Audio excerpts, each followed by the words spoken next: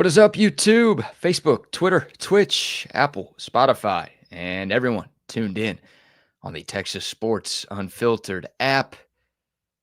Welcome in to another edition of Bucky and BK live on Texas Sports Unfiltered and on the free TSU app. Today is Friday, September 19th, 2025, and the Buck and I are with you for the next 2 hours. On today's show, we continue our preview of Texas and Sam Houston.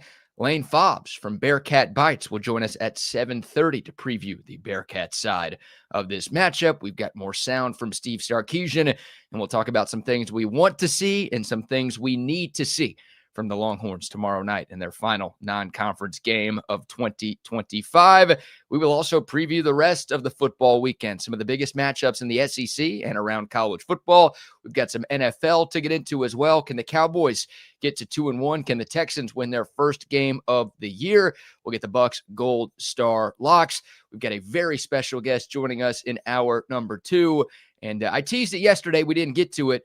We've got a Florida Boy Friday story. You've heard of Florida men, you've heard of Florida women. Now we got Florida boys in the news for something they did, and I don't think they did anything wrong, but the court of law and the court of public opinion disagree with me. So a lot to dive into, a jam-packed Friday show. A happy Friday to each and every one of you out there. Thanks so much for tuning in this morning.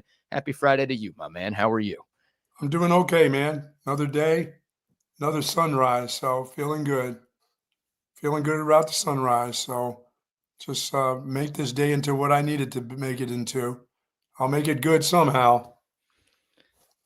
As I said, I told you before I came on, I just read about a happy story this morning, a dad delivering his baby with his wife in the front seat of the SUV at the Dallas hospital, pulls up to the hospital. She's ready to go. I mean, she's ready. Obviously, they left a little late to get there. And so she delivers the baby in the front seat of the car. Dad gets out of the car, runs around, delivers his kid. Doctors come down and put her on a gurney, and the baby was delivered in the front seat. That's a little messy. I've seen that. That's a little messy. Wow. So even though they were in the hospital parking lot, there wasn't enough time for any nurse or doctor to get down there? No epidural, nothing for her. Just it's time. When it's time to go, when those ladies actually say it's time to go and it's actually coming, there's like, I'm pushing no matter where I am. It's happening. If I'm on a raft, I'm sorry. If I'm out in the middle of the woods, I'm leaning against a tree and that's it. Are you talking about dropping a deuce or having a baby? Same thing. Yeah, I was going to ask, is that like the female equivalent of dropping a deuce? I guess they do that from time to time too, but like, they got to go. You know, sometimes when you got to go too, you just don't have time to get where you want to get. You just got to go where you're at. That would be me. Don't play that game. But no, that mean that had to, boy, you tell me, like I said, I've been in the room, and it is, I don't know. I guess it's something that you should, as a father, it would be, you know, they try to make it out to be this beautiful thing, BK. It's not. It's when you hear the baby cry and it's your baby, that's the pleasant part. The event leading up to it, the actual event, not so pretty. Like a murder scene down there? Oh, dude, it is. I mean, I have all the respect, I mess around with women, but that alone is enough respect right there to say you are a lot tougher than we ever will be. Did you look when your wife was giving birth to your children? I was on the others. Yeah, I was when they had a curtain up when my wife delivered. The one had to be a C-section, so I was on the downward end of that. They had a little curtain in between, and I was down there, and I was like, wow. So it was like I watched the incision, the cut, and it was like pulling a rabbit out of a hat. The doctor just reached down there. And then when it was all done, the doctor put all the stuff like back. Like, I'm like, wait a minute, doesn't this have to go like, a centimeter here, right? He stuffed her like a Thanksgiving goose when putting all the stuff back in. I'm serious. It was like, I'm like, there's got to be, you can't just pile this back in and push it. He pushed it like right back in and sutured her up. And I was like, I mean, that's it. There's no, what if you're off 2 inches with this pile of this rubble here? It's like, oh no, he goes, it'll just flow right back into the right spot. I'm like, what? Wow. It brought tears to my eyes, but I don't know if it was tears of joy or horror. I can't believe you watched that. I think I would have passed Did. out if I were in your I shoes. actually watched it because I didn't want to look up the other end because my wife at that time was not very excited. There was nothing I could say to her to like make her calm. I may have gotten punched in the face for taking part in this. I would have been looking the other way. Like, it's nice of you to be in the room. I think that's the right thing to do if your significant other or just the mother of your children wants you there. That's good to support, but there's no way if I ever have a child that I will be watching that process. That tears me. When my son was born, AJ, we had got to the hospital and, there was not going to be any painkillers to go along with the deal. So my wife got out of the bed and said to call the doctor, and that the doctor comes in and goes, "Oh no, you're not ready yet." She squatted at the end of the bed, BK, and just squatted down, and a bunch of just, that pre-deal, the water broke and came out. I said, "Doc, no, she's ready. She's letting you know that it's time. I don't know what you're thinking, but you need to get back in here." I ran down the hall and said, "Hey, you need to come back." She's out of the bed. She's squatted down, and a bunch of stuff is there. He came in and it was all over the floor, and they got her back in the bed. It's not that scene where, you're the proud father. I mean, it's like you're did I do all this? Did I cause this problem? Golly. Yeah, the only way I would be close to looking is if I'm like acting like I'm filming, but really I'm watching a Texas You're game not on looking my at a phone. thing. Yeah, I'm just watching some TV or watching a movie. That's the only way. That's the only way I'm even looking in that general direction. Yeah, it's different. It's not as easy as you think to check that out, because if you're just squeamish, it's not for you. Go sit in the waiting room. But I mean, I think a lot of dads have taken part of it. It's not like it used to be where the dad was in the waiting room, they come out and tell you it's a boy.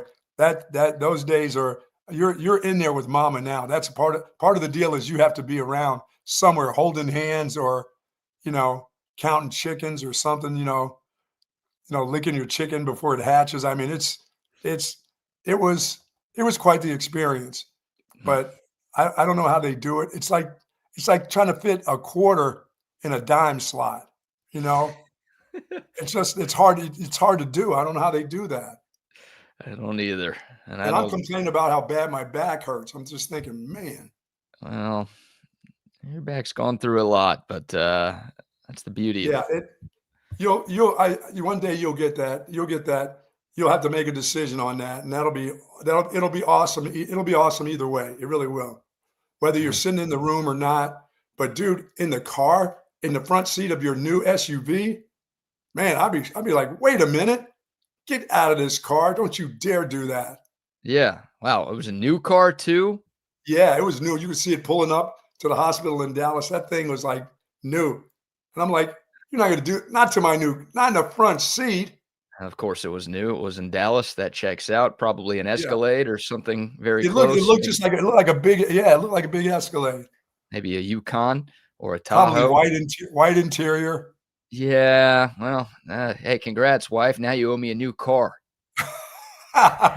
You couldn't wait 2 extra minutes? Seriously? Like, we couldn't even get to the lobby? You had to do this here? All right. Well, yeah, tough. Well, and that dude was probably the one who was late, probably saying, well, let me just finish up doing this. We can get there on time. Probably his fault for getting there late. That's amazing. What a start. Well, congratulations to him. That was out of all the weird ass bad stories that we had, that was quite the story to have that happen. Right in front of the hospital. Here comes the doctors coming down the elevator with a gurney and everything else. And it's, oh, here's the baby right here. Putting the baby up on her lap once they got down there. That is something now. Yeah, it is. That is awesome. It really is. Good morning to soldiers at Fort Hood, Texas, the soldiers in the state of Texas, and all those that fight for us each and every day. Thank you for what you do. We do appreciate what you do. To you and your families, do be safe out there. Yes, indeed. All right, a big football weekend on tap. Of course, Texas and Sam Houston coming up tomorrow night, 7 o'clock kickoff at DKR. It's the final non-conference game of the year and the first night game of the year for the Texas Longhorns. It will be a sellout tomorrow, and Texas is currently a 39.5-point favorite. We've got some sound from Steve Sarkisian that we'll get to, but right off the bat, Buck, if I asked you for things we need to see, not just things we want to see, there's a lot of those, but if I were to ask you to give me a list of a few things that we need to see from the Texas Longhorns tomorrow night for you to feel that this is a team that can really compete in the SEC this season, what would be on your list? I would like to see the quarterback play with consistency, 4 to 5 touchdown win by at least 5 touchdowns by the offense. I'd like to see his consistent play tomorrow, hitting the open receiver, not worrying about secondary receivers. If the guy is open, throw him the ball. If there's a guy in the flat that's open, throw him the ball. Get in rhythm. Hopefully your footwork has gotten better because this is it. This is the last one before the stuff really starts to matter. You'll have a week off. And once again, I do believe, since I believe most of this stuff is mental with him, the week away, a couple days out of football may do him some good, where he just watches some, he's going to watch film. When you say away from football, they never get away during the season. They don't go, they're going to be at the facility watching film and doing stuff, but not to be on the practice field, just watching a bunch of film, talking to your coaches and stuff. But this is important. This is the last kind of test and game wise. They'll have a couple practices next week on the off week, depending on how this game goes. The practices will determine on what this game looks like. Because if it doesn't go really, really smooth, they'll have that. If they get the extra time, they'll be on the field doing some stuff, and they won't get away from what's going to be then a long season. So this one needs to be smooth, BK, because you need a little break. And I think that kid probably needs a little break right now. You mean the game? You mean the game will determine what the practices look like? Yes, and for the players, your coaches are probably saying, you play a nice game, you'll get that extra day. You go in there and screw up and scuffle around, a bunch of penalties and look sloppy, we'll be on the field that day. There's their opportunity for the players to play a game where they can. It doesn't matter who the competition is, to play one of those kind of clean games, look good, get an extra day away from the facility, and then come back and on that at the end of that off week, have a nice practice and get ready for SEC play. It's got to look smooth. That's what and your special teams has to look good. Everything needs to be smooth. I expect the defense to look smooth because I don't think this team can score more than 7 points. So the defense is going to look good. If they look sloppy, they'll look good against this group. It's the offense that I worry about. It's always the special team. That's what I'd like to see look good. This is the game where you can't get caught up in dumb penalties and make yourself look bad. Even if you can overcome those penalties, you still don't want to see them. And individuals got to have the quarterback has to have a good game. The wide receivers have to have a good game. There's got to be a running back that stands out against this group. Come on. Really? So you need to see everything. You need to see the quarterback look good, the running backs look good, the defense look good, the special teams look good. You need to see everything look good for you to feel good about. Yeah, well, the defense is going to look bad. They're going to overwhelm this group, so they'll look good. If they play their average game, they're going to look good against this group. You know what I mean? They can play a good game, look at the film and say, I didn't do this right, I didn't do that right, and still beat up on this group. It's the offense that needs to really look good. And special teams always has to look good, And then, as you say, in the scoring zone, you got to score 100% of the time against this group, don't you? Am I asking too much with 80%? Yeah, I asked you for a couple of things you need to see, and you gave me about 25 of them. So, yeah, what about scoring zone? Okay, let me ask you. How do you feel about the scoring zone? 100% or is 90% going to be good? Well, if it's 90%, that means they get there 10 times. And if they score on 9 of those 10 possessions, then I'm okay with that. All right. Especially if it's 9 touchdowns, because 9 times 7 is 63. So you're telling me they get into the 60s as an offense, then yeah, they don't have to be 100% if they're moving the ball that well and getting into the scoring zone that consistently. So I'll take that. I'll take 90%. But Okay. yeah, it's got to be a lot better than it is right now, because right now it's 61.5%, which ranks Wow. 130th in the country. So there are only 136 teams that play Division I FBS college football. And yeah, Texas's red zone is, I guess, what is that, 7th to last in the nation right now. So that's Yeah. one of the things that I wrote down that I needed to see. We need to see this offense score when they get into the red area. And like you said, there should be touchdowns in this game. You shouldn't be settling for field No. goals. And if you struggled in the red area last week, you struggled in the red area against San Jose State, your quarterback's had 3 turnovers in the red area in these last couple of weeks. Like you need to not be doing that really anywhere, but especially in that part of the field. So you just got to clean it up and turn the few good drives that you have had into points. You need to see more of that happening tomorrow night. Yeah, and you got to see some push by the offense. Some hole. There got to be some holes against this group, doesn't there? Yeah, I think so. And explosive runs. It's something we talked about last week, and we didn't see it last week against UTEP. So it's the 3rd week in a row where Texas's opponent has an undersized defensive line. And Yes. I mean, they're going to twist and they're going to stunt and they're going to play all of these games to try to overcome the size and talent disadvantage that they have. Yeah, and they're not going to be 100% when they twist and stunt in the right gaps. So you got to take advantage of that. If they're in the wrong, you got to take advantage. If they're not in the spot they're supposed to be in and your play is going there, that thing needs to go out the gate. Agreed, 100%. And like Texas has 1 running back run of more than 15 yards this year. That ranks dead last in the SEC. Like for reference, Missouri leads the conference in that category. They have 12 running back runs. Yeah, that one dude has all 12, I guarantee you. That guy's something. The quarterback's getting it. The running back's getting it. They've got a couple of different guys who are getting it. But, yeah, I mean, their run game has looked very consistent, and they've also played 3 games. So in 3 games for Mizzou, 12 running back runs of 15 yards or more. Texas, again, dead last in the conference with just 1. That was a C.J. Baxter 18-yarder. So, yeah, like to me, this is one of those games where Texas can struggle, and they should still win this game like 38-6. Like, I think that happens if Texas doesn't play well tomorrow. Yeah, and for me, it's we'll all know if they played a really good game. We'll know. I mean, you'll know when you see it. You can look at a bunch of numbers and say, well, they didn't do this or they didn't do that, but you'll know if that's a Texas team that you're used to seeing against a team like this. This is one. It's going to be hard to play down to the competition. You're just too much. You're way too talented versus this group. It's too hard to play down to this talent. It really is. I thought they would do that against UTEP, and they did play down to their competition at times last week. Again, the defense has been really good in all 3 games this year, but the offense, they're not playing to a standard at all. So that's what we need to see. Everything that we want to see change has to do with the offense tomorrow. Well, and then I think we'll find out a lot about over the next 2 games if they're good enough offensively. I think that we'll find out too. It's not just playing down or playing to a standard. Are they good enough to see the standard that we've seen over the last 2 years? Maybe they're just not good enough to meet that standard, you know? Yeah. Maybe that's the case. And look, I think there are plenty of Texas fans who are already panicking with what they've seen from Arch Manning and this Texas offense through these first 3 games. The ones that aren't, I think they will all start to panic if the offense continues to look bad against a team like Sam Houston. Right. Yeah. As I said, the worst team on the.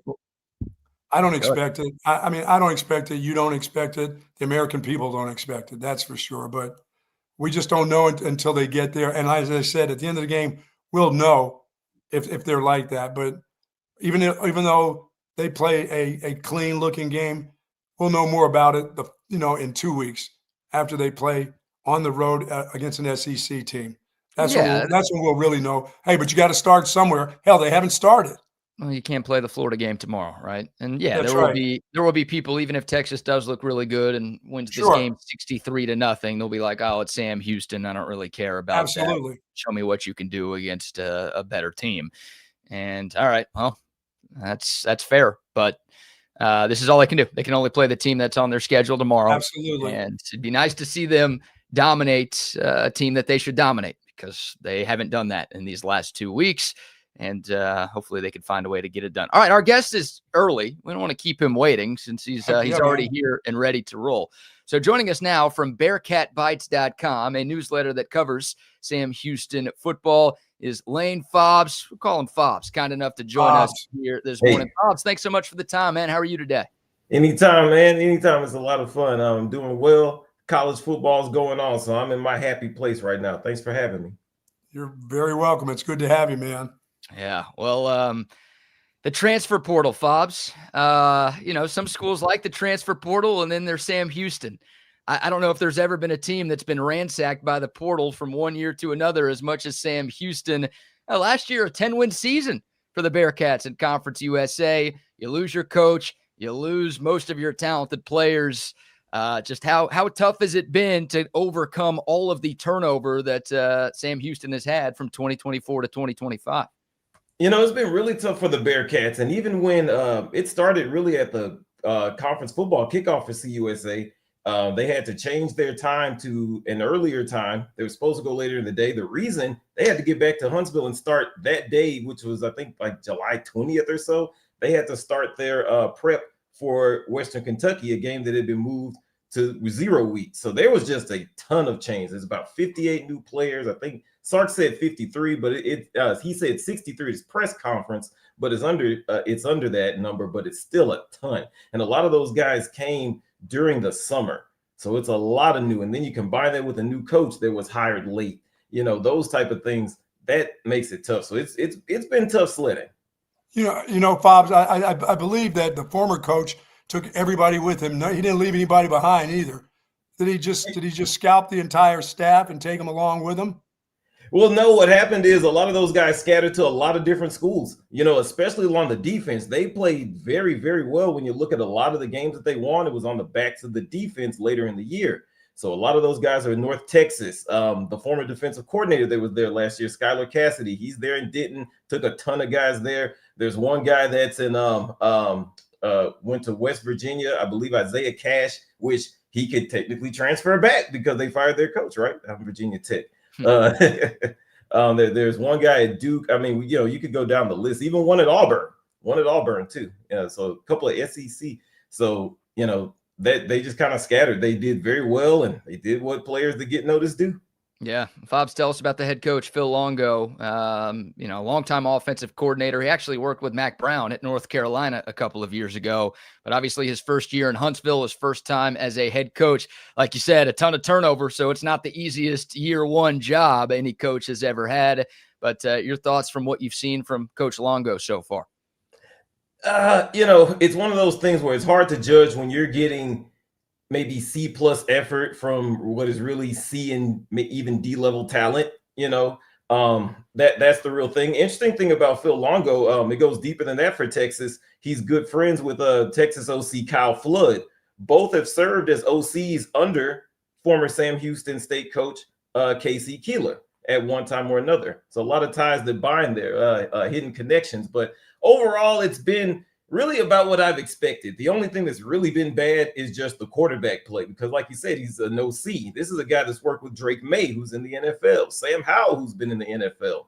So the only really disappointing thing for me has just been the bad level of quarterback play, which is interesting because Texas and Sam Houston have that same question.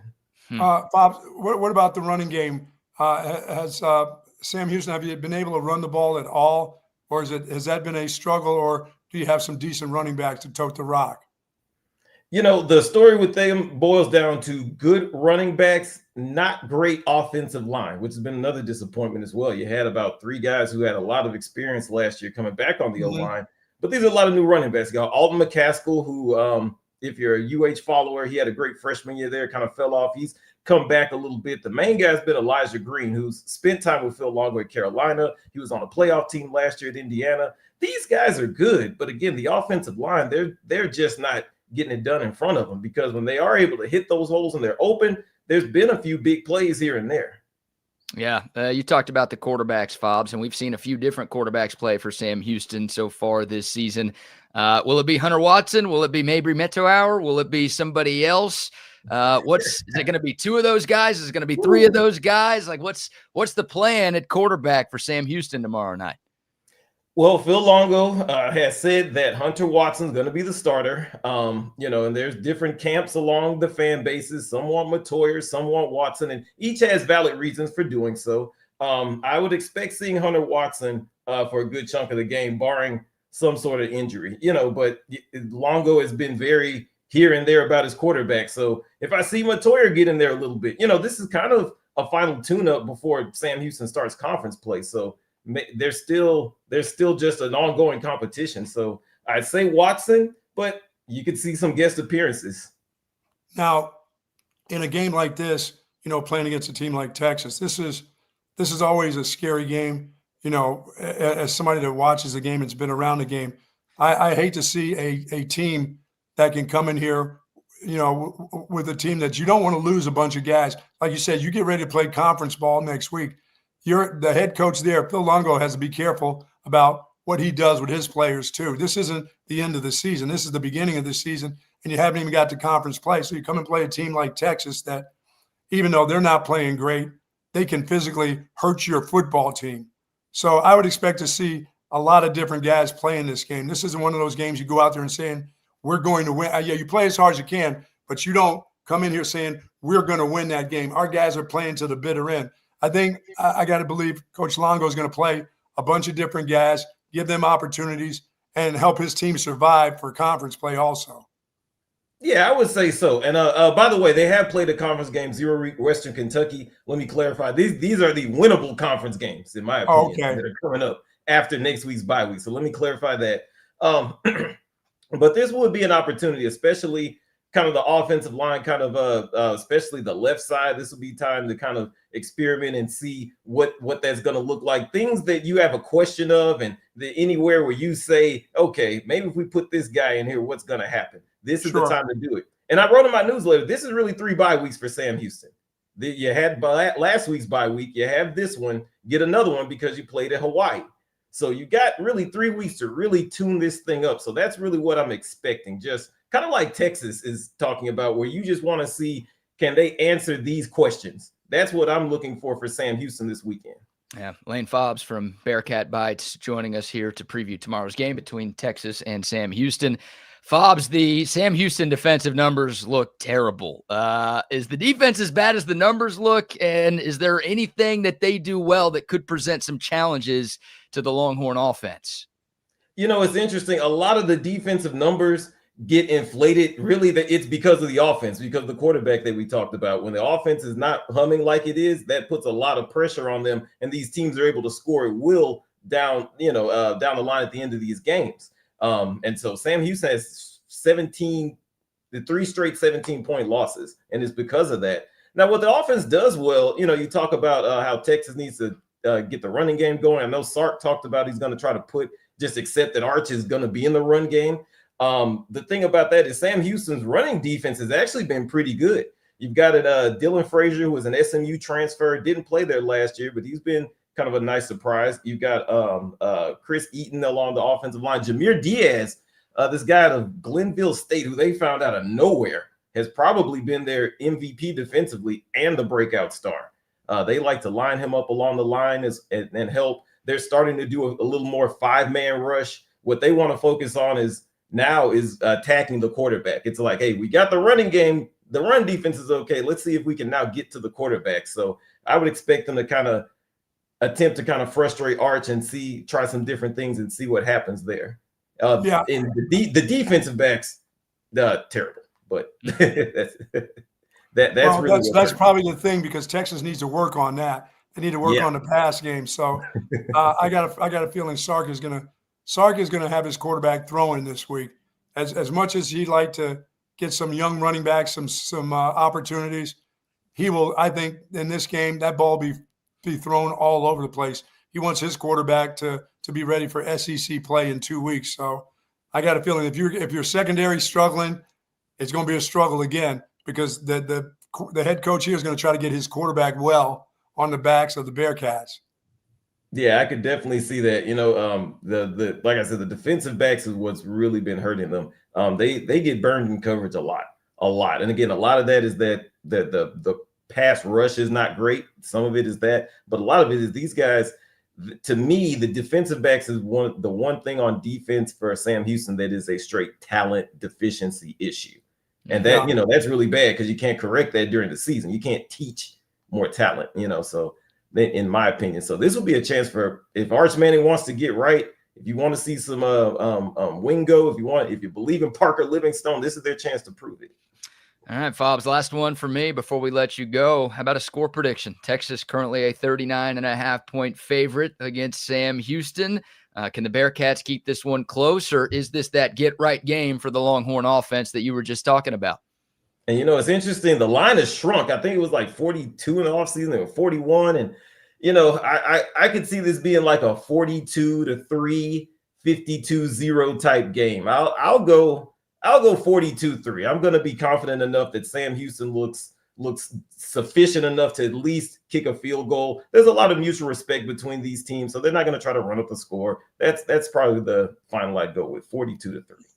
Yeah, I mean, Sark's not going to try to do that. I mean, he's not going to want to do that to an in-state school no matter what, or anybody. He's not going to try to run it up, get his team well on the backs of a team that he knows he can score 70 on. Why would he do that? He's not. That doesn't prove anything for the couple of weeks that are ahead of him. He just wants to do some things right. I know. Is there an explosive player? Do you have an explosive player offensively that you think that can do something against this Texas defense? Because this Texas defense is for real. There may be some things that aren't real in this Texas football program, but the defense has been over the last 3 years the real deal. So is there an explosive player that you expect that can do some things on this offense for you? On the Sam Houston offense, I'll give you two. On the Sam Houston offense. Yeah. So I'll give you Hunter Watson and Elijah Green. Those two guys, and they can do it on the ground. The few things that Sam Houston has done well, the one touchdown, one of the four that they've gotten all year has been a long run from Hunter Watson. So I'll go with him. I like it. Well, Fobs, thanks so much for joining us. Are you making your way up for the game tomorrow? Oh yeah. I'm gonna be there. I've got a hotel. I don't feel too safe driving at night, so I'm gonna be there. If I was about 10 years younger, I'd be hanging out on 6th Street or Rainy Street, but I'm just gonna go home and call wifey. I'm gonna go to the hotel and keep it real. All right, man. I love it. Well, safe travels up here. Really appreciate you joining us for a few minutes, and enjoy the game, man. Thanks so much. Thanks, Fobs. Appreciate it, man. Anytime, guys. Thanks for having me. College football is great. Yes, sir. Yes, sir. Lane Fobs. Y'all check him out. Follow him on Twitter at Bearcat Bites. Of course, that's Bearcat with a K. And he covers Sam Houston and does a great job, puts out a newsletter covering the team all of the time. So there you go. 42-3 was Fobs' prediction, and that's what the line is. 39.5 right now. That's a 39-point margin of victory. That's not a cover right there. That's about as close as you could get, but not a Texas cover tomorrow. 42-3. Would you sign up for that, Buck? Would you take that? Yes. Okay. Looking good, and 42-3. Yeah, I'd take that, but it's going to be 56-0. That's your Sorry. call. Yeah, that's more like in tune to what should happen.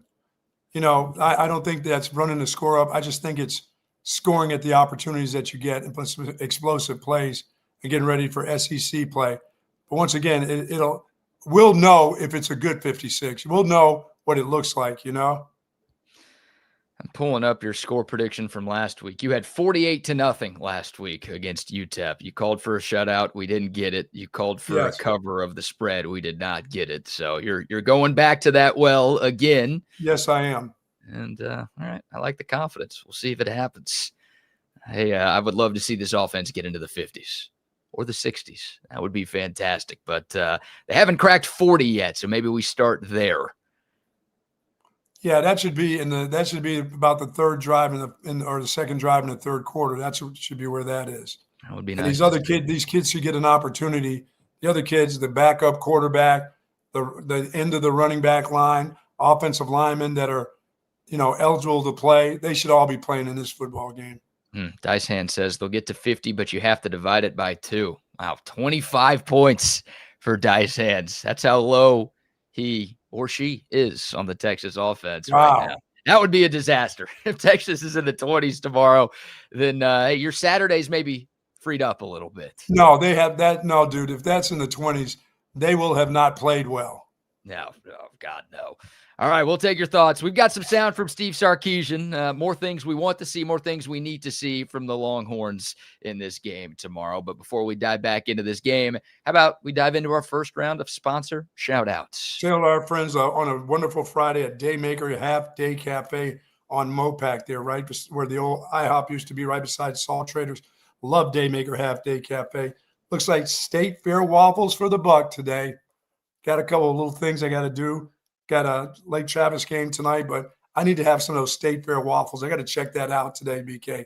Sorry, no drink, just orange juice. Not getting my drink on this morning, but I'm having some of that freshly squeezed OJ this morning over at Daymaker. You can too, but if you do want to get your drink on with your breakfast or your lunch, because they're open till 3, 7 till 3, head on over to Daymaker's Half Day Cafe. You're going to love everything that's on this menu for sure. Classic buttermilk pancakes for sure.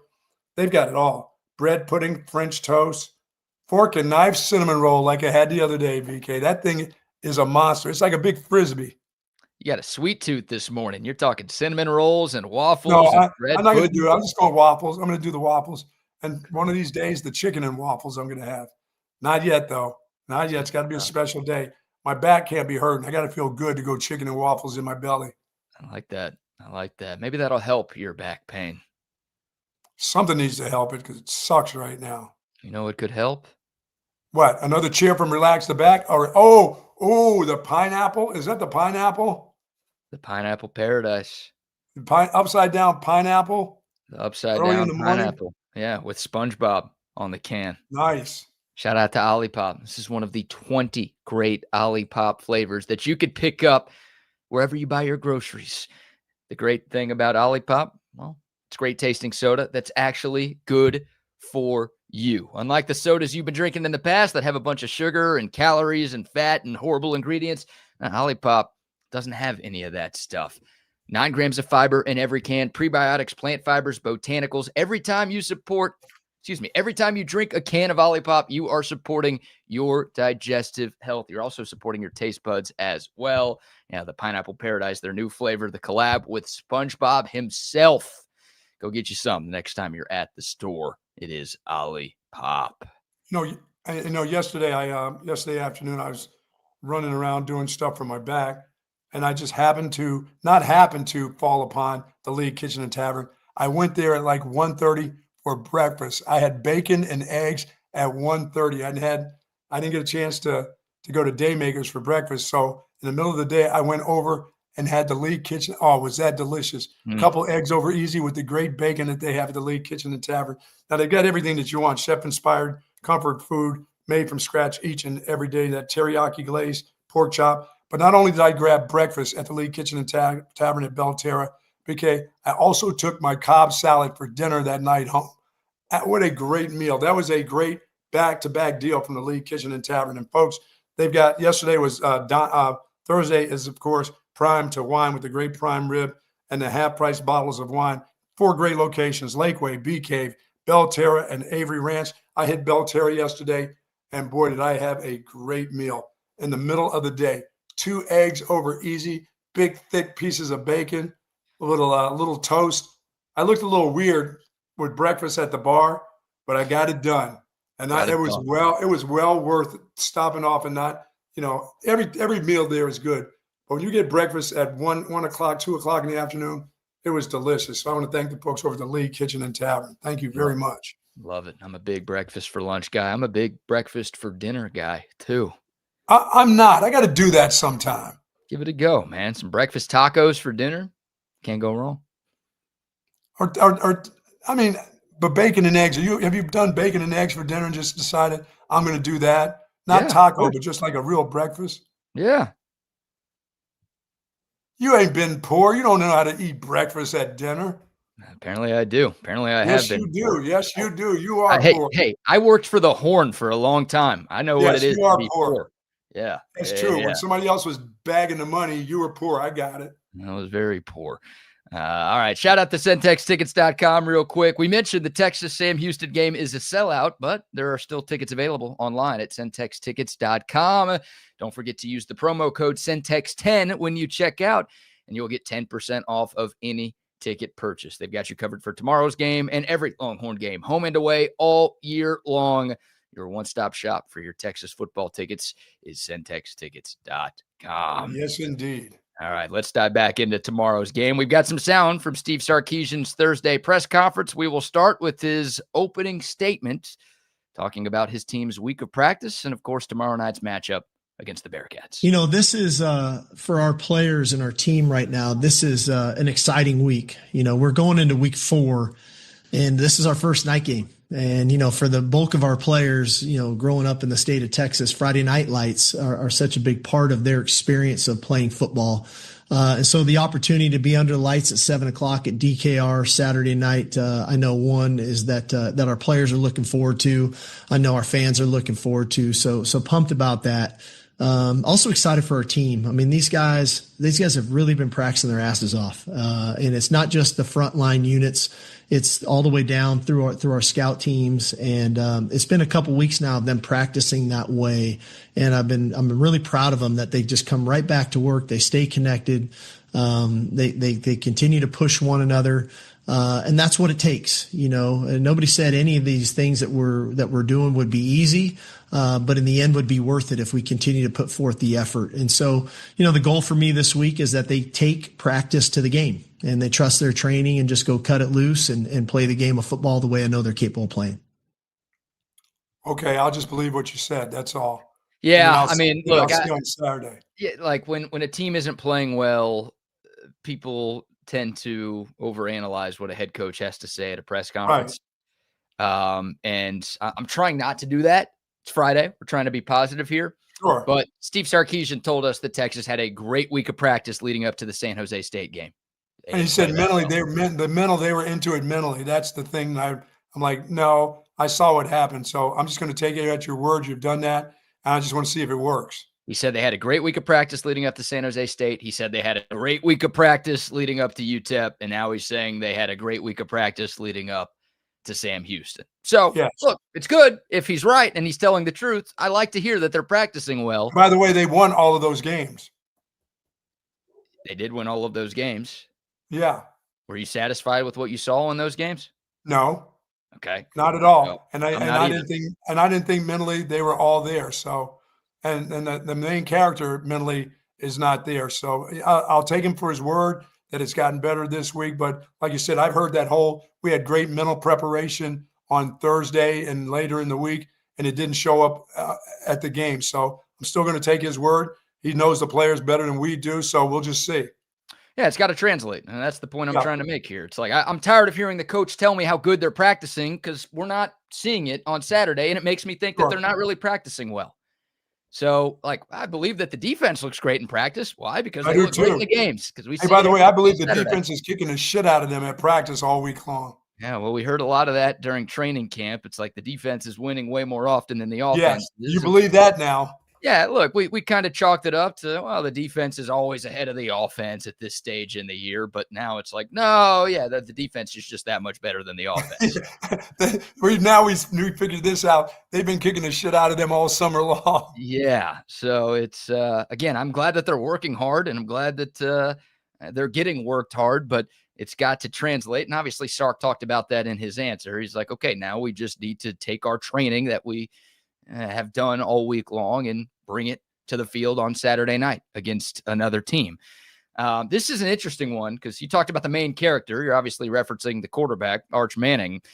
Steve Sarkisian was asked if Arch looks the same in practice as he has in the games. No, I would say no. I would say we get a little different version in practice, and so naturally that's kind of what I'm talking about is that ability to take Monday, Tuesday, Wednesday, Thursday, and play with that same kind of confidence and intent on Saturday.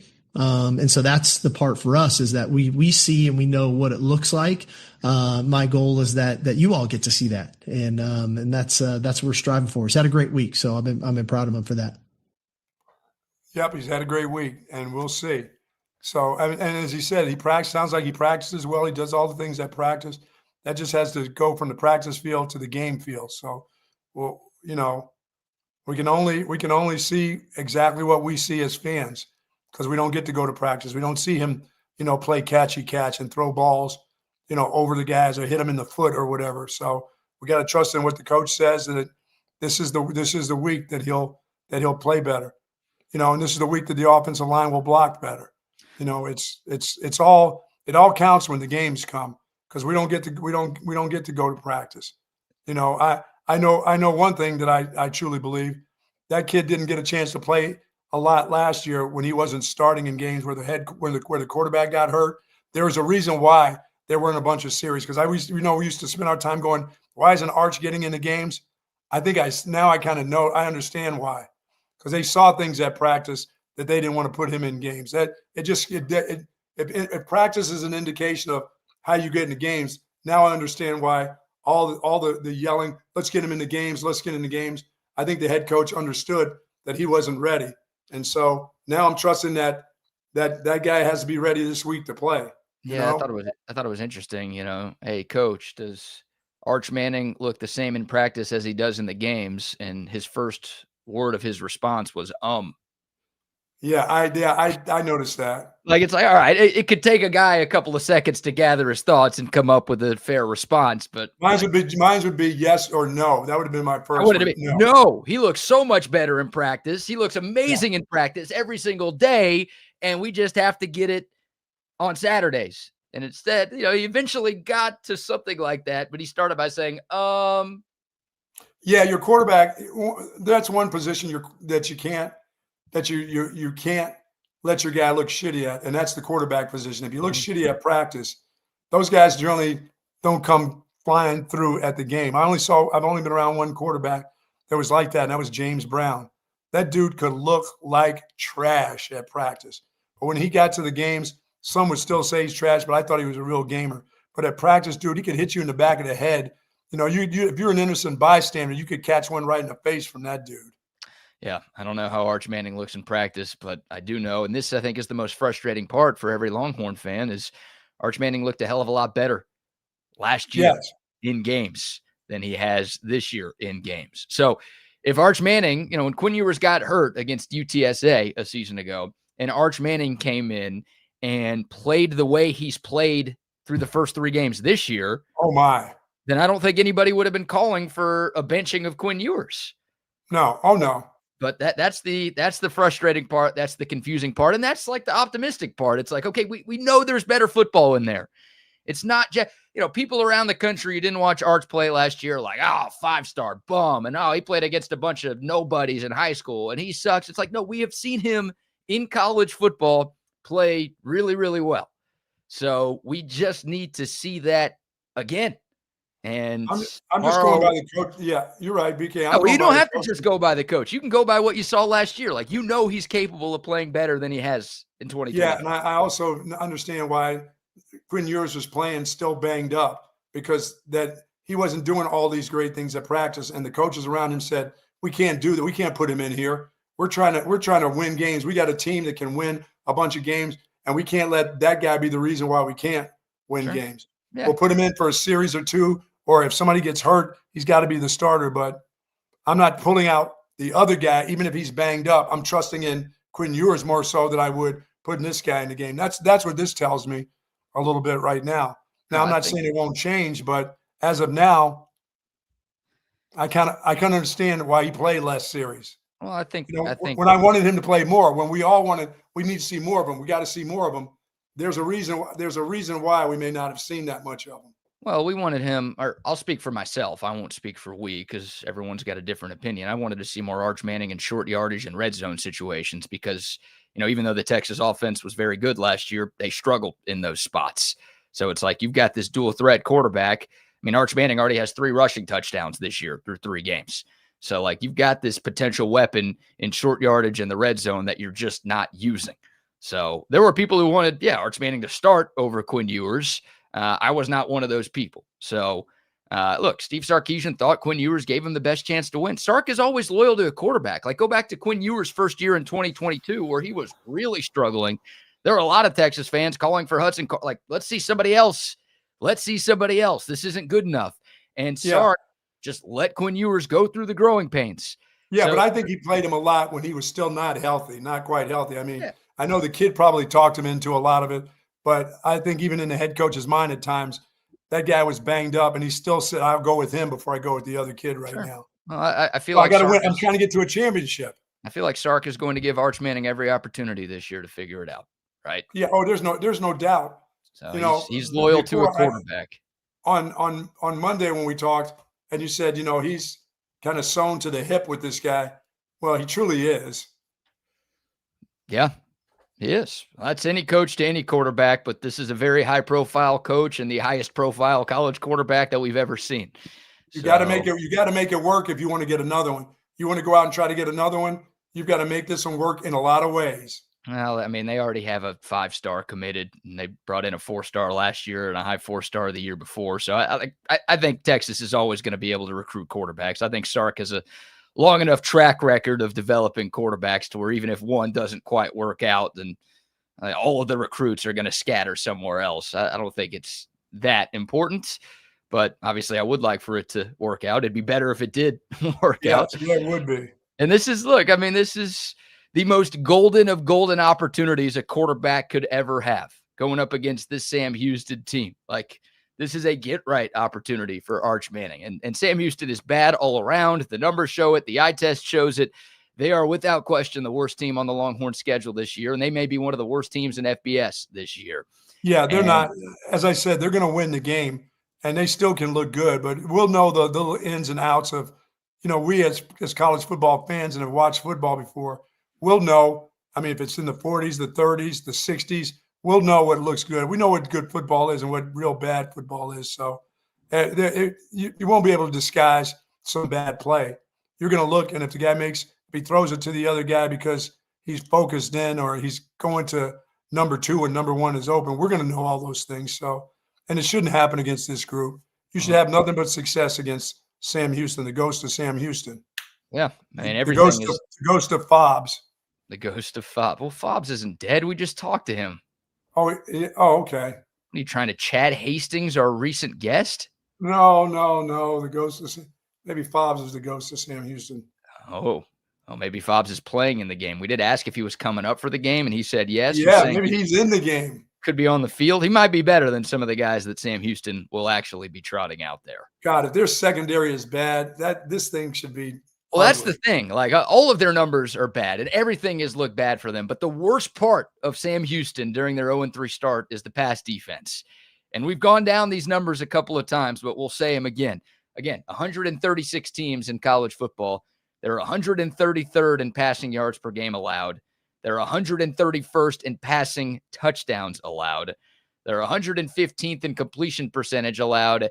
They're 119th in explosive passing plays allowed. Yeah, but when your offense is in the 100s themselves, that's still kind of spooky, isn't it? For Sam Houston? For Texas. Well, some of what Texas is doing is in the 100s, yes. Yeah, that's not cool. So, no, it's not cool at all, but that's why, this is your opportunity, and that's why there are so many people saying that if you can't offense well against these guys, then it's just not going to happen this year. It's going to happen. So it's going to happen. They're going to offense well tomorrow, or you're saying they're not going to offense well? Oh, no, they're going to offense well tomorrow. Okay. All right. Trying to figure out where you're going here. It's just such a physical mismatch. They also rank dead last in the country in EPA per drop back, expected points added per drop back. So, I mean, Fobbs just talked about it. You could see the lack of talent in their secondary. They're giving up a lot of big plays. And again, they played Western Kentucky, UNLV, and Hawaii. Those teams don't have the talent that Texas does. So that Texas. What did Western Kentucky do against them? Because Western Kentucky throws the ball everywhere. 41-24, I believe, was the final in that game. Yeah, the deal is they won't. As I said, they'd have to be gifted. They're going to have to be gifted at least a touchdown by the offense. I don't know if they're going to score in this defense. So Western Kentucky's quarterback Maverick McIver, one of the best names in college football, from San Angelo, by the way. He threw for 401 yards and 3 touchdowns. Oh, my goodness. So we'd like to see that from Arch Manning, right? Yeah, you're right. I mean, he threw it 51 times in that game, so I don't think we're going to see Arch throw it 51 times tomorrow. But I would like to see 400 plus from the quarterback. That'd be good. Yeah, that would be great. It's a great opportunity. And I feel good about it. Like, the optimist in me says they're going to figure out the passing offense in this game because Sam Houston is terrible. And look, I mean, it's not just the passing defense numbers that are bad. Their run defense numbers are better, but you just look at their overall defensive statistics through a few weeks. They are 130th in points per game allowed and 125th in total defense. I'm not going to say stat game because they haven't Stat got game. Stat Huh? game. Stat game. No, It's got to be a stat game. It is. It can't get any more obvious than this. Oh, like, if you Dude, can't this score may be against the last stat game they got. Yeah. Again, this is the worst team that they will see all season long. And, you know, they have no non-conference games after this. So everybody in the SEC, even Mississippi State and Kentucky, are significantly better than Sam Houston. Yes. Like, the worst teams in the SEC would beat Sam Houston by 3 scores, 4 scores, maybe even more. Yeah, I think you're right. More. So it's bad. It's bad for them, and it should be very good for us. Well, it's good to hear that the head coach saying that he thinks that they're focused in, they've had good practices, but once again, we've heard that over the last 3 weeks, and it doesn't translate to what happens on Saturdays. And hopefully this is the week, because that's all you can say. I mean, it's hard for the coach to go, you know, we had a sucky week of practice. We absolutely suck. I hope we get it done, you know, on the game Saturday. No, not many coaches come to the microphone and say that on Thursdays. No, This has been a shitty week of practice. Hopefully we're going to beat them by 30 on Saturday. How's that sound for you people in the media? Is that what you want to hear? Yeah, that would be a first for Sark. It's like he comes up there yesterday and he's like, you guys know what you saw from our offense against UTEP? Yeah, somehow it's gotten worse this week. Oh, my God. I just want to be honest with you people. Yeah, you know what? I've tried to be glass half full. I try to be confident. I try to be the player's coach. I try to always pump my guys up, but no. Not even no, I wouldn't appreciate that if it were true. I would say you need to lie, coach. Hey, you know what? Like, if Texas doesn't look good offensively tomorrow, I kind of hope Steve Sarkisian, you know, he won't meet the press next week because there's no game next week. So the following Monday, the Monday of the Florida game, I hope Sark is like, yeah, we still look like shit. Our guys aren't practicing hard and they don't look good. Like, you got to change the tone at some point, don't you? Yeah, that'd be great. That'd be a great Monday presser. You know what? They're really practicing hard, but they still look like shit. They look terrible. The quarterback still looks terrible. We can't pop a grape on the offensive line. But you know what? We have been mentally into the practices. Laughing the pain away. That's what we're doing. Oh, I love when he says, and we're all, not just the first line guys are playing well, but he said, no, the first line guys are playing like shit. So are the second, and third, and the fourth line guys. They're all shit. Oh, bad. Here's another one. Oh, if this looks bad, he needs to say that. Absolutely. Yeah. How the hell we're going to beat Florida? I don't know. How the hell I'm making $11 million? Do I need to give some of it back? Yeah, give some to PK. He deserves some of my salary this year. Man. Oh, man. Here's another one from Steve Sarkisian here. He was asked what he wants to see from his team tomorrow. I mean, I think, as always, you know, we hold our guys to some simple things. And one is our brand or our style of football, right? That's fast, that's physical, that's tough, and that's smart. And that encompasses a lot. Don't get me wrong. But I think when you're playing fast, you know what to do and you can go cut it loose, because we should be a fast team. I think the physicality in which we want to play the game in all 3 phases, I think is very clear. And that's not just at the line of scrimmage. I'm talking on the perimeter. That's perimeter blocking. That's tackling. That's the way we cover kicks. I think the toughness piece is the ability to persevere and overcome. Everybody thinks toughness is physical. I'm thinking a lot about the mental toughness, because the game's not going to go perfect. And how do we respond to adversity in game? And then smart. Are we playing smart football? And I think that's where some of our penalties have stemmed from. I think some of our penalties are not very smart plays, and we pride ourselves on being a smart football team. And so we got to get back to that. And then naturally the ball, you know, I always look at the ball. Like, are we taking care of the ball? And one thing I was really proud of last week, all those carries by those young backs, they held on to the ball. They took care of the ball. Obviously, defensively, we've created 6 turnovers the last 2 games. So I would love to come out of here with no turnovers on offense Saturday. I'd love to create a couple or a few on defense. I'd love to play fast, physical, tough, smart football. And if we can do all those things, we're probably playing a brand and a style of football that we're accustomed to around here. Yeah, I mean, I believe it's a tough football team. I'm not going to go as far as say it's a smart team because they still have a lot of penalties. They're not smart. That sometimes looks like the dumbest group you've ever seen on a football field. They have too many goofy penalties, silly penalties, dumb penalties. Not smart football, but dumb penalties. But they go hard. They do go hard. I don't see an exceptionally fast team except for on the defensive part of it. Offensively, I don't see a team that's just flowing with speed at a lot of places. They just got to just do the fundamental things right and take an 8-yard run and a 10-yard run, or maybe every once in a while a 15-yard run. Every once in a while they should have one of those, But I don't see a particularly smart team. Yeah, fast, physical, tough, smart. Those are the 4 words that Sark used. And yeah, I think they haven't looked smart. I agree with you there. I mean, they're 126th in the country in penalty yards per game. That's not a smart team. That's not a very smart team, and they haven't looked very disciplined. And guys, a lot of it's the same guys making the same mistakes. Sure. Like DJ Campbell has had a holding penalty in every game. Brandon Baker's been hit with the false start penalties. I mean, Warren Roberson had 2 special teams penalties last week. That guy had 1 million special teams penalties last year. So it's a lot of. How is that? I don't get that. Is there another player? I mean, in the NFL, they would be fining you for stuff like that.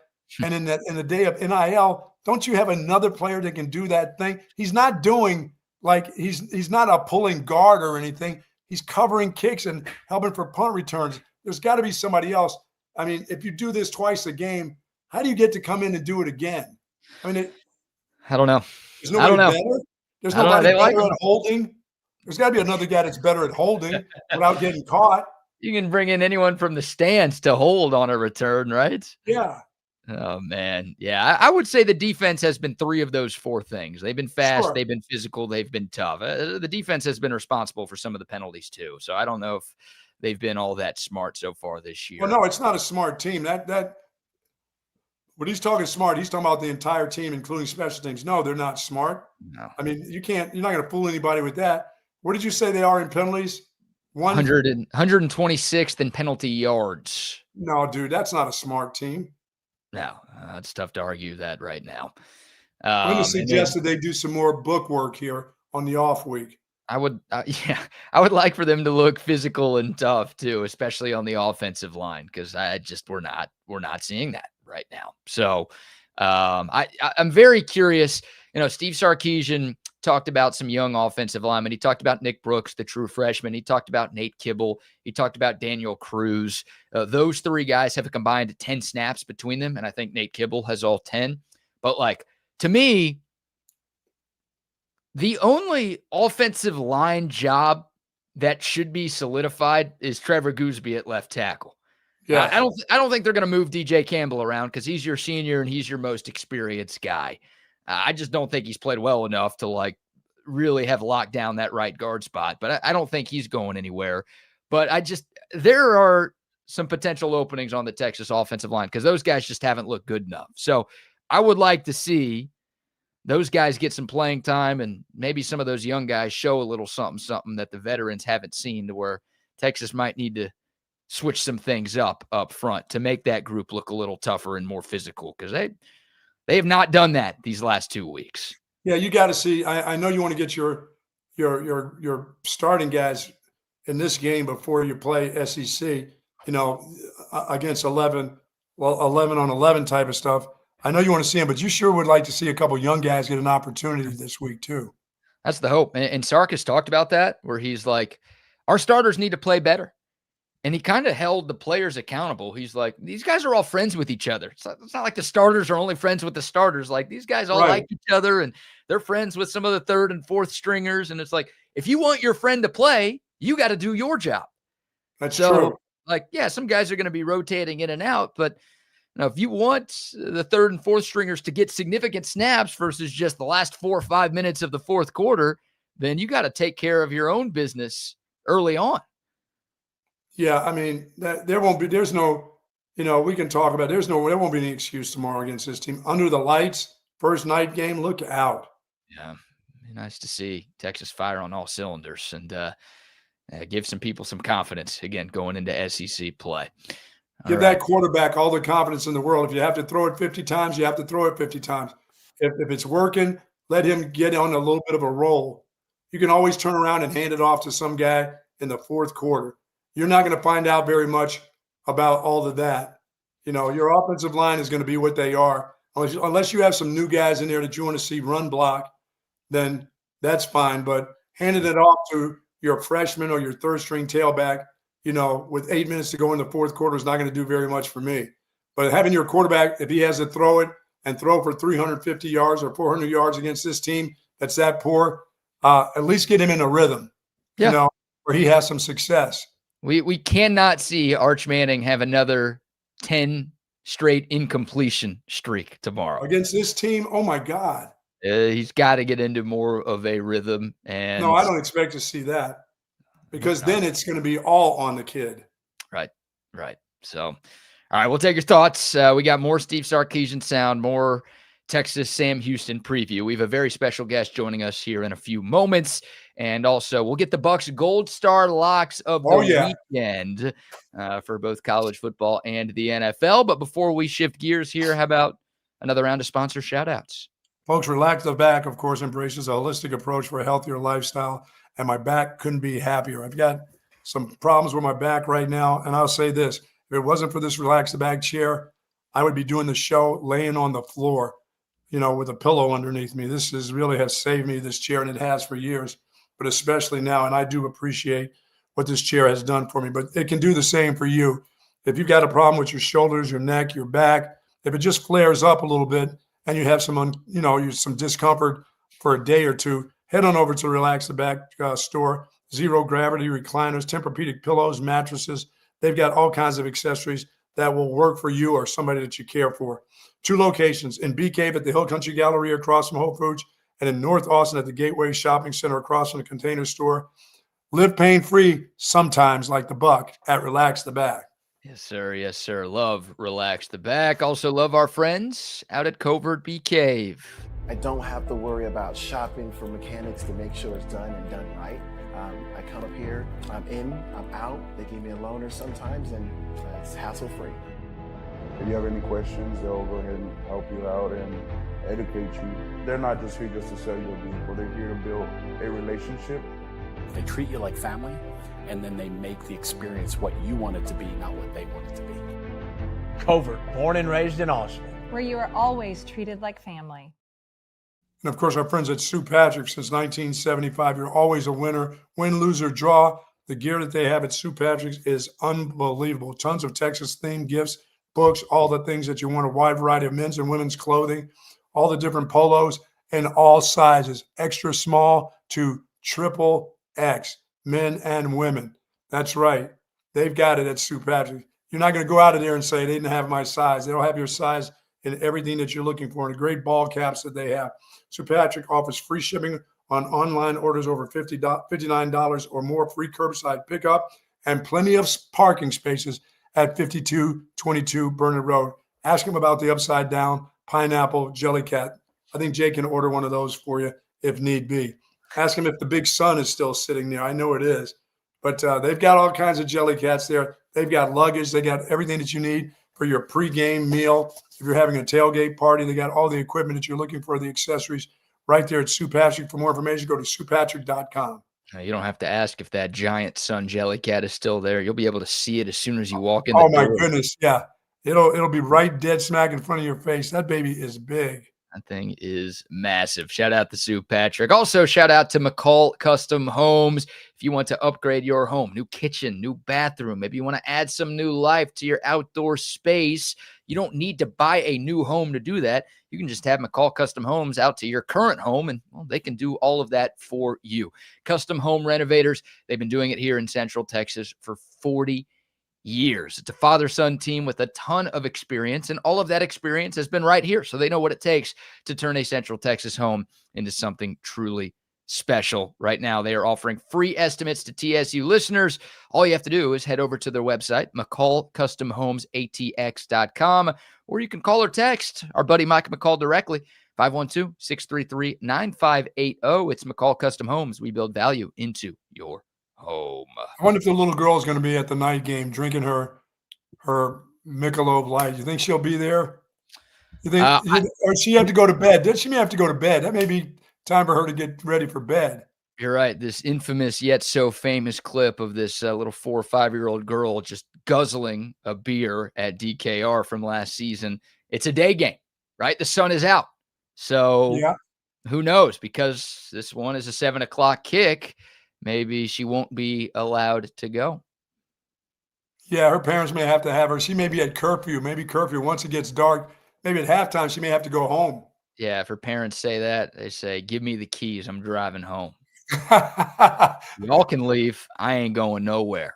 I got to finish this beer. I can't go if I'm done with this beer. And if they tell her before the game that she can't go, well, she's going to be stealing the keys out of mama's purse. Absolutely. And we'll see her at what's left of that 6-pack and taking it with her. And we'll see her at Schultz Garden before the game. Her and I will be shotgunning beers together and sing Run Day Hall tomorrow night. Please tell me that's just a Pepsi can. It looks like a Pepsi can. No way that's a Pepsi can. Come on, man. I will be at the game tomorrow night. It'll be my first in-person game of the 2025 season. I am hoping and praying that I run into this girl here. She is a legend. She's going to tell you, hey, get out of that seat. That's my uncle's seat. She's going to say, are you going to order your beer or what? You want me to go and get one for you? Give me some cash. Hey, give me your credit card. I'll go up there and get it from the counter. I'll grab us a 6. Yeah, I'll go. You stay and watch the game. I'll go. Just give me your card and we'll be all good. Somebody said her younger brother will be there as the designated driver. Yeah, maybe. Maybe. She's not drinking and driving. She got her younger brother to take her. Oh my gosh. All right, one more bit of sound here, and then we will have a special guest joining us in a moment. Let's talk. What do you want to? You want to stay with the offense, or do you want to go with the defense here?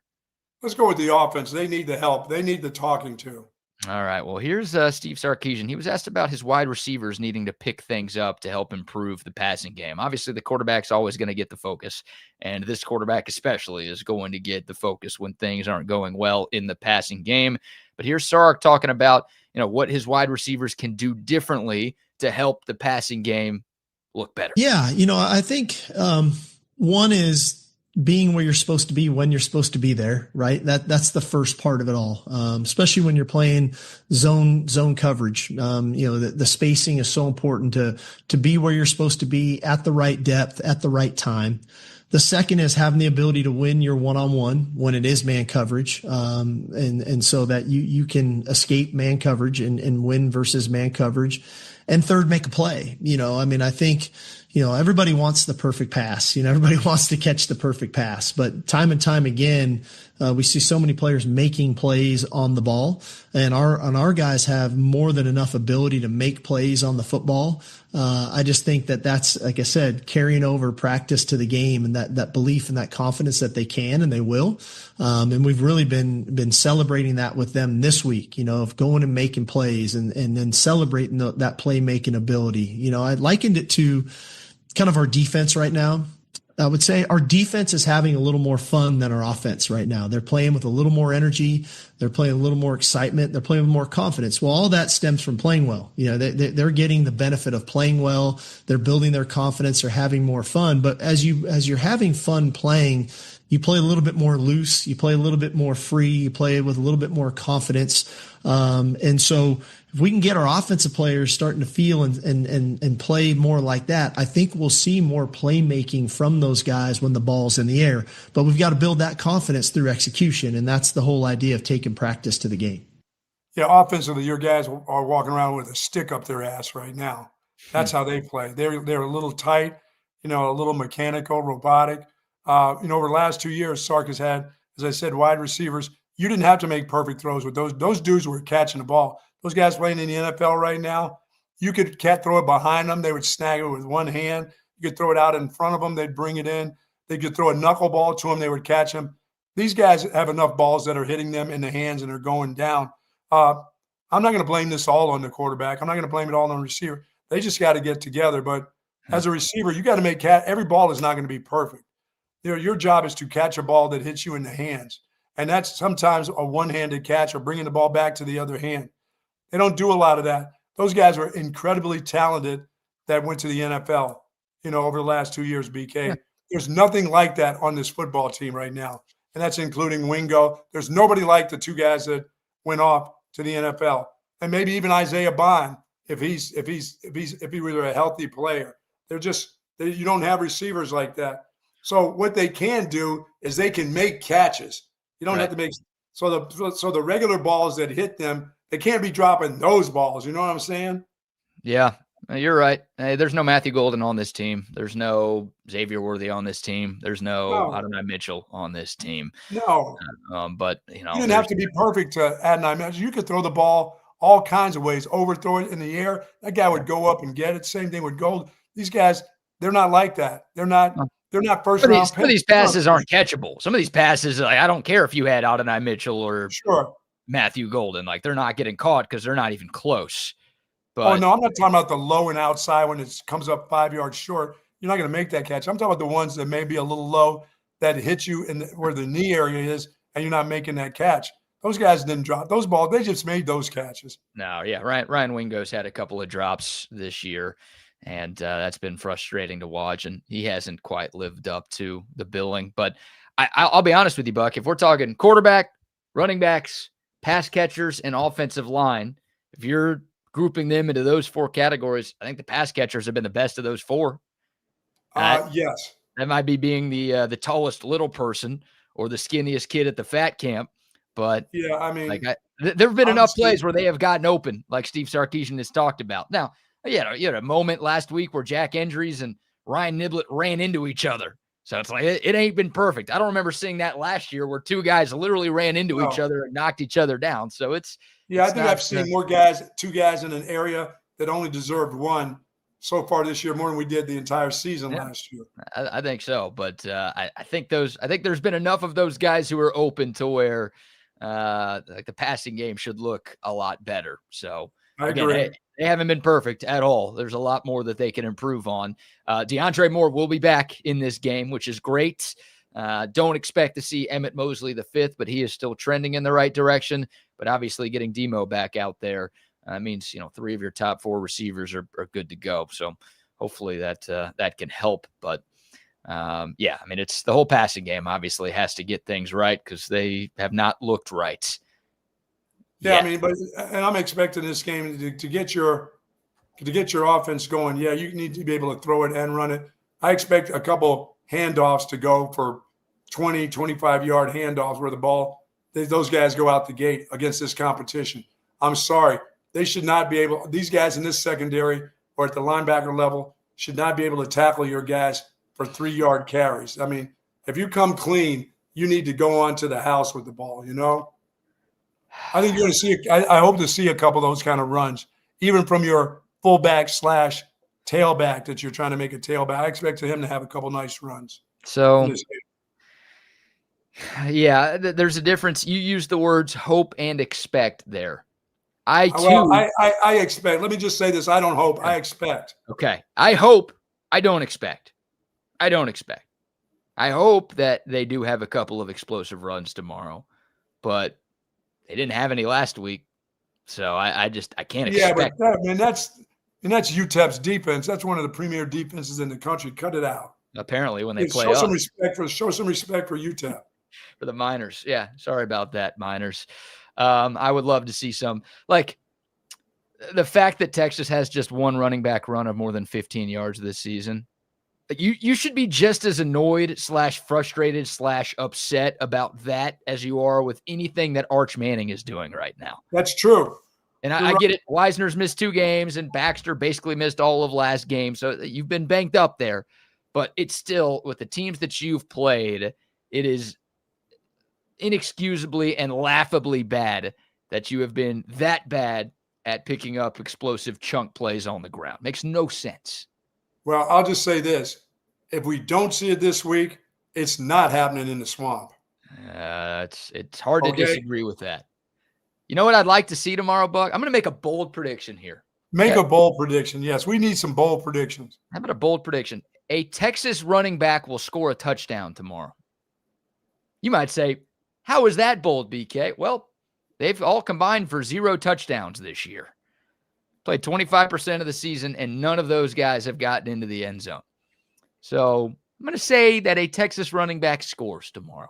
I'm going to say a Texas running back. Somebody has, as a group, they have at least 3 touchdown runs. Wow. At least bold. 3. Well, does Arch Manning have all 3? No, a Texas running back. Okay. I know he's the best. He's the best running back they have right now. But somebody else, there's going to be 3 touchdowns by running backs. All right. Dude, that is a hot take. This is going to get ugly tomorrow. Good. I believe this is going to get really, really ugly.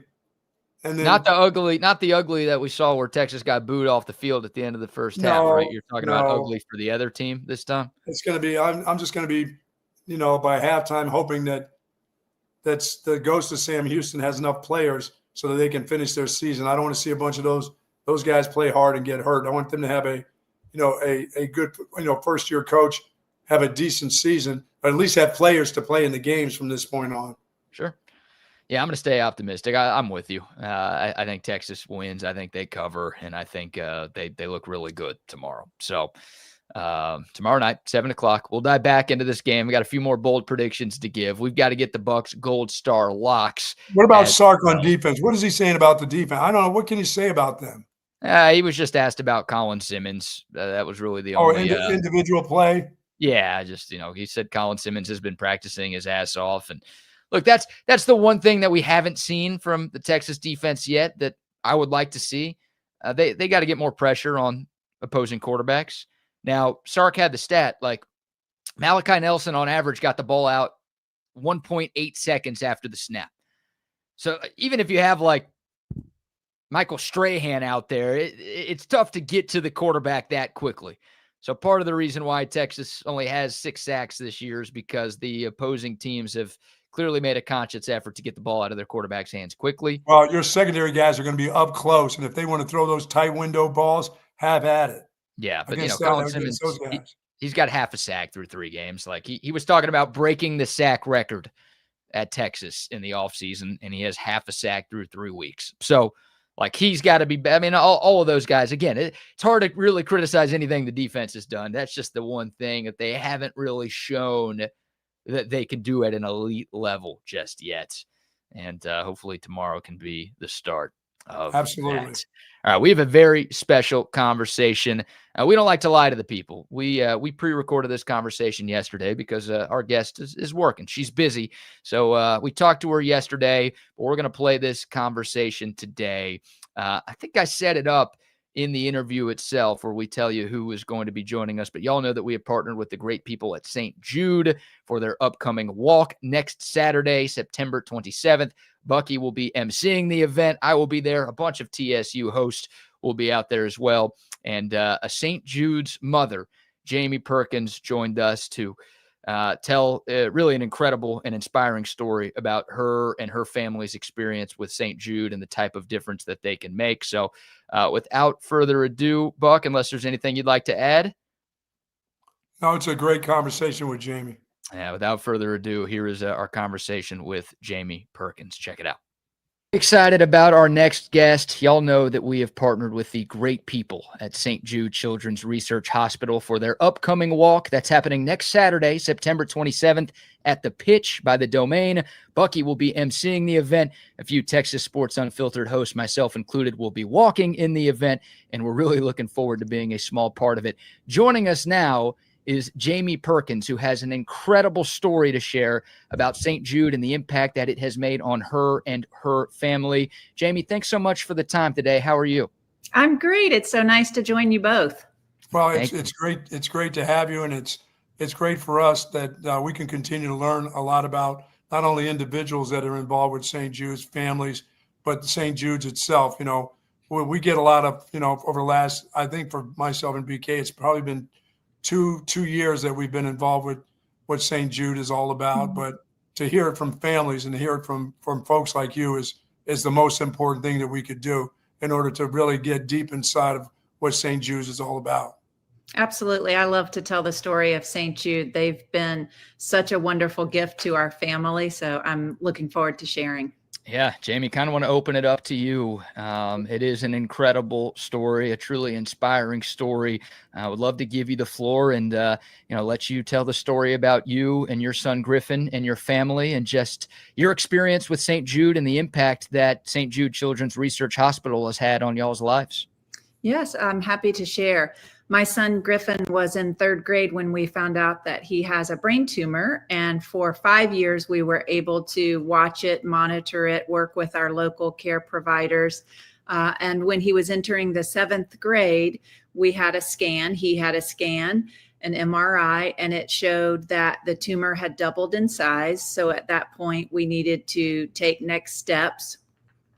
And we had always partnered with St. Jude, and they would look over his information, give their opinions. It always aligned with our local providers. I think it's important to know that, St. Jude impacts you regardless of where you live. For example, our local provider trained at St. Jude.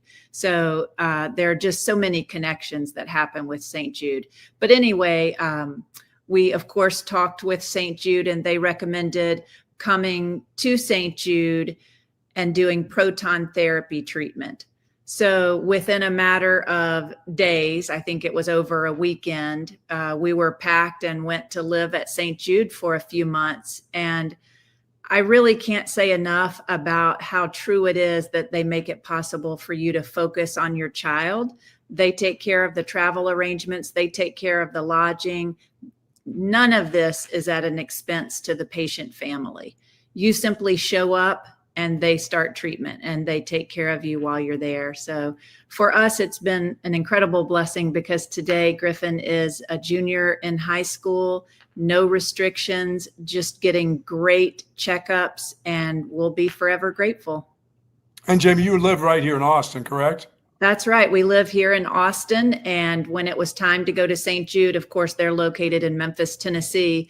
You can imagine you're thinking, where will we live? What will happen? And we just went and showed up, and they had housing for us. And every day he would go and get proton therapy. They have a school on site at St. Jude, so he's able to continue his studies. He didn't need to use the actual teachers there, but you have access to the rooms where you can go and Zoom or get tutoring. Now they even have a building, it's a 2nd floor that's called Family Commons, and it's all non-medical. And I never realized what a blessing that would be. But when you have breaks between your appointments, it's a place you can go and you can get a smoothie. So there's a smoothie bar. You can go to the art room. You can go to the maker space. They have a hair salon. So at our last checkup, we all realized we're going to take a minute to get a haircut, And so just really incredible what they're able to do for families.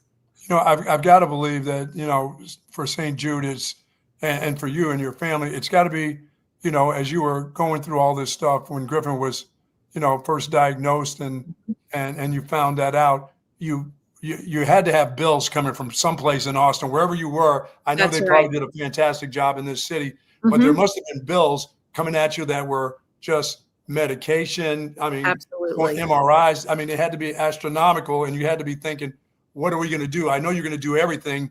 You're going to give everything you have, the clothes off your back for your son, but you had to be looking at bills, looking at you, staring at you right in the face from around here.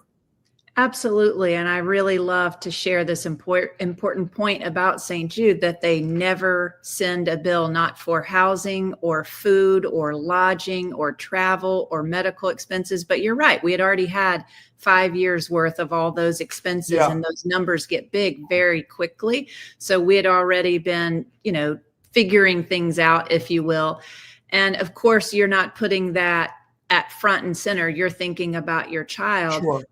Honestly, I don't think it was until after we came home from St. Jude that I really started to understand we will never receive a bill. I mean, I think there was a part of me that thought we'd probably get a bill for something at some point. Truly never to get a bill. I mean, sometimes it just chokes me up when I look at our doctor, when I talk to the staff there at St. Jude. I honestly think they must do some kind of training, because they are just the kindest, most wonderful people. And I don't know, part of us feels like we're going home when we go there now, because they've been such a blessing to us. And you're so, in an odd way, happy to see them, if you will, because they've basically saved my son's life. Wow, that is awesome. Jamie Perkins joining us here on Bucky and BK to talk about St. Jude Children's Research Hospital. Once again, the walk coming up next Saturday, September 27th. Texas Sports Unfiltered will be there. Jamie will be there. Griffin will be there as well. If y'all want to meet them, you can stop by. We've got a Texas Sports Unfiltered team that you can donate to. There's a link in the video description here on YouTube and on Facebook as well. If you would like to contribute to our team, of course, you could start your own team as well. Jamie, you mentioned that you were familiar with St. Jude, and you had worked with St. Jude a little bit before y'all ended up going to live at St. Jude for a few months, but just curious how you found out about St. Jude, and also kind of what the process was like once you realized you were really going to need them, and moving to Memphis was actually something y'all had to do. What was it like going through that process from here in Austin up to Memphis, Tennessee? Well, luckily Memphis is my hometown, so I always knew that St. Jude was really the place if you have this kind of situation. But once we knew that we were going to be going to St. Jude, it was really just a matter of getting on the phone with, the department that we'd be working with, and they told us what to expect. And it was very easy in terms of the process. They're telling us plane tickets and when we will arrive, and they're sending somebody to the airport to pick us up and bring us onto campus and then show us where to go. And it was really somebody hand-holding you, taking you one step at a time, because you're dealing with something you've never dealt with.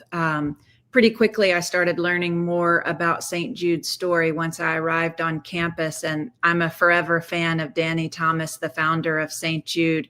He really decided that this was his dream, and I now like to say what he said. He said, "I'm a proud beggar for St. Jude." And I thought, if Danny Thomas can do that, I certainly can do that.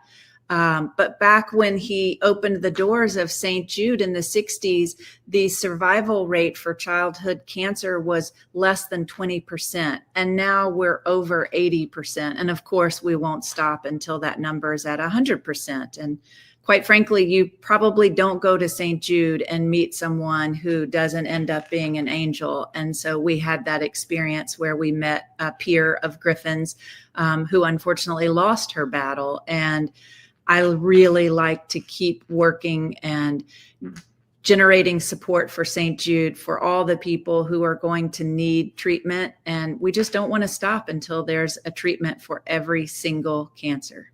I'm a quarterly supporter of St. Jude's. I've been following the Danny Thomas Marathon broadcast since I was a kid. I mean, I'm 70 years old, so I remember back when it first started and how it started, and I wouldn't miss that. Between Jerry Lewis Telethon and the Danny Thomas Marathon for St. Jude, I just, and that thing just kept going on in my mind, and to think about a child with cancer. I mean, it's hard enough to think about, your brother, your sister, your mom, your uncles, but to think about having a child with childhood cancer has got to be, it is so tough for the parents, and it's so tough for the family.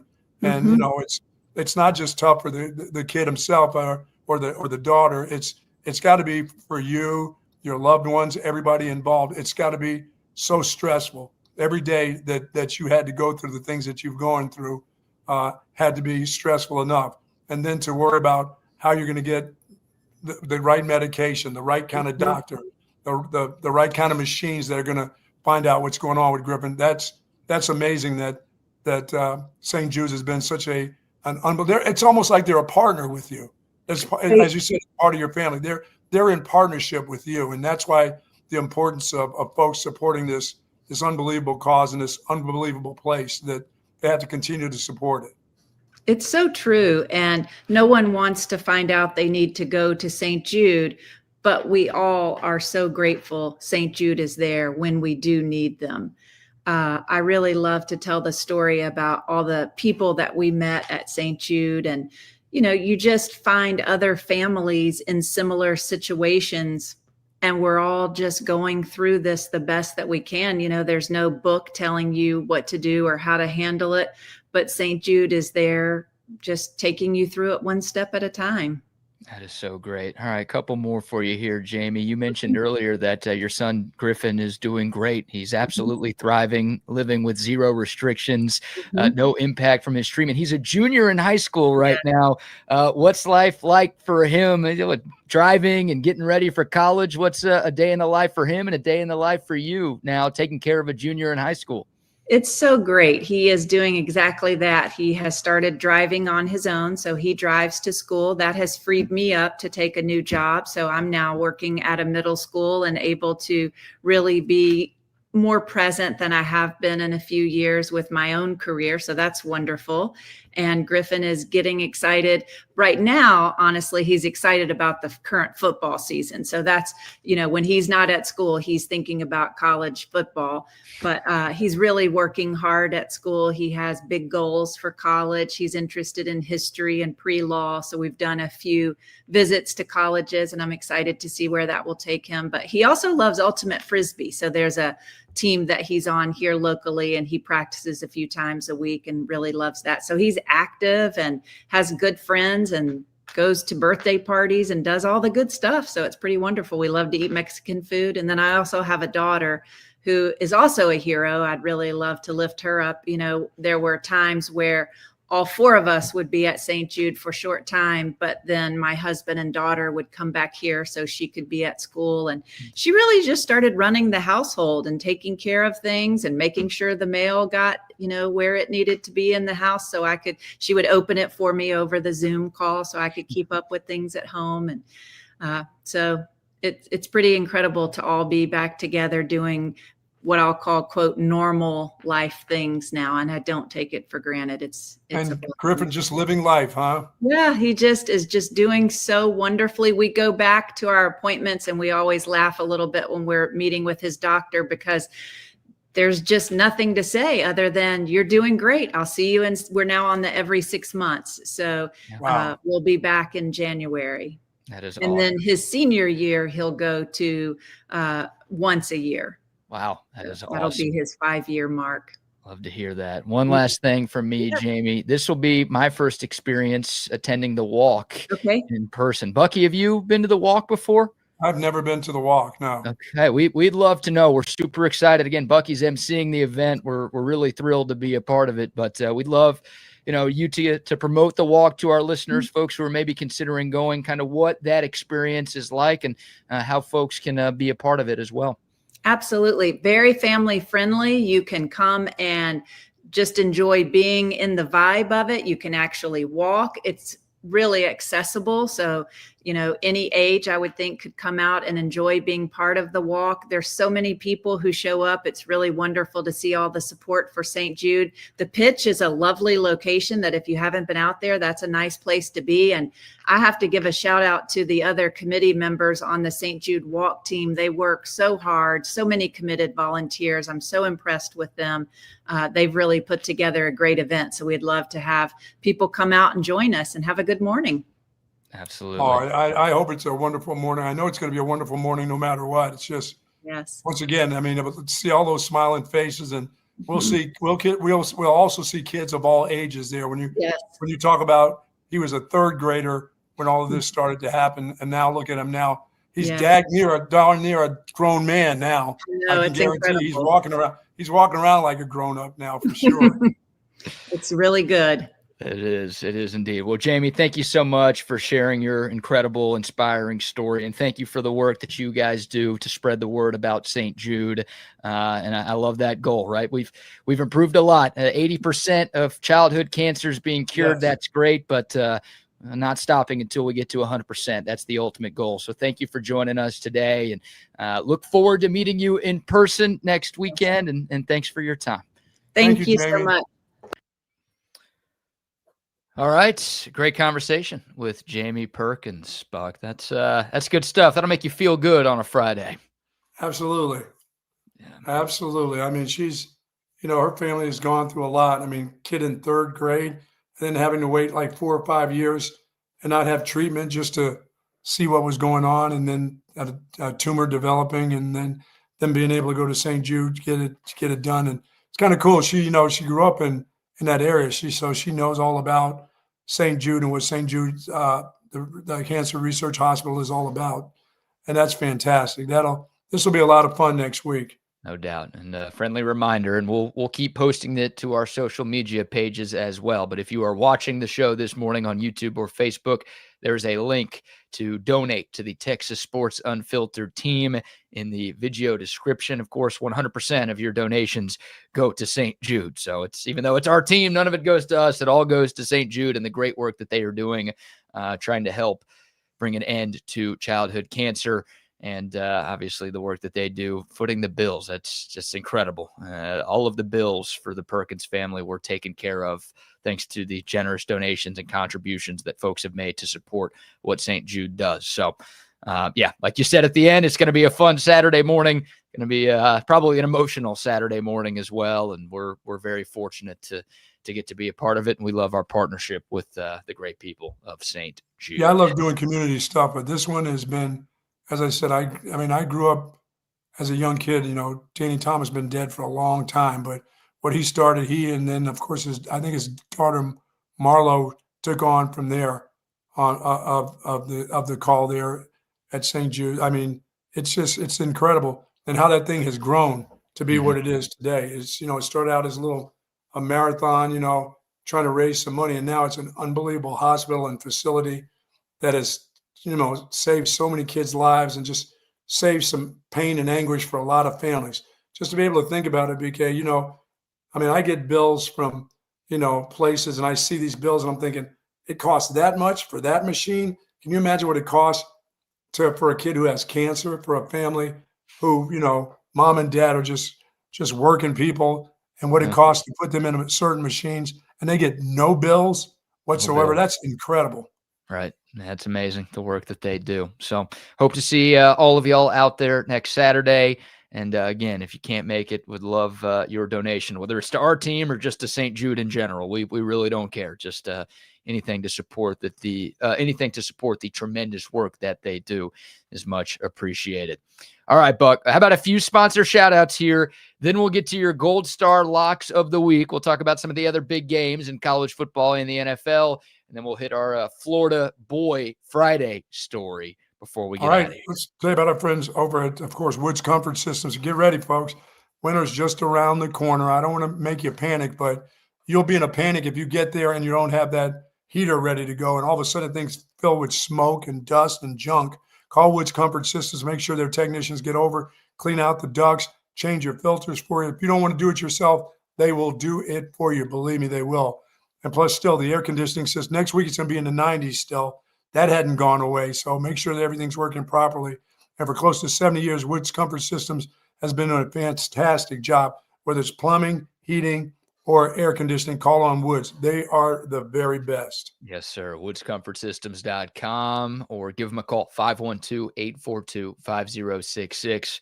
Buck, in about 20 minutes, this OLIPOP will turn into an Altstadt beer.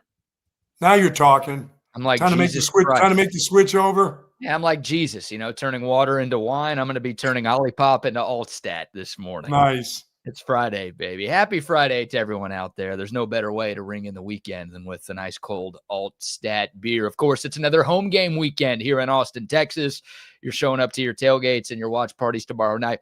Make sure you show up with the best beer that there is. That is Altstadt. They've got a bunch of different brews, something for every beer drinker out there. You can show up with a couple of 6-packs and everybody is going to be happy. If you're hitting the town to watch the football, tailgates, watch parties, bars, restaurants, or if you're just, going to watch at home and you're going to the store, you're getting your snacks, you're getting ready to go for another epic football weekend, make sure you're stocking up on the Altstadt beer. And of course, make sure you are drinking your Altstadt responsibly. Don't drink and drive. Please plan a sober ride home with whatever you have going on this weekend. But of course, your football watching and your good times are made even better with Altstadt beer. No impurities, no regrets. Love that. Love that Altstadt for you. Yes, indeed. Love AV consultations as well. Shout out to our guy, Tom McKay. No better time than right now to call AVC to get hooked up with the home TV setup that you actually want. you got to get ready for Ryder Cup here. Ryder Cup coming up next weekend. Maybe Now Tom you're can hook talking. you up by next weekend. USA. We'll see. Yeah, Got my USA, USA baby. gear ready to go. I cannot wait. And look, we're close to October, the best sports month of the year. The Major League Baseball regular season ends 1 week from Sunday, meaning playoff baseball starts the week after that. So playoff baseball, hockey, basketball, and of course, we're into the heart of football season. It's a great time to be a sports fan. It's the perfect time to call AV Consultations at 512-255-8678. All of the screens, all of the speakers, the whole home lighting, the surveillance cameras, they can do it all for you. They've been doing it in Central Texas since 1988. Go to avconsultations.com for more information. Oh, sorry about you not getting the boot. Oh, you got the boot, all right. I got the boot. Your team didn't get the boot. Oh, the Rangers. Yeah. That Sorry was No boot very for you. expected. I was like texting some of my Ranger fan buddies before that series started, and I'm like, you guys know the Astros are going to sweep this series, right, and take the boot. And they're like, no, it's not going to happen. No, this year's different. And I'm like, I've seen this song and dance before. Speaking of the Astros, by the way, they play the Mariners, 3-game series starting tonight in Seattle. Oh, boy. Those teams are tied. They have the same record, and they're also 5-5 against each other. So whoever wins this series will leave the weekend in first place. And again, the season ends next Sunday, so you'll be going into the final week of the year in first place. And also, they'll take the tiebreaker. So if these two teams do end up with identical records at the end of the year, the team that wins this series will win the American League West and not have to be a wild card. Does the loser still stay in the wild card? Yes. Yeah. I mean, the Rangers have kind of fallen out of it. Cleveland's still sort of in the mix, but it feels like both teams are going to make the playoffs. But we'll see. We'll see. Obviously, if either one of these teams like gets swept and then just completely collapses next week, then they could fall out. No one's clinched a spot yet. But those two teams are both in the playoff picture right now. Boston's also in the mix. Boston's been struggling as of late. So a lot of teams fighting for the wild card spots, but obviously the Stros and the Mariners fighting for the American League West crown. Of course, the Astros have won that division in every full season since 2017. So they are trying to keep that tremendously impressive streak alive. And again, Awesome. 3-game series, the last meeting between these two teams. It'll be in Seattle. In Houston. I said in Seattle. In Houston, I beg your pardon. And Hunter Brown, the Astros' best pitcher, will be on the mound tonight. Framber Valdez tomorrow. And George Costanza, a.k.a. Jason Alexander, will be getting the ball on Sunday. I don't know if you knew that, Buck. The Astros have a pitcher named Jason Alexander, which is the same name of the actor who played George Costanza. Yep. So that's he's been really good, too, for the Stros over the last couple of months. So we'll see. The Stros have some of their best going, and we'll see if they can do what they always do, and that's find a way to win the West. All right. Buck, you're coming off of a very successful weekend of Gold Star locks. Yes, I am. Going into last Saturday, you were even on the year. Now going into this Saturday, you were up 150,000 units. So can you keep it rolling? What do you have for the people in college football and the NFL? For the people, I have the University of Missouri for 100,000 units. Missouri against South Carolina? Yes. Word on the street is Lenore Sellers might actually play. Yeah, that's pretty stupid, too. I saw that guy get hit up underneath the chin. That guy shouldn't be playing in the game the following week. No way. Missouri, they won't be able to stop Missouri's offense or their run game. So that's in Mizzou. That line is like 11. That's not enough. That's crazy, right? So at the start of the show, Missouri was a 13.5-point favorite. And I literally just hit refresh to see, okay, well, Lenore Sellers might play. Those rumors are out there. What has happened to the line? It's now 9.5. What? It's changed 4 points since we started the show, not even 2 hours ago. Definitely. I mean, from what I've seen of him this year, he's been playing like he's been concussed before he got concussed. So I'm going to go with a 100,000 unit play on Missouri. I like what their quarterback's doing, and I like what their running game is all about. Okay, you're getting it at 9.5, so there you go. Yeah, very nice. I'll also take the University of Miami to stomp Florida. Sorry about that, Gator boy, Gator bait. How I'll many put units? 50,000 units on Miami. Okay. I'll take another 50,000 unit play on TCU. Sorry about that, ponies. Oh, and the Iron Skillet. Yeah, that's right. One of those great trophies, the Iron Skillet. Okay. TCU, That that meaningless game is trophy, yes. no, it ain't meaningless. It means a lot to the people up there in the Metroplex, let me tell you. Okay, that game is in Fort Worth this year. TCU is a 6.5-point favorite. I'll take TCU for 50,000 units. Also, it ain't happening for the Auburn Tigers in Norman. This is hard for me to do, but I'll take OU for another 50,000 unit play at home. Come on, man. Sorry about that, but Mateer will get it done at home. They're not going to Auburn's not going to win that game in Norman. No way. I don't know if I've ever rooted for Auburn so hard in my life. Really? Yeah, you got to, don't you? Dude, I hope Jackson Arnold throws 3 touchdowns and runs for 2 more, and Auburn just smokes OU. But you know he's going to get beat up. You know they're going to beat him up. Yeah, I don't think it's going to happen, but I'm rooting for it. And then my quick 25,000 unit plays are Baker, moneymaker with Tampa Bay. Okay. Jordan Love with the Packers. Give me the Pack for another 25,000 unit play. Do you even know who these teams are playing? I kind of do, yeah. I kind of do. All right, the Bucks are at home against the Jets. Yeah, well, okay. The Jets won't have their quarterback. He's concussed, and there's no way he's playing. How is that line only 6.5? I don't know, but I saw him hit his head. That guy's going to be concussed for quite a while.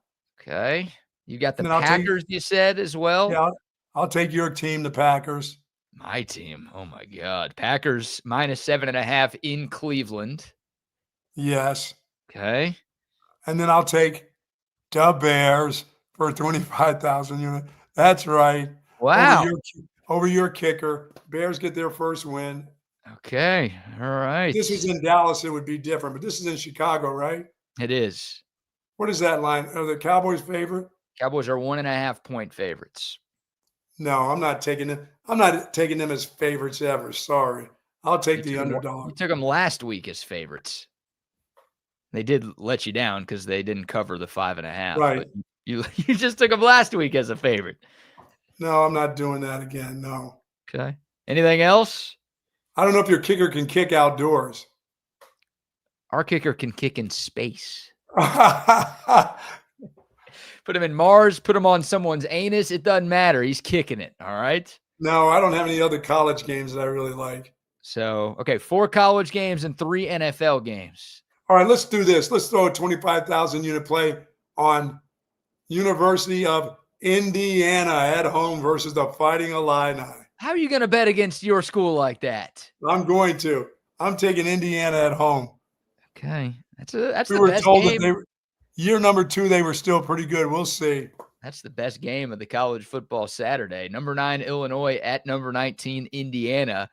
The Hoosiers are 6.5-point home favorites in Bloomington.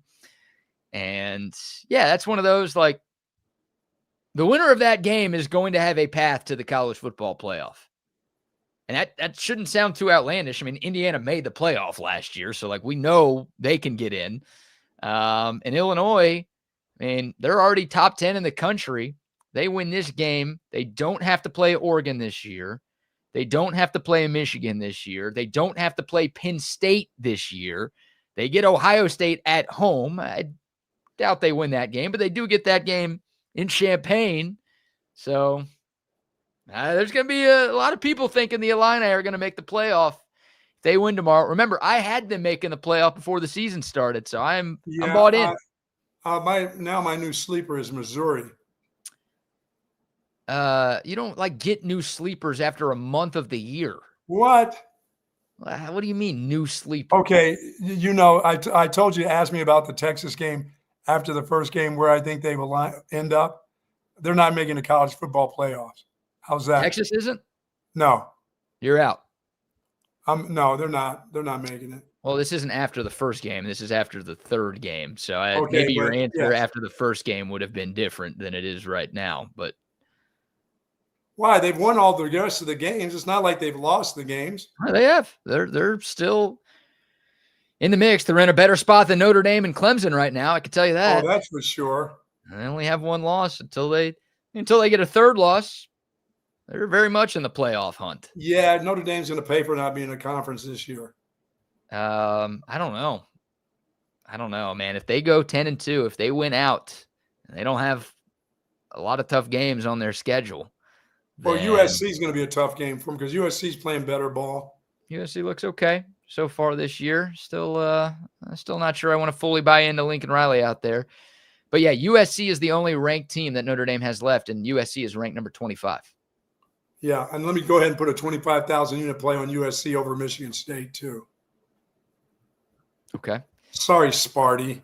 Oh my God, dude. You know what time that game starts? Like 7 in the morning? No, it's at USC. So think the opposite. You're playing at 10? That's a 10 at 10 a.m.? That's not a night game, is it? They're not trying to put that at late night. East Lansing, Michigan is Eastern time. That game kicks off at 11 p.m. Eastern. Oh my God.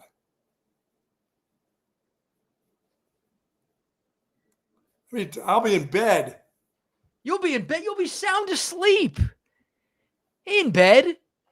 What a screw job for the Spartans. Are you kidding me? Yeah, they're not going to be that. Go ahead and take USC. I'm not I'm a guy who watches like every second of it. I don't know if I'm going to make it to the end of that game. And we're Central time. Wow. 11 local time for the Sparties? What are they doing? Their fans are going to have to try to watch that without sleeping. Michigan State is 3-0 this year, but they are 18.5-point road dogs. Yeah, they're going to get hammered. Okay. Yeah, well, they better stay sober if they want to stay up that late. Yeah, no kidding.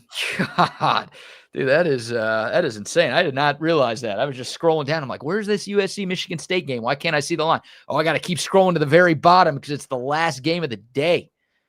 Holy Hawaii. All right, give me Florida, kid. All right, yeah, we'll wrap up the show with I'm trying to make sure. Oh, you picked the Bears over the Cowboys. I do want to get your thoughts. You don't need a gold star lock on this or anything, but the Texans are in Jacksonville Sunday afternoon. The Texans are dogs in this game. Does Houston fall to 0-3? Doesn't Jacksonville generally beat them too?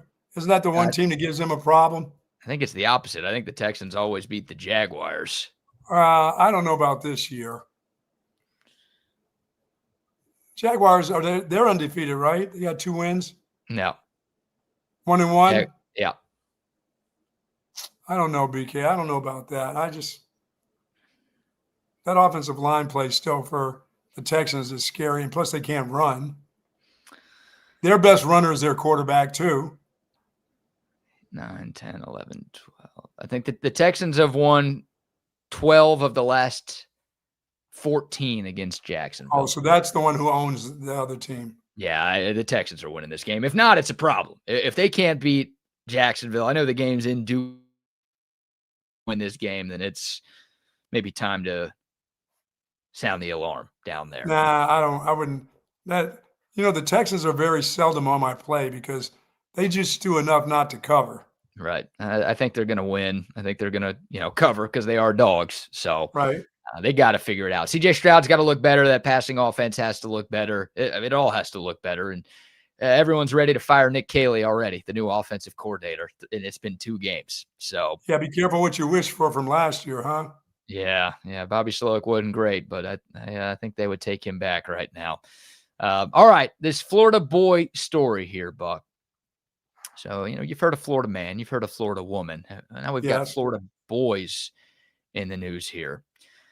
2 Florida boys, a 12-year-old Felix Cohen Romero, maybe Jewish, and 13-year-old Bentley Ryan Worley have been arrested in Florida.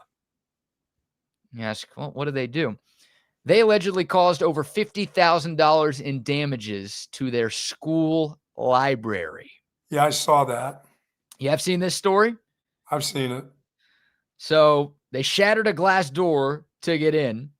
They just completely ransacked the area. There's a media center there. There was broken furniture. There were books tossed every which way. They had sprayed graffiti on a bunch of doors. And yeah, they were both wearing masks. They actually went in there twice. The second time they set off the fire alarm. They were able to escape before the cops got them, but they got caught because their moms ratted them out. How about that? Good, Mom. Good job. Oh, we're saying good job, Mom? Well, yeah, she's going to have to pay for all that shit, but good job ratting out the kid. Are you supposed to have your kids back? No. What kind of parent turns in their kid like that? Don't go in there destroying stuff. That's not their stuff to destroy. A 12, little 13-year-old jerk. kid. Yeah, maybe the librarian was being weird. A little jerk. I saw a bunch of kids being hauled into jail in Florida for doing some stuff, and they're trying to scare them straight. They had them handcuffed, taking them into the center and making them sit down with cuffs on their ankles and stuff.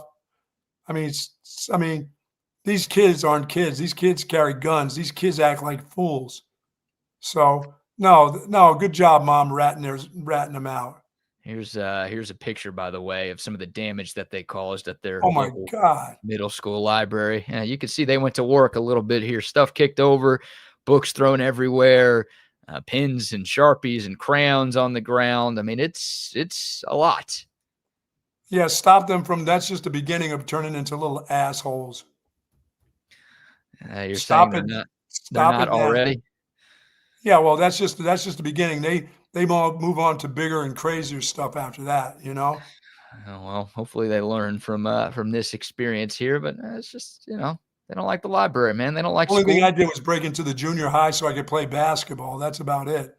And jump on the trampoline. And then our one guy jumped on the trampoline and tried to dunk the ball, BK, and came down wrong and broke his wrist. Did you get caught doing that? Yeah, we got in trouble for that. They knew who did it. Because the kid broke his wrist? No, because we got into the lunchroom and got all the ice cream sandwiches. Is it worth it? No, I mean, it's just the basic go down and get in trouble. You got to pay for this, you got to pay for that. But we weren't taking stuff and throwing it all over and trashing the place. Yeah, you're just trying to hoop a little bit and steal some ice cream. Hey, we want to jump on the mini trampoline and dunk the ball. Oh, they had one there? Yeah, so the fool he didn't let go of the, he got up there and got scared and fell and tried to fall on his wrist and snapped his wrist. Oh, man. That is great. By the way, he didn't go to the hospital right after that. We still had some dunking to do. Yeah, of course. A lot of tears with a shattered wrist. We just kept on going. You just left him out there? Oh, no, he hung in there. Oh, he played? With tears in his eyes. He had two wrists. You got two wrists. You got to get up. You don't get a chance to go on that trampoline and dunk that ball. That's I love that. Yeah, we need more of that from the kids, powering through, toughing it out, rub some dirt on it, kid. Oh, you don't need to be trashing the freaking library. Yeah, so these guys, there was surveillance footage posted by the local sheriff's department to their Facebook page, and the moms, because moms are all over Facebook, Buck, they found the footage and they're like, oh my God, that's my kid. That's my kid. And that's how the kids got caught. The moms turned them in after seeing that surveillance footage. Tough. I'm moving out if I'm that kid. When I get out of jail, I am out of that house. Screw you, Mom. You don't have my back like that? Come on. Come on, man. We're ride or die. They didn't put him in jail. They're just going to have to pay all kinds of fines. Mom is going to have to pay for that. Kid's not going to get a new pair of jeans forever. They were charged. Each boy was charged. Not going to get a new pair of jeans forever. Yeah, 2 counts of burglary, 2 counts of trespassing on school grounds, criminal mischief, and theft. Those were the charges thrown on. All right, BK. All right, boys. I got my results back from my MRI. I am pretty clean. I am very low risk cancer for my yes. Congratulations. After waiting a week to finally get that and nobody calling me up and me going nuts. What was the stress like that for you? That's great. That didn't help my back stress. Yeah, that didn't help my back stress. I had to ask for the white lady again so that I can get my stuff out of the portal. I mean, just totally ridiculous. The communications between doctors. I am so pissed after yesterday, but I am glad clean bill of health with that. We're glad too, bud. Why is that info in the transfer portal? What are you doing there? It's they got a portal, a doctor's portal you have to go through. Well, I tried to get in there, and then they said 48 hours, and then they give me these codes. They were wrong. And I said, can I get a physical copy? Okay, ARI. I went to your place. You got to have a physical copy. I'll come over and pick it up. Or my urologist, can I have a physical copy? No. What is it that they can't give out? Don't they have physical copies of what happens to you? Tell them just bill the insurance company. $3 a page. They used to be able to give you a hard copy. I don't know why they can't give you a hard copy now. Don't they mail it to you? Oh, no. First of all, I went through everybody from Pakistan yesterday in order to get to try to talk to somebody, and I had to go with my basic. How many Bobs did you go through? Oh, I went to everything except for where's the white lady at, please, so I can talk to her. Where the white women at? Yeah. Hey, where are the white women at? I'm telling you, but I got it done again. I'm telling you, it works every time. People get so frustrated and angry at you, they'll actually give you a white woman. That's what you say? Right? You say that on the phone every time is, hey, where are the white women at? I'm just like, can I have somebody white here, please? Oh and, eventually they'll get so frustrated with the ignorance of me, they will actually give you one. You'll get what you want eventually. Can I get a Rhonda? Can I get a Brenda? Yeah. Can I get a Karen? No, can I get a Rhonda? Karen. Can Karen. You don't want a Karen. Get that baseball lady. Karen's going to get down to the nitty gritty. Karen's going to make sure that we get everything taken care of. You know what? I got it all taken care of. Ronnie, it was so easy to, after I don't know, Bathsheba or whoever the F I was talking to, I was like, I don't know what, you and I aren't getting this right. Can you stop this? She goes, let me start over. She started and said, let me start over again. I'm like, no, I don't want you to start over again. I can't take this. Well, what I hate is when you get into that, because this happened the other day. I forget what I had to call for. And it's like, so you say, I'm calling, let's just hypothetical. So I'm calling because my phone service doesn't work. And then they'll say, okay, let me get this right. So you're calling because your phone service, they like repeat everything you say. Yes. And it's like, maybe they were like, well, you're calling me on your phone. So clearly listening, right? Yeah, well, clearly it works. You're calling me on the phone. What do you mean your phone service? Yeah, exactly. But yeah, fine to me. It's like repeating. And I love when they answer. When they answer, they said, this phone call will be recorded. I said, I certainly hope it is because this for quality sucks. service. How about this? This phone call is going to be. It's going to be recorded. I said, I most certainly hope it is. Yeah. Oh my God. The problem is, go ahead, Double R. And then at the end, they're like, okay, so did I satisfy? And they give you the whole list of shit you just talked about. Oh, yeah. And hold on for a survey. I'm like, I don't have time. I got to go on the phone for an hour. I don't have time for any surveys. The scary part is like, you can't just ask for a name because they'll make up a name. Like, this is Sam from Texas. And it's like, no, you ain't from Texas. So you can't just say, give me a Rhonda or a Brenda because you're going to get someone posing as a Rhonda or a Brenda, but it ain't going to be Rhonda or Brenda from Kansas City. It's just that some of these things are really important and you want to get them right. And you're not trying to be mean or you're not trying to be ignorant to somebody. It's just communications is really, it's in certain things, communications is really hard. And then they send you to like 8 different places. They send me to all these different, hold on, hit number 2, hit number 8. But the same person from India still answers the phone. I'm like, it doesn't matter what I hit. I can't communicate to whoever you get to me. So I'm assuming I have the same damn frustration. So it's not just you. Like, and then you go about it, and then after 3 or 4 times you push the prompts, you're right back where you haven't started. I know. And it's not so much of, Spanish. I got to know 18 different languages now. Forget Spanish. I can get that one. Do you never oprima ocho para español? I get that's fine. I do that. But I don't know anything. I don't know anything about Middle Eastern language. I don't know. They're speaking English, man. Yeah. They're speaking Are English. You sure? Yes. So what are you, Tom Herman? Communication is hard. What are we doing? Yeah. I'm with Buck here. I'm with Buck. So he finally hit 8 yesterday for Spanish, and they said, sicko. I'm like, oh my God. Come on, give him a chance. Tips for kids in the car line. Take 18 different languages, kids. You're going to need it. They're just trying to help. They're trying to make a living. And you're saying, no, you can't. We can't have you working these call center jobs anymore. No. Well, it's one thing like when you're trying to find out about your health. If it's a random thing, that's not really that important, but you do want to have that communication and half-ass. If I'm trying to find out about lawn chairs, I don't care. I'll handle that myself. I'll go myself. But if I want to know if I got some kind of cancerous deal forming in my body, I really would like to talk to somebody that can really help me. Yeah. Who gives a shit about that? I just want to make sure they can fix the cable and Nelstar and Nexstar can make sure that we're good on our contracts. Yeah. And I love when they tell you, hey, our IT, some guy told me yesterday, he goes, our IT system is really slow today. I'm like, what's that got to do with me? I'm like, I don't care about your system. Yeah. Then you hear him in the background, one finger typing. Oh my IT department There's is slow. the IT system right there. Okay. Doesn't fit these company standards around here, I'll tell you. No, right. That wouldn't fit our standards whatsoever. So speaking of Nexstar, where is SEC Plus? Is that on YouTube TV? I'm over here. Oh my God. Go try to find that. Start talking to people about that. Oh, okay. That's ESPN Plus, so you have to pay for their subscription service to be able to watch the Texas game tomorrow. Okay, I think I already have $10. Did you guys get your $10 that they were going to send you, that YouTube was sending to you? No, they solved the deal. No, they did. They settled, but I thought that was just hilarious. A one-time installment of $10 for atonement. That's what they're offering. So that's going to keep me. Let me tell you, that's enticing. Yeah, we need it. Go to a sports bar. Go to Schultz Garden and watch the game tomorrow. They'll have it on there. That's a good idea. Cover 3, they'll have it on there. Jack Allen's Kitchen, they'll have it. There's plenty of places you can go. Well, but I got to do some post game, guys, so I got to be able to still talk.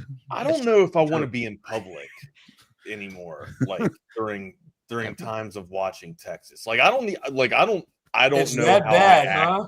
Yeah. Like I'm throwing shit at the TV. Matter of fact, I got to call Tom for an upgrade here.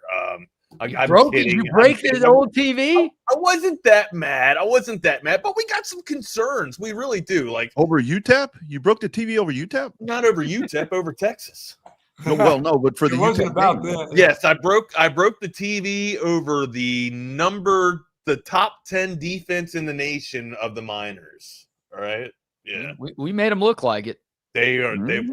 We have put some teams up on a pedestal these past couple weeks, man. All right. Well, we'll get out of y'all's way. Buck, glad to hear. What time we getting over there? Huh? What time's the party starting tomorrow at the beer garden? Pregame will start at 4:30, so it'll be a 4:30 to 6:30 pregame. Thank you for the reminder, Wags. Hope to see all of y'all at Schultz Garden. If you're making your way to the game, come pregame with us. And again, if you are looking for a place to watch the game because it's not on TV, they will have it at Schultz Garden. So hope to see you all out there. All right, boys. Have a good, safe weekend. Take care, man. Later, brother. Be good. Happy everybody is free and clear. Amigo, how are you, good sir? Happy Friday. Well, concerned now, I guess.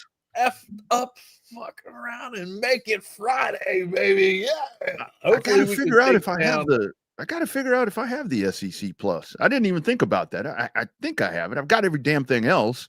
So I would assume you have it on your. Do you have YouTube TV? Yeah. I'm sure you have. I think it's SEC is a base package. Okay, I'll have to check. I mean, we got the sports package, but I'm pretty got all day tomorrow. Let me walk that back. We got the base package. I do not have the sports package. I did get the sports package. I had to get the sports package for Red Zone because I don't have have SEC. You have SEC Network in the base package. You do. I've seen it already. It comes along. Oh, sweet. All right. Well, that's good. Yeah, man. A lot to break down. We got the college slate and we have the pro slate, the NFL slate. Where you want to go first? Any news, notes, and nuggets you want to get off your chest? Only thing that I really want to talk about with the big baseball series that we have this week with the Astros or weekend with the Astros and the Mariners about Clayton Kershaw, man. Last home start tonight. End of an era, huh? End of an era. That's a bad sumbitch right there, isn't he? Yeah, that 12-6. That's I think that's what everybody's going to know Clayton Kershaw for is that swooping curveball, right? That 12-6 that just the ass would just fall out of it, and you try to swing at it and you just come up with nothing but air, man. It's him visions of him going up against Madison, Bumgarner. I mean, those two were good rivals for all San Francisco and LA going back and forth. But yeah, just ultimately, what a career, what a ride. And Dallas native too. So Yeah. I went to Highland. I think it was Highland Park, right? Am I correct? Yeah, I think he and Stafford. He was a Scot, he was a Scot, right? He and Stafford were on the same team. Yeah. So. But it's it's really cool, and I think the thing about it is like with timing and all that, it's really because he's had a good year, all things considered. Exactly. I mean, not like a Cy Young or anything, but he wasn't getting shelled or anything like that. So looks like he's going out on top too with his body, not beaten down and battered. So it's decent bill of health and. With the slowest ass fastball he's ever had. Would you want to go out on top, or would you leave nothing left in the tank? I like what he's doing. I don't know if the Dodgers are going to win the World Series. I hope they don't. But I like the fact that he's going out after a good season, because you see it so many times where somebody retires after like when we were talking about Aaron Rodgers. Is this it? After he was coming off the injury, would he ever play again? I like going out with good momentum. And I think if they win the World Series, that tops it. That tops it even more for them if he could win the World Series. That's the only reason that I would want the Dodgers to win the World. That's the only reason I like the Dodgers is because of Clayton. Yeah, that's the only like saving grace and guiding light of hope or light that I have for the LA Dodgers is that it's Clayton Kershaw, the double deuce there. So I don't know. It's a wild situation, right? Because it's a team game, of course, right? For any type of sports, a team game. But I feel like I'm of the ilk or just wired to where I leave it all on the field, like the battle. Like I think of the Warriors ethos, right? And if I can't make it, let me collapse here on the battlefield. You know what I mean? Or somebody can help carry me off or whatever. But in doing that, though, like you really compromise your team, right? Mm-hmm. If you try and go out with leaving nothing left in the tank, right? So going out on top, it's actually more of, it's complimentary to your team, of course, not just going out on top when your team's on top, but also like if you're still playing and able to play at a decent spot and at your professional level, at your professional career, right?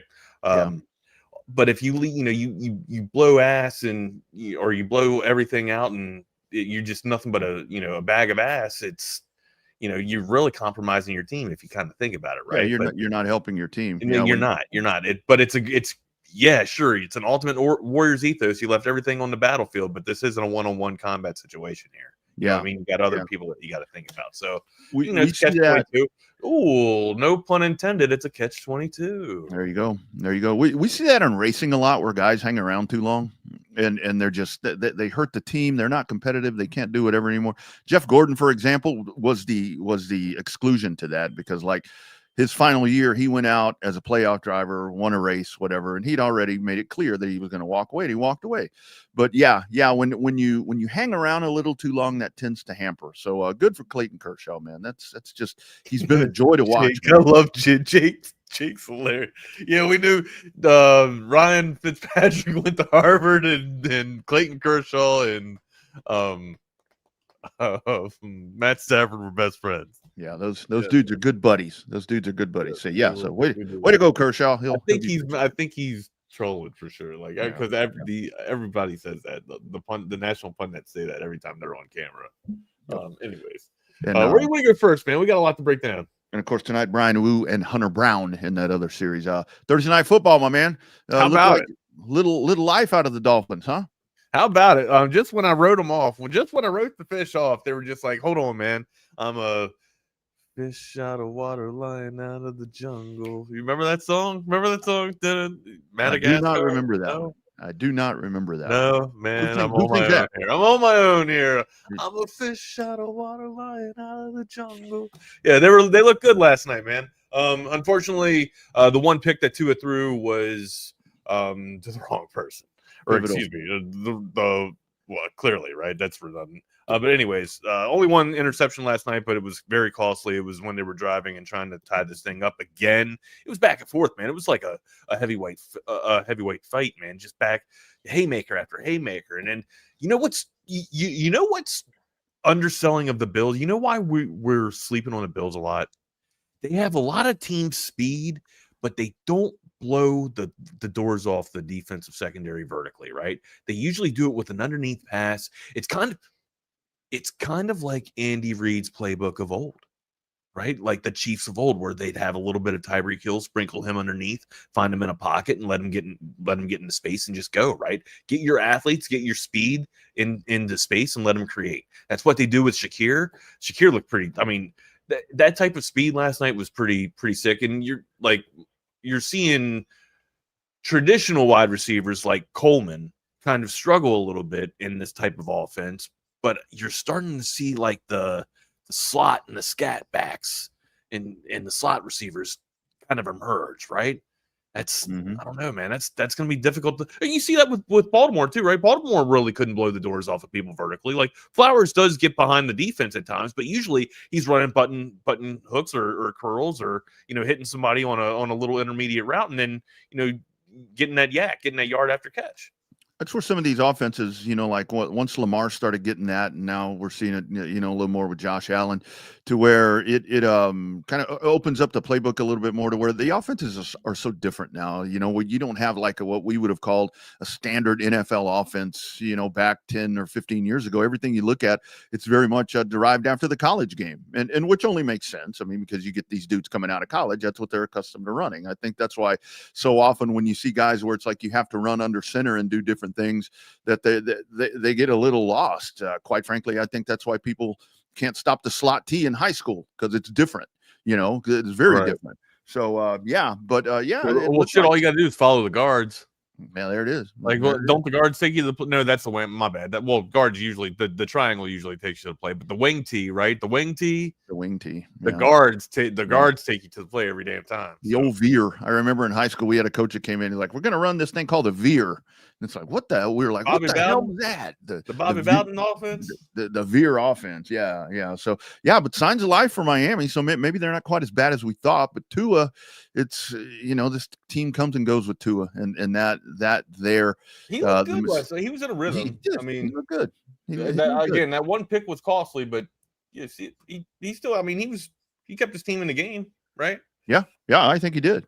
I didn't think that it would, 7 minutes to go. I didn't think that we'd be at that point. I thought that it would be firmly out of hand. I thought we'd be about a 20-point distinction right there. But no, good Thursday night game. That's the thing too. It wasn't a blowout, right? Like what I felt like it was going to be, or hell, everybody thought it was going to be. What was the line when it kicked at kickoff? I think it was 13.5. Oh, we looked at that and it was 13.5. Yeah, but it moved up and back and forth a little bit.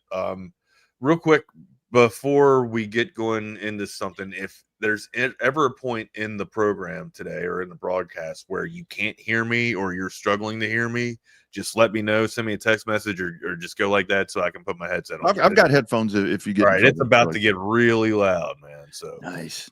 Oh, and also I've got a FedEx package that I have to sign for. So if I happen to run out, that's because it's FedEx is out there handing me off my whatever I'm getting. I'm not sure what I'm getting. You're probably getting a dildo, man. All right, where do you want to go first? 7-0 real quick in baseball. Pinstripes took down the Birds 7-0 last night. Absolutely blanked. And real quick before we go into football, looking forward to my man. Big series for the Stros here. Can they hold off the M's? Your thoughts on this Friday afternoon going into the weekend for baseball? I'm glad it's Hunter Brown tonight. I think you're definitely in good shape to take game one against Brian Wu. But this is Brian Wu. Who? Brian Wu is who? So that's your pitching matchup tonight. Woo-hoo. I'll tell you what bodes well for the Astros. If you can win this series, if you can take 2 or 3 here, once you get into the final week, once you get into the last week and a half or whatever's left, you've got, I think, Anaheim and Oakland. So you would get the rest of your bullpen. Hopefully you get the rest of your bullpen. Yeah. And that's so hopefully that sets up nicely for Houston. But then again, it seems like every time I look up, the Astros are getting beat by Anaheim or Oakland. So it's like it would be very on par this year for the Astros to win the series and then go shit the bed and drop 4 games in those final. I think both of these teams could go 5-1 over the next week after this series. So Well, whoever you comes, got to figure like all hands are on deck for the ass and the M's, right? Like this is a critical series for both teams here, being the wild card situation as it is.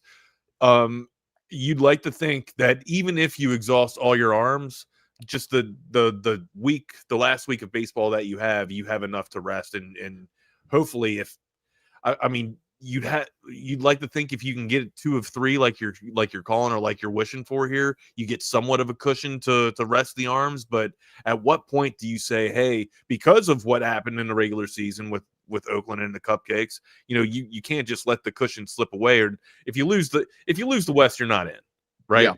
Yeah, you're not going to be a wild card. You're not. You're done. Because it's the East is just too much, and this is where how much you're going to miss Yordan Alvarez if you're Houston, because the dude's he's out. I mean, it's the splits of that lineup with Houston or with Alvarez in that lineup too, man. Yeah, good call, bro. Good call. And that's the thing about it.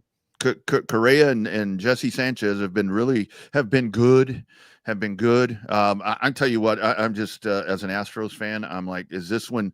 I mean, not that Cal Raleigh's been in a slump, but he's kind of been in the 200s the last month or so, the low 200s. Yeah, he's not seeing the ball as well as he was. So yeah, he's relying on base hits and shit, and not slapping the. I'm worried. It's like, man, if he comes alive this weekend at the Dike, that's not going to add well because you don't have Yordan Alvarez to combat that. So I'm optimistic. I'm hopeful. The good thing is we'll be busy, so I don't know how many of these games I'll get to watch. So it'll be, I won't be glued to the TV and nervous. I'll be nervous tomorrow night for Texas. Maybe not. I'm pulling for you, man. Yeah, I'll be nervous tomorrow for Texas too. Sam Houston. No, they're not states anymore. Sam Houston. Huntsville. Beautiful. Where you want to go first with this? Like I've tried to hold back my doomsday all week long. I'm not even going to doomsday today, right? I'm just going to give you real quick. If we don't put 50 up, I will have some absolute. And I know 50 is a big benchmark. I understand that, but still, it's a milestone and a benchmark. I'm sure that we can hit against a 133rd ranked defense. So. Yeah.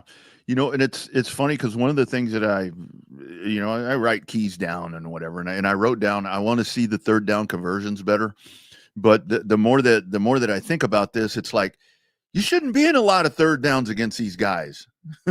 You should be racking up first downs and big plays. So yeah, you should be ahead of the sticks more than all. Like you should be getting 4 or 5 yards on first down, right? Like there's really no excuse for piss poor plays except for Texas beating themselves or incomplete passes and stuff like that. Hey, I'm a fan of Sark's progression, right? Like that slow rollout and kind of get the quarterback in the rhythm. Let's get it started. Let's also rely on the run game too, right? If Simon's the dude and he's getting the totes, let's let him tote the rock and let Sam Houston's defense come in and have to react to him, and then all of a sudden that opens up that play action for me. And we all know if I'm a fan of the play action there. If Arch wants to hit that deep ball to Livingston, fine, that's great.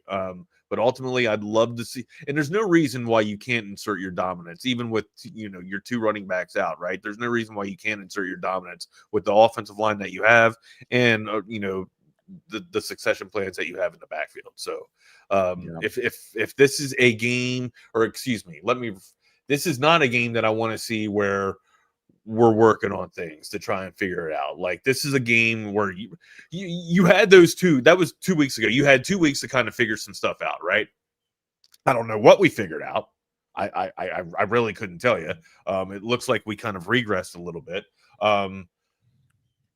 But this game is the game you need to build. You need to have continuity. You need to have rhythm, and you need to have your go-to plays, right? And I'm sure if you want to keep it a little bit close to the vest and have a little bit of vanilla folder, I'm all about that. I don't think you need to show all kinds of crazy plays against Sam Houston.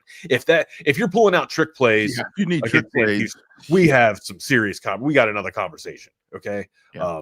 But yeah, you should be able to lean on this defense and be able to get first downs, or at least nice chunk plays on first and second down, and not put your offense in a bad situation on third.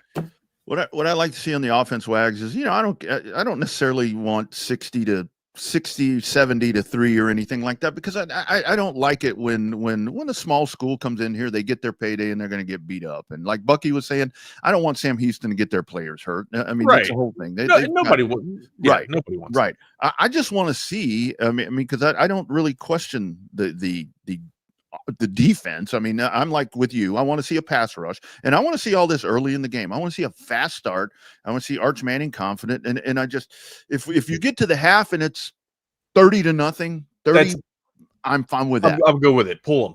I'm good with it. Yeah, I don't need this exactly. Like I'm not a bully. I don't need to see you beat down on people. Like, but I just want to see that our plays work. I want to. It's not that the plays work. I want to see that there's execution on the field, right? Like, regardless of who the opposition is, I want to see that you can execute. I want to see that you can complete the damn pass. I want to see that you can run a drag route across the field 5 yards and hit the damn guy in stride. That's what I want to see. All right, consistently. Okay, in third, and I don't want to see that many third downs, like you mentioned, right? But in critical moments in a game, I want you to be able to check out of a play and get the offense into a better position and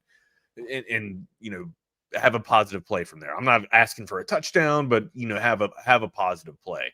Utilize your wheels, right? That's play ball, man. That's what I want to see. I just want to see you do ball. I want to see you do you and play ball, Arch. That's what I want to see. And I want to see the offensive line go out there and manhandle and win the trenches like they should be doing. Like they should be doing. And that's where I go back to. So much of this is just it's just puzzling, because against Ohio State, they did. I mean, they did look extremely strong, extremely cohesive, but the last 2 weeks, it just hasn't been there. And that's the whole thing. And I'm talking about in the first half. I mean, if we get to the third quarter again, Wags, and it's 13-10, I seriously, if we get to the third quarter, it's 13-10, and it's all said and done, Texas wins 40-10. It's like, but 13-10. I mean, no, you know what I mean. It's like, and I said it last week. I want the ones to have efficient play, and I want to see them be able to dominate. But I also I want to see the twos get reps as well. Absolutely, so, twos and threes. Yeah, and if let's temper expectations. And I sure as shit don't want to look up in the fourth quarter and see Arch Manning, Ryan Wingo, and all those guys still in the game. I mean, because I want to see pads off. Yeah. I want to see having some fun. I want to see a very emphatic win here, convincing win. Yeah. I don't want to say, pads won't come off at halftime. That's just being an asshole. What I mean? Like, you don't do that unless you're hurt. But no. With this game, I mean, what you do is, because you got a bye week coming up. Yeah. If you want to get your offense some reps, do it in the off week and turn your defense loose on them. Perfect. Because that's the best defense they're going to see. Perfect. The rest of the way, maybe other than OU. So yeah, pretty easy expectations. I sure as shit hope we get them, because that's the expectation we had the last 2 weeks. Yeah. Yeah. You wanna run some ads real quick? Yeah, absolutely, man. Cover Bee Cave, coverbcave.com. If you've got that newer pre-owned car, truck, or SUV, friends, this is actually the perfect week to get out to Cover Bee Cave. You got our pregame, what did we say? 4:30. 4:30 will be the pregame show out at Schultz Beer Garden. Don't forget to make your way out there in the fabulous Cine Grande Hall. I was out there last weekend with BK for that, and that's just such an electric atmosphere. Just a lot of history in that building. There's a lot of history in that corner there downtown. Go check that out. But Cobra Bee Cave, if you're looking for that, jump online, find that newer pre-owned car, truck, or SUV, and you could be like these fine folks. You see Cobra everywhere. It's that personal level of just feeling like it's a personal family interaction. The customer service, it's impeccable. It's unlike anything I've ever experienced buying a car. Over the 30 years that I've been buying cars from them, I feel like I know them and they know me. Covert's done an amazing job of making me feel valued. If you purchase a vehicle and you want to feel like you're part of a family, join the Covert family. Come and experience it for yourself. Covert, born and raised in Austin. Beats a cover deal, not now, not ever. Audio, visual consultations. This is the AV Consultation Studio right here in the west side of Round Rock. This is where all the football gets watched, all the car racing gets watched, playoff baseball will get watched here, golf gets watched here, even some documentaries and Netflix stuff gets watched in here. And that's what you can have, because there's 3 screens in here, all courtesy of Tom McKay and audio visual consultations. avconsultations.com, 512-255-8678 for over 36 years. 37 years, just celebrated the anniversary just a while back. How about AV? Hi, this is Tom McKay, owner of Audiovisual Consultations, and we'd like to take a moment to thank all of our clients for making the last 37 years both fun and fruitful. If you haven't yet, I'd like to invite you to give us a try for all your home electronics needs. There's no need to leave your home to find great pricing and incomparable service. No traffic, inexperienced sales geeks, or pushy showroom tactics. We come to you. So just relax, hug your kids, and smile. We handle all the work. Just give us a call at 255-8678 or online at avconsultations.com.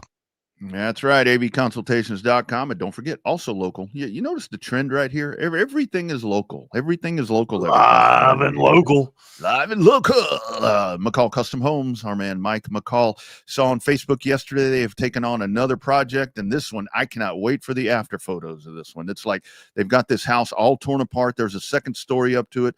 There was, stairs. There was a stair rail and all that. That is gone, and this dude's up there taking pictures and making videos as he's walking essentially on a pile of 2x4s. I'm like, dude, I would fall over the side. It's like trying to do that straight walk, when you have to do the drunk walk. I can't do that sober, and I would fall off of those stairs. But McCall Custom Homes about to restore another beautiful home in the Austin area, just like they have done for over 40 years for tons of folks. Check out the projects at McCallCustomHomesATX.com.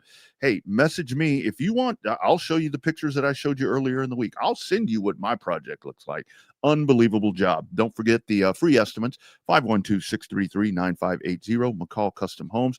Be sure and check in with our man Mike. Mention Texas Sports Unfiltered for that free estimate. It is McCall Custom Homes. We build value into your home. All right, amigo. Where do you want to go first? You want to hit college? You want to hit NFL as we get there? Let's give the kids their dues. El colegio. That means college. I know. I'm not that dumb. I'm dumb, but I'm not that dumb. Hey, and it starts off 11 a.m. Latin, you can still make up some of the problem for me is the conjugation, right?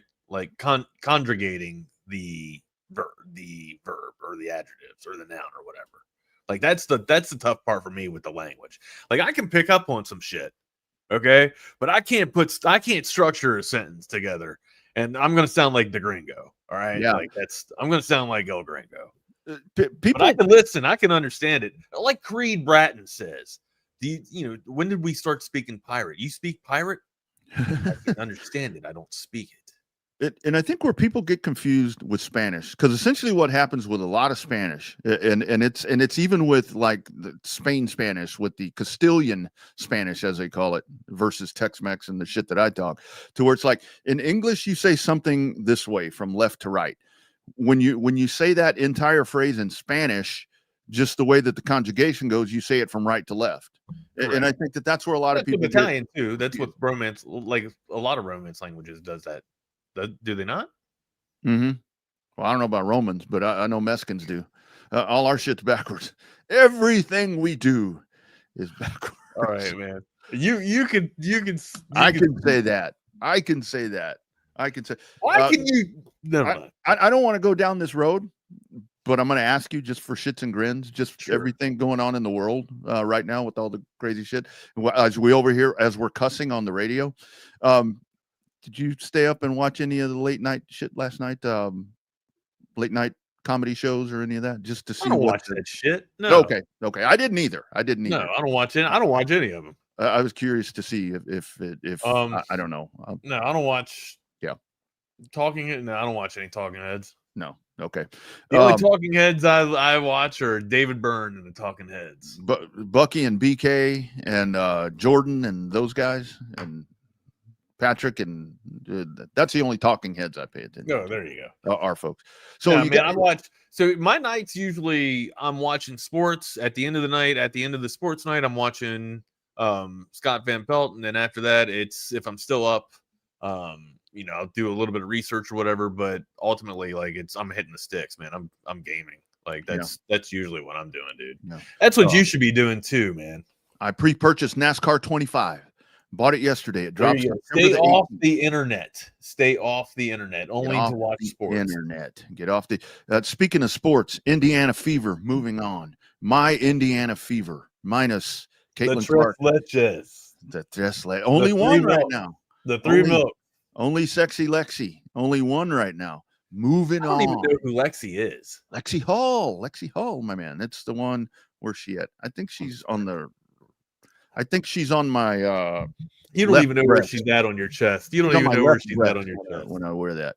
What kind of pimp are you? You got a girl on your chest, and you got 3 girls on your chest, and you don't even know where they're at. Pimping ain't easy, brother. Pimping ain't easy, says Uncle Ronnie. We start tomorrow, Wags. Big 12 battle. Tech, Utah.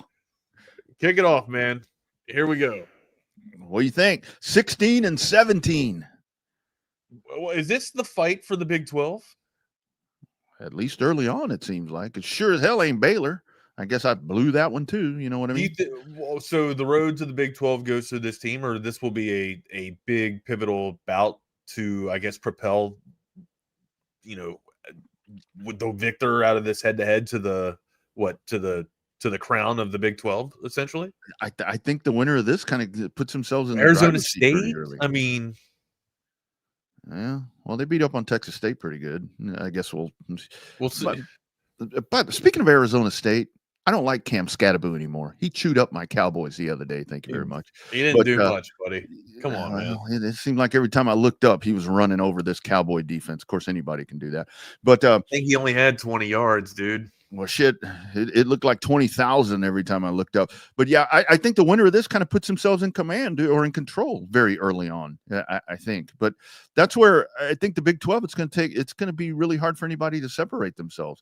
I think it might be a week by week thing to where you watch the matchups as they start to happen like this, and it's going to be, well, shit, this week it might be Arizona State. Next week we're like, oh, hell, here comes Baylor, So, Utah 3.5, I think is what I saw the last one here in Utah. And I think Utah's going to cover this, buddy. I think if they can get, if Texas Tech can get Hill going pretty early and just be able to kind of stymie Utah's defense, just kind of keep them on the field, wear them down a little bit. Don't let Utah get going and get rolling there, right? But I know that doesn't exactly fit the Tech's brand. I think this could be a wrong team favored. It could be.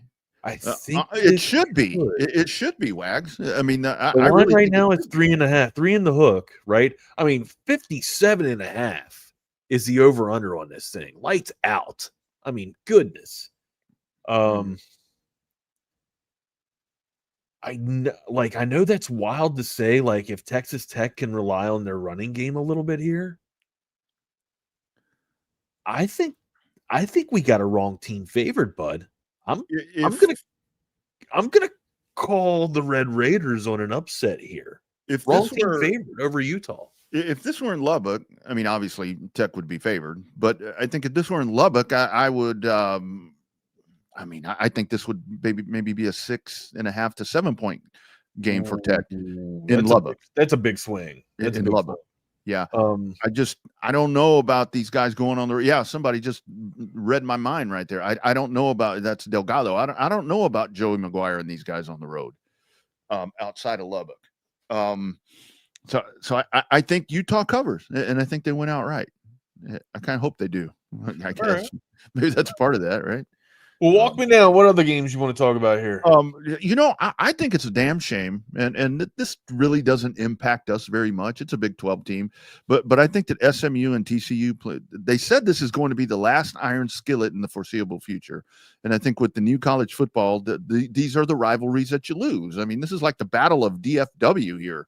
And I saw this thing when I was in Fort Worth a couple of weeks ago to where like the Mayor Maddie over there from Fort Worth is like, it's a shame that we lose this. And yeah, that's a traditional rivalry, but your thoughts here, Wags, SMU, TCU getting 6.5. Yeah. Well, Jennings is out still, right? I believe so. I believe so. Yeah. I mean, like we've seen SMU kind of get stymied, last week too, and that offense isn't going to go without Jennings at 100%, or even if Jennings isn't even in the lineup there. I can see that this game wasn't really on my radar, but yeah, I would, not to sound like Lee Sterling here, but I wouldn't advise my clients to take any of these games. Maybe TCU sounds good with the points. Don't be surprised about SMU, but I don't know. I can't advise my clients to touch this game. A game that I'm kind of looking forward to is the Auburn Tigers and the Oklahoma Sooners. That's the next one I wanted to ask you about. Yeah, the Jackson Arnold Bowl. Yeah, that's what they're saying, right? How does Mateer go off? Like, I want to look at the props on Mateer here to see if he goes, for at least 350, through the air. I'd like to see what he can do slinging this rock for Oklahoma here.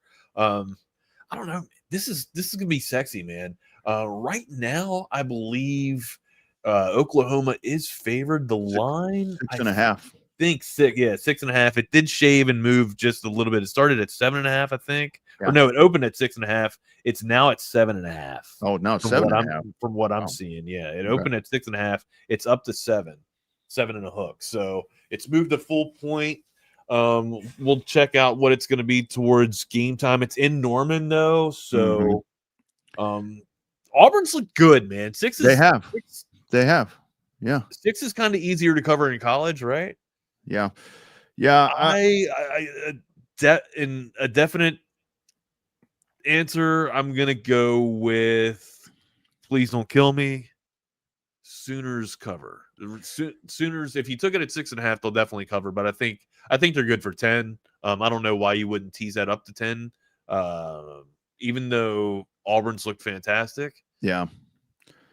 I have them covering it at 6.5 or 7. The only reason why I wouldn't tease up to 10 or bump up to 10 is because I still have a question mark with Venables, or just how much have they been able to just rebuild just with the transfers that they had, right? Yeah. Like it's been stale, it's been fishy. When's it gonna? My question is, when's it gonna unravel? Right? Yeah. Is this the week that it unravels? Is this the week it falls apart? So that's the only reason why I wouldn't advise taking it up to 10. But 7.5, I still think you're good for it though. I actually hope that happens October 4th at the Cotton Bowl, as I hope when it unravels, because that's that game had suddenly become even more scarier to me. I hate to say, but yeah, I have them covering. Okay, Jennings is playing tomorrow. Oh, nice. Hunter actually confirmed this, that Jennings is not Hunter, excuse me. Jake actually confirmed this, that Jennings is playing tomorrow. So there we go. I mean, that still. Yeah, That moves the needle for me. I'd like to see him at 100. I'd like to see what the status is on him. I think the line changes if it's a definite. I think the line is going to change. It's a definite. I just want to see what his status is, like how healthy he is. So how much percent he is, as they say. That's what somebody asked me one time. How comfortably numb he is. How much percent is it? But yeah, Oklahoma defense.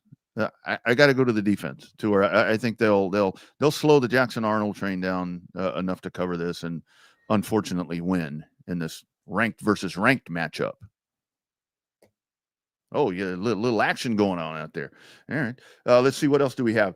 Another game of interest that again, nothing of real significance to me, but I've kind of got my eyes here on number 21 Michigan and Nebraska. Not really anything here. 3-0 Nebraska, 2-1 Michigan. It's a 2 and a hook with Michigan. Sharon Moore not on the sideline. I think that's kind of the one reason. But it's like what a penalty! What a penalty! It's like Michigan's pretty good about how many damn coaches have they had in the last 3 years? A head coach, anybody. Shit, that's like I don't know. No, this is a decent Big Ten matchup, though. I think this is a good matchup. I don't know what I would have. I think we expected Nebraska to be 3-0 going into this, didn't we? Mm-hmm. I actually expected Michigan to be 3-0 too. Mm-hmm. I expected them to survive, but here we are. Right now, Michigan's favored 1 and a hook, man. Like you said. So you usually tease that up to 3, like we were talking about earlier. I'm gonna go with the Huskers here, man. I think I'm gonna take. Okay. Oh, I think you don't think the Wolverines galvanize because Coach Jerome Moore was suspended? That bit don't work anymore. They're tired of that. What are you talking about? It just worked. It just worked. They're like, we're tired of that shit. I'm like, forget that, man. I mean, you don't think they galvanize around their interim coach? Man, I think I don't even know who's going to be the assuming head coach here. I didn't even see the line. Yeah, really. Yeah, who's the next coach? Bo Schembechler, back from the dead, like the ghost of Sam Houston. This is where's this game at? This is at. I think it's in Lincoln, isn't it? Oh, it's in Lincoln. Oh hell, Mahomes. Mahomes Jr. Mahomes Jr. here is gonna have. Oh shit, he might go buck wild, dude. Oh god, don't get see. I don't know. Oh man, and the whole hype up, it kind of just gave me the icks, right? Like, just gave me the heebie-jeebies, dude. Like, you're trying to basically clone Patrick Mahomes and make him, into the Nebraska quarterback. Like, that's, I don't know. You're putting it in Arrowhead. I think there was a lot of reaching for it. So it was just, I don't know, stuff like that. If it's not natural, to me, it's kind of gives me the icks or whatever. So Biff Poggi is going to be the interim. That sounds like a cartoon character. Biff Poggi, acting coach. All right, Biff. Why don't you make like a tree and get out of here? Get after it. It's leave. It's leave, you idiot. All right, where do you want to go next, Migo? We got about 9 minutes. What do you think about South Carolina, Missouri? Looks like Sellers. Does Missouri have a chance? South Carolina's been underperforming. I think if Sellers doesn't play, I hope Sellers doesn't play. That dude, that's a hell of a shot that Sellers took. I don't know if you want to. Well, I mean, obviously, I say, does Missouri have a chance? I think Missouri is actually favored. Yeah, they're favored by like 13 and a hook. Not that much, are they? Yeah. Oh yeah. Oh no, it's 9. I'm seeing 9. I got 9 and a half. 9. Okay. This was. I think this is. You hear that? Is that loud? What? All right. I hear nothing. Huh? No, I don't hear anything. I can't hear you. So. Oh shit. Okay. Well, hello. I heard it. So if it's 9, so I'm probably going off of, and I read this off of my office pool thing that I'm a part of because it's just like super user friendly.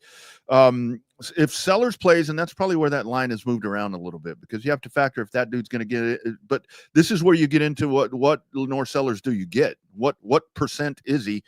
Missouri is, good call right there, Hunter. Missouri is kind of good. Missouri is a little scary good where they can sneak up on people. So if it is Missouri at 9, I don't know that I can do that. Why wouldn't you just probably take it up to 10, right? Yeah. As well. Yeah. And I don't know if I can do that, to be honest with you. I know South Carolina has the loss. And I had pretty high hopes for South Carolina, but I think South Carolina covers, but I think Missouri wins outright. All right, I could get on. Nah, I think Missouri's good for the 10 too. South Carolina hasn't exactly been the offense that we thought. We talked about it last week, right? South Carolina, Texas. Who's the other team? Who's the other team that's underperforming? The other Heisman runner. Texas, not just Texas. Can you not hear me? Yeah, I got. Can you hear me? Okay. Clemson. Thank you. It's Clemson, Texas, and South Carolina. They've been the underperforming offenses. Clemson, Texas, South Carolina. Yeah, that's the ones. Yeah, so it's a lighter slate tomorrow. I don't know. I mean, late games, USC, Michigan. I mean, it looks good on paper, but USC, Michigan State. Yeah, Michigan State. I'm sorry. Yeah, I'm sorry, Michigan State. Yeah, so. I don't know, kind of a quieter. I don't know. I'm looking forward to Illinois, Indiana is still one of the other ones that I wanted to talk about. Indiana is still favored 6.5 there. You can get that up to 7. I think you're good. Yep. Really curious to see how Indiana is going to be able to go up against Illinois' defense, fighting Illini on the road here. Again, that's another Big Ten matchup that you can check out. That's at night, like Rodney was talking about there. Big Ten has got some studs playing tomorrow, so make sure you're on the lookout for that. I will tell you, Wags, I think tomorrow in Big 12. Are you going to touch that game at all? I'm sorry. Are you going to touch that game at all? The Indiana-Illinois game? Probably not. Probably not. I'm taking Illinois to upset. See, that's where my gut's going. That's where my gut's going. That's why I'm like, I'd probably steer clear of that one. 1B tomorrow in the Big 12 will be the 6:30 game, I think, where we talk about the significance of that early one. Arizona State in Waco. A couple of 2-1 teams there. So that's last I see, or what I see, Arizona State 2 and a hook there. So probably take that. Gotcha. All right, well, let's transition to the pros. But before we do that, let's tell you about the pro that you need to know, and that's Ryan Hurricane Hecht. It's the Hecht Law Firm. There's a new lawyer in town, and when the storm hits, you call Hurricane Hecht. That's Ryan Hurricane Hecht, your go-to personal attorney right here in our Fairburg of Austin, Texas. Proud Austin, Texas Longhorn, fighting for fellow Longhorns and fellow Texans. Ryan's not just a lawyer, though. He's a Longhorn through and through, and he brings that same fire and pride to the courtroom. Injured in a car accident, you're hurt on the job, or you got a dog bite, Ryan can do it all, man. Just give him a call. Call Hurricane Hecht. He's been fighting for justice, fighting for big results for over a decade now, and you don't pay unless you win. No fees unless Hurricane Hecht gets the green in your pocket. Aggressive in the courtroom, compassionate with clients. Ryan knows what you're going through, and he'll fight like hell to make it right. Austin-based, Texas proud, supporting local sports, local businesses, local families, and you when you call him today. He's a friend of the show, fighter for the people. Don't let the insurance companies push you around. Let Hurricane Hecht blow the case wide open.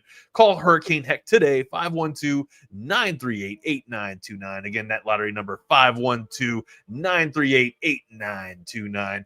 Website and email Ryan at Hecht Law Firm. That's Ryan at HECHT Tell him the crew from TSU sent you.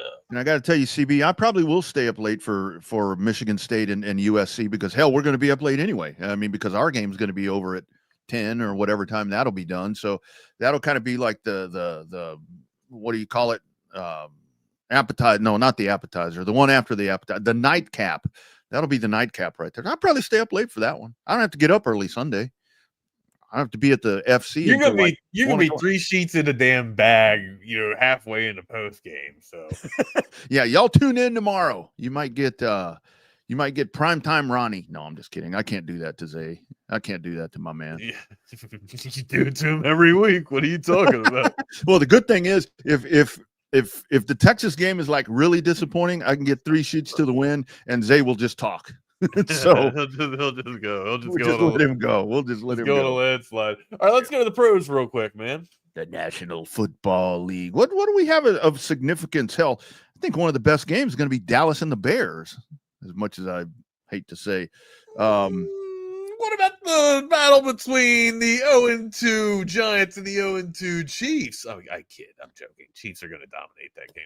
That's a get-right game. They'll dominate that game. You know what? That's a good point. Giants got a pretty good defense, but I think that's a get-right game for the Chiefs, right? Like that's a game that you can come out and you should be able to establish, somewhat of efficient football, even though it's a pretty stout defense there.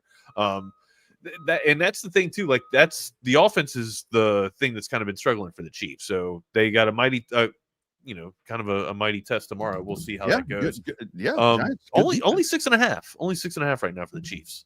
I can't confidently say that I would take that. Yeah, I would say kind of stay away from that. Maybe. Definitely don't want to put that in your parlay. So for Survivor League, by the way, real quick, I went with the Seattle Seahawks. Against the Saints. I'm picking on the Saints this week. The Saints still number 32 on my power rankings. Of course, they haven't played since they. Right, I was going to say, well, it hadn't changed. It hadn't changed, and I wrote it in pen. So that's good. That's a good call right there, dude. That's a good call. I like that. I think you're going to be fine. Packers Browns. Have you seen this line? Only 7.5. Yeah, right now. Yeah. What's up with that? That's in Cleveland. Low. Yeah, well, maybe we get to see Shadur. I don't know. I don't think so. Hey, how about Arizona and the 49ers? Now, that one, 325 game, I think that might be a little. You're jumping all the way down to 325. Can we get the noon games out of the way first? Oh, shit. I'm sorry. I didn't know we were going in order. All right, here we go. I'm trying to. My dyslexic ass. Now I got to scroll. I'm not even 3 sheets to the win yet. I know. Hold on. Go. Or hold on, man. You're gonna mess me all up. All right, Cardinals and where'd you want to talk about Cardinals and what? Oh no. What do we have? Get it out. Let's get it out. Get it out. Cardinals Niners. Cardinals Niners. With a 1.5. Cardinals Niners.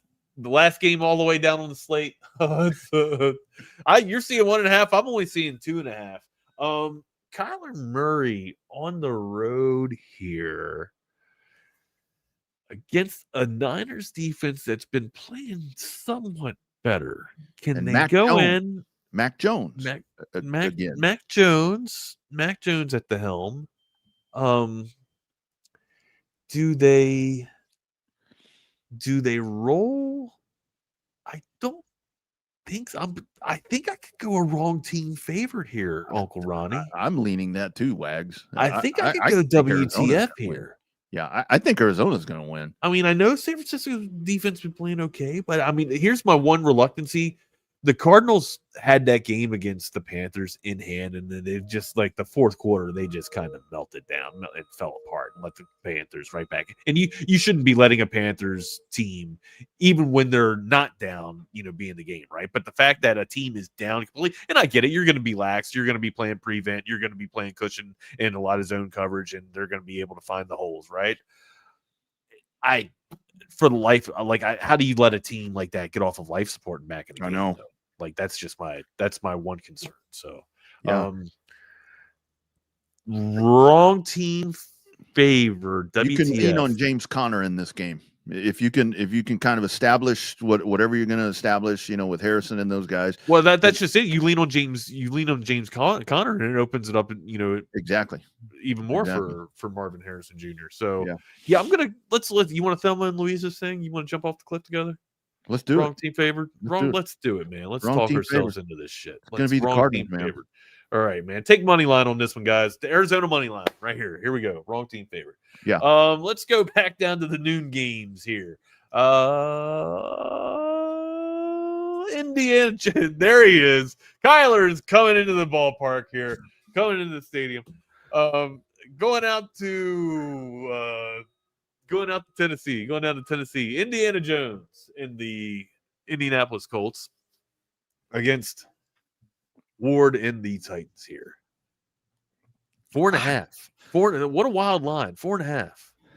Indy seems 43.5 is the over under. Do you know what that tells me? It tells me to advise my clients to stay away from this game. Actually, my client advised me to take this game, and it's a divisional game too. Who'd you talk to, Bucky?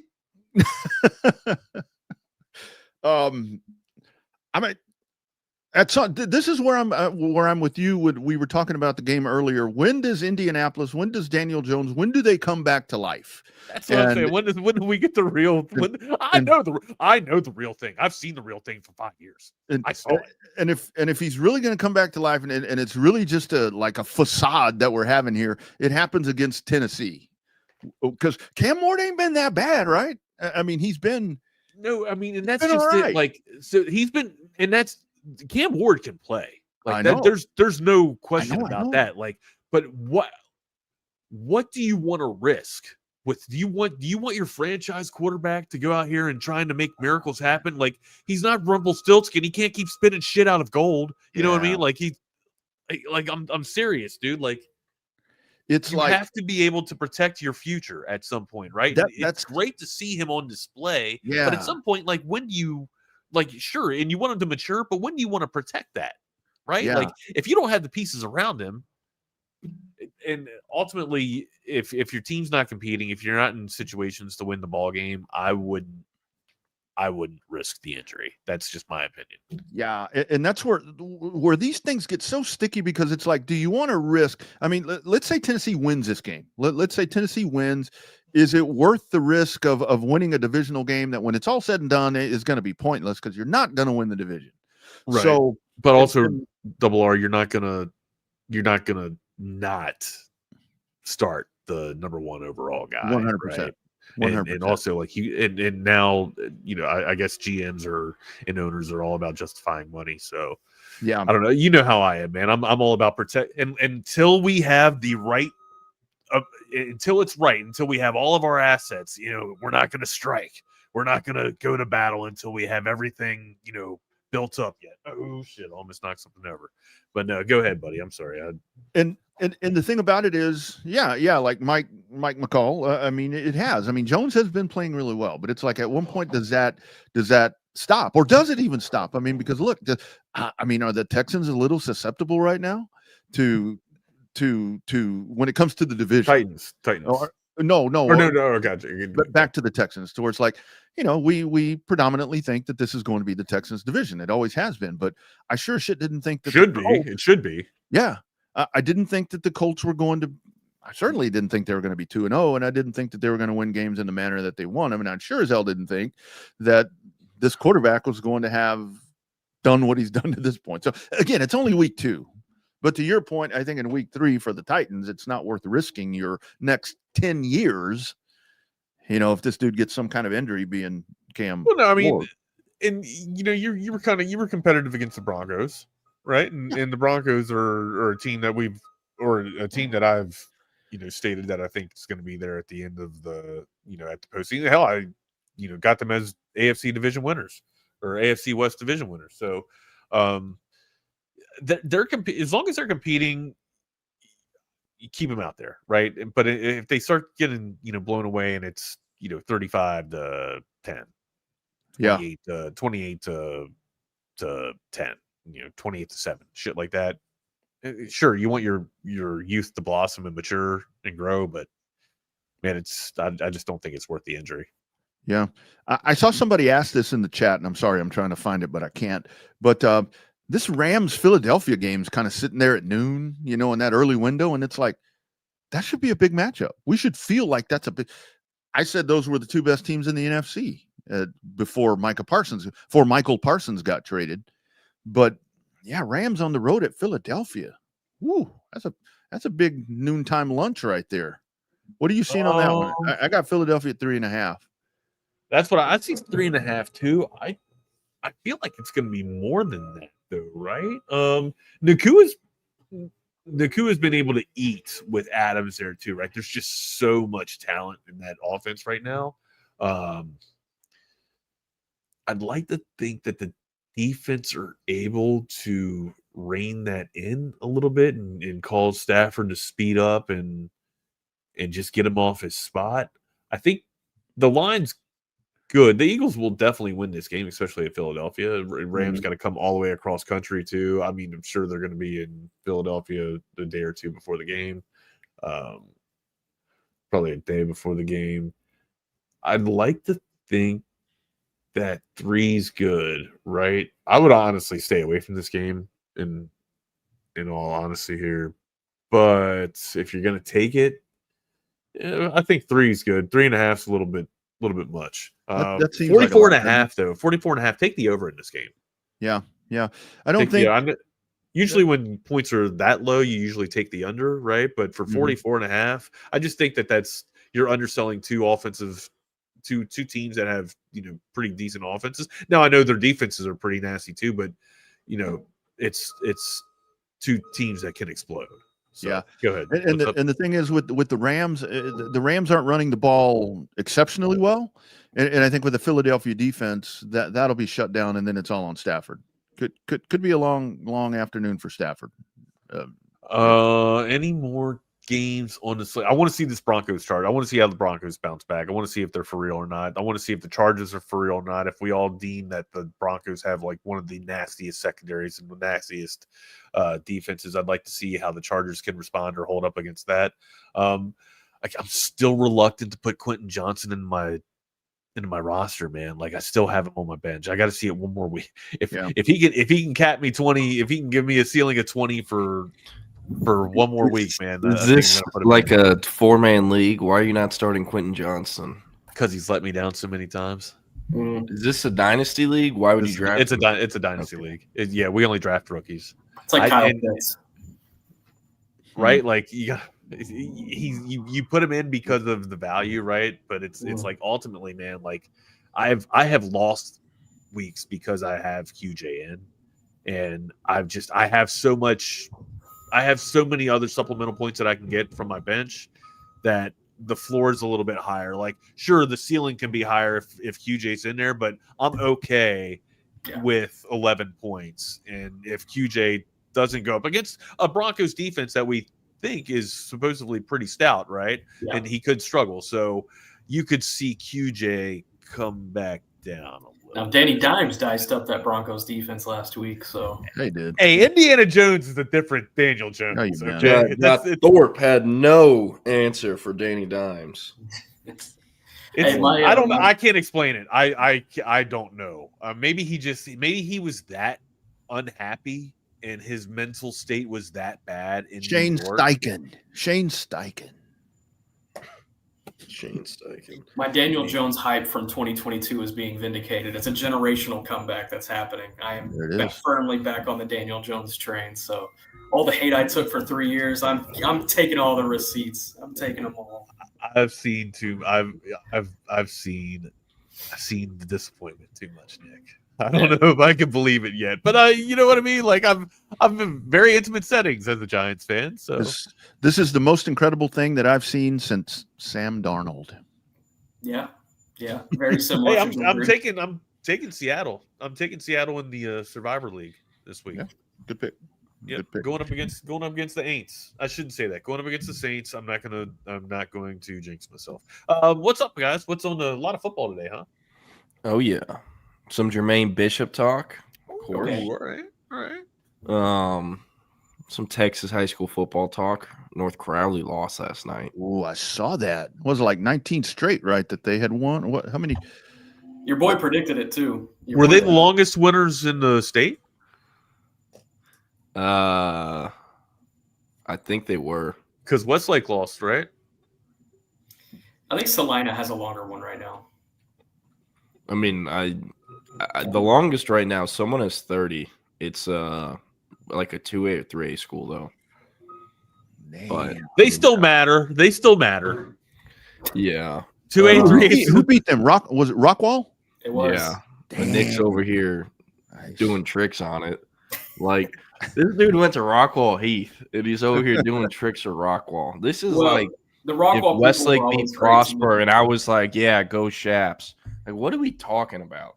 The Rockwall people were always great to me when I was trying to intern. It was always the Rockwall people that gave me opportunities, and it wasn't the Heath people. So, Yeah, there you go.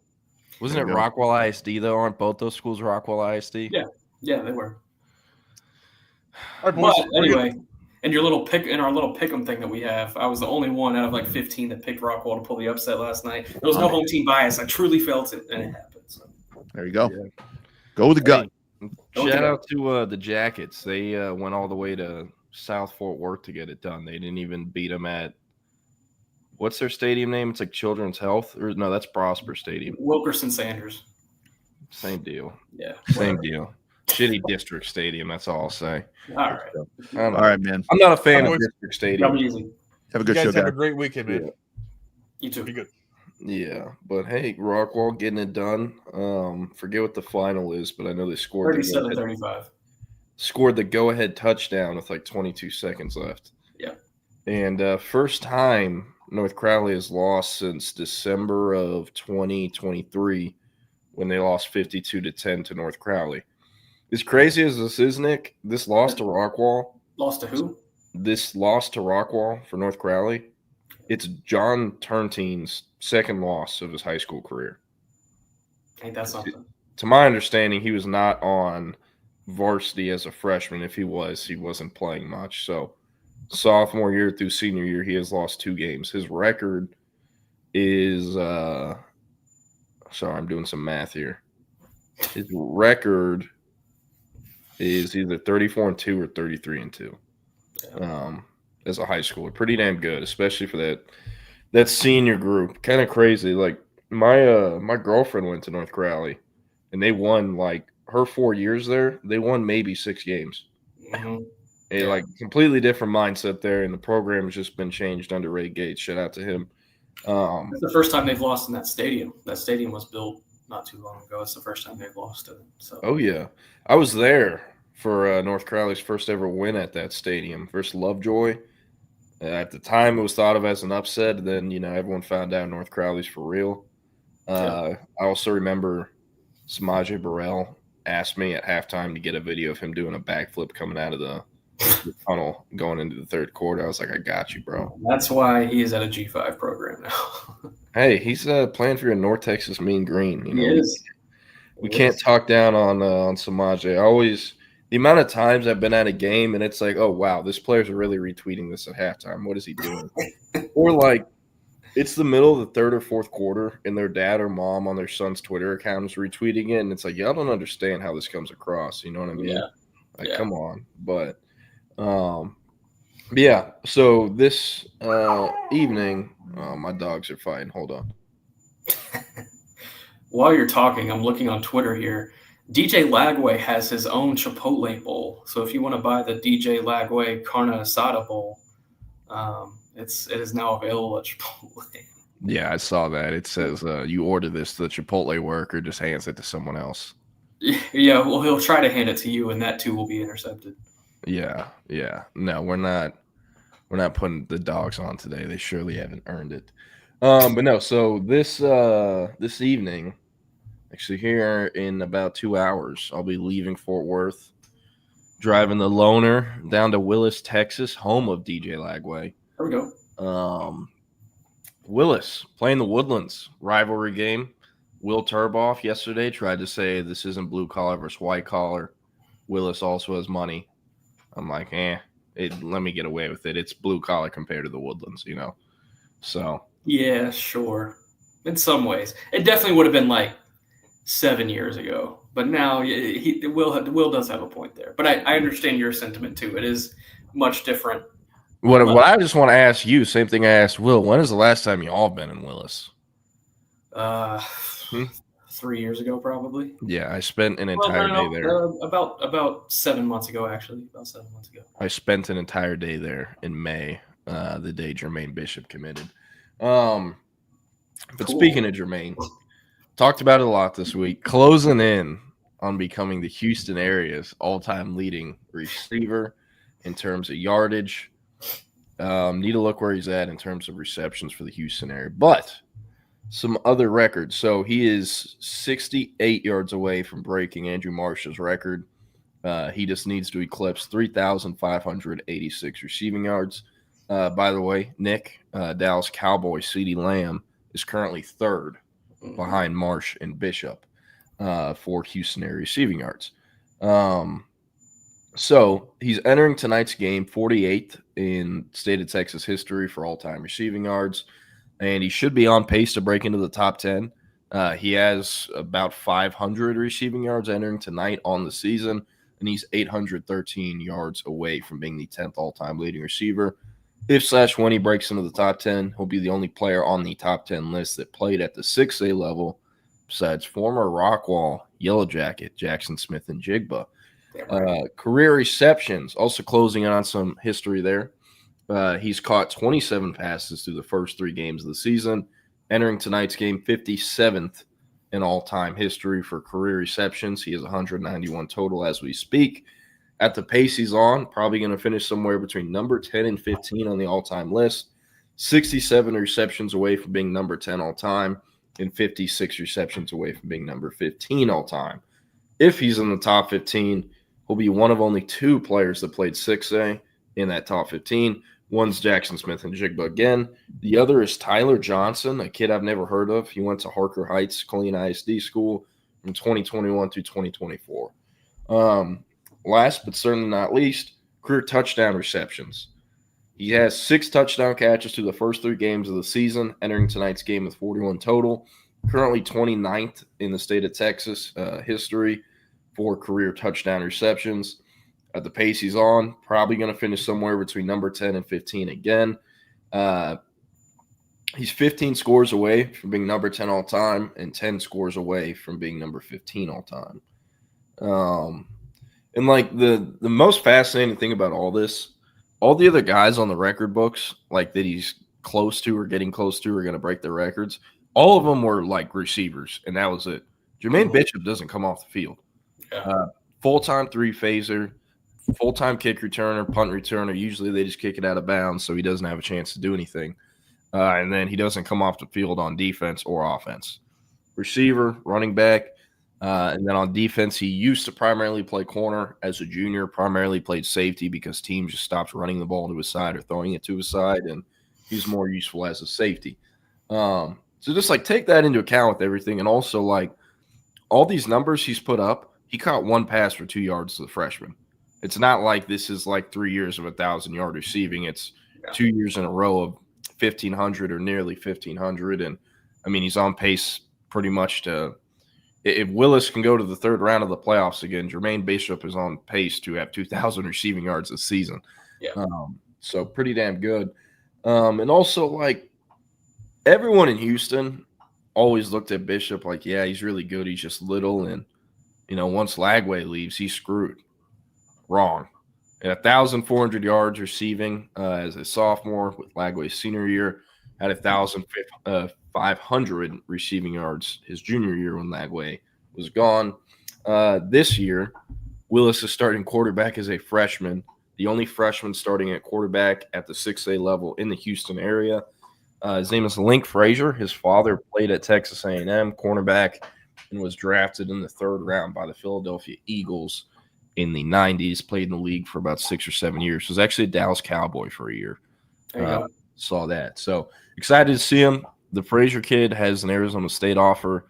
He was living in Arizona at some point, but like, I mean, you go through his Twitter and stalk it. He's been down to Houston a bunch over the years. I wouldn't surprise me if they had a house down here or something like that. But yeah, and on top of all that for receiving, he has 502 career rushing yards and 9 touchdowns and 39 carries for a career average of 12.9 yards per carry. And on defense, he's entering tonight's game with 136 total tackles, 89 solo tackles, 16 pass breakups, 13 interceptions, 7 tackles for loss, 4 forced fumbles, 2 pick sixes, and 1 fumble recovery. So he helps in the return game. 852 career kick return yards for an average of 26.6 yards per return across 32 career kick returns.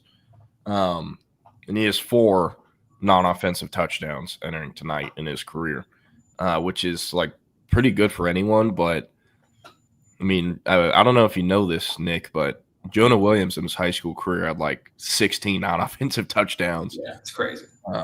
He also was playing at the 5A level though, so worth bringing that up. Terry Bussey had quite a bit too. Sorry? Terry Bussey had quite a bit too. For sure. And like the craziest thing about all this with Jermaine, like he might be better at cornerback than a receiver. And he might not even play receiver at Texas. He might be full-time DB. Now, I don't think that's what happens, but I mean, it's possible. And I'm excited to find out tonight what Texas has kind of been talking to him about playing. His entire crewman, it was a true athlete. Like they're recruiting him to be a true athlete. His primary recruiter, the guy he talked to the most, was Mark Orphy.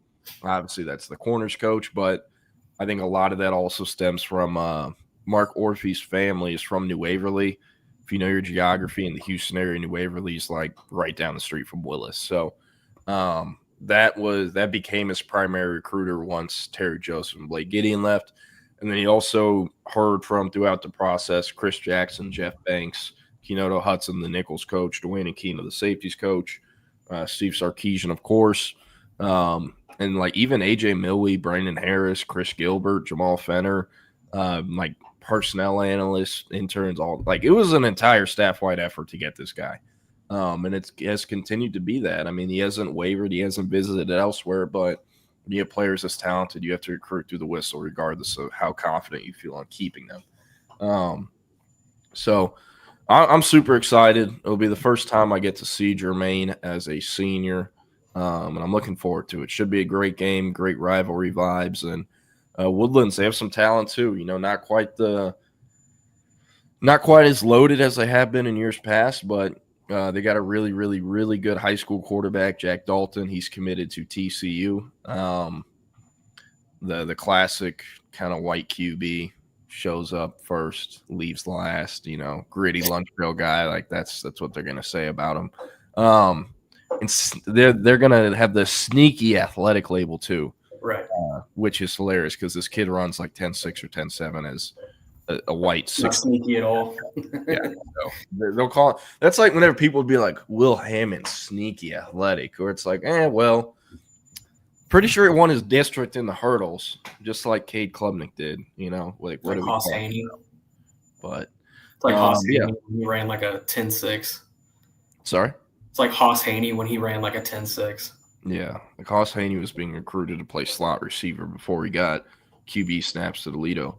So if I could, I was during the high school football season, I broadcast games in Frisco ISD. It's just another opportunity to get behind the mic and do some things. So last night I was calling Frisco Independence and Frisco Memorial.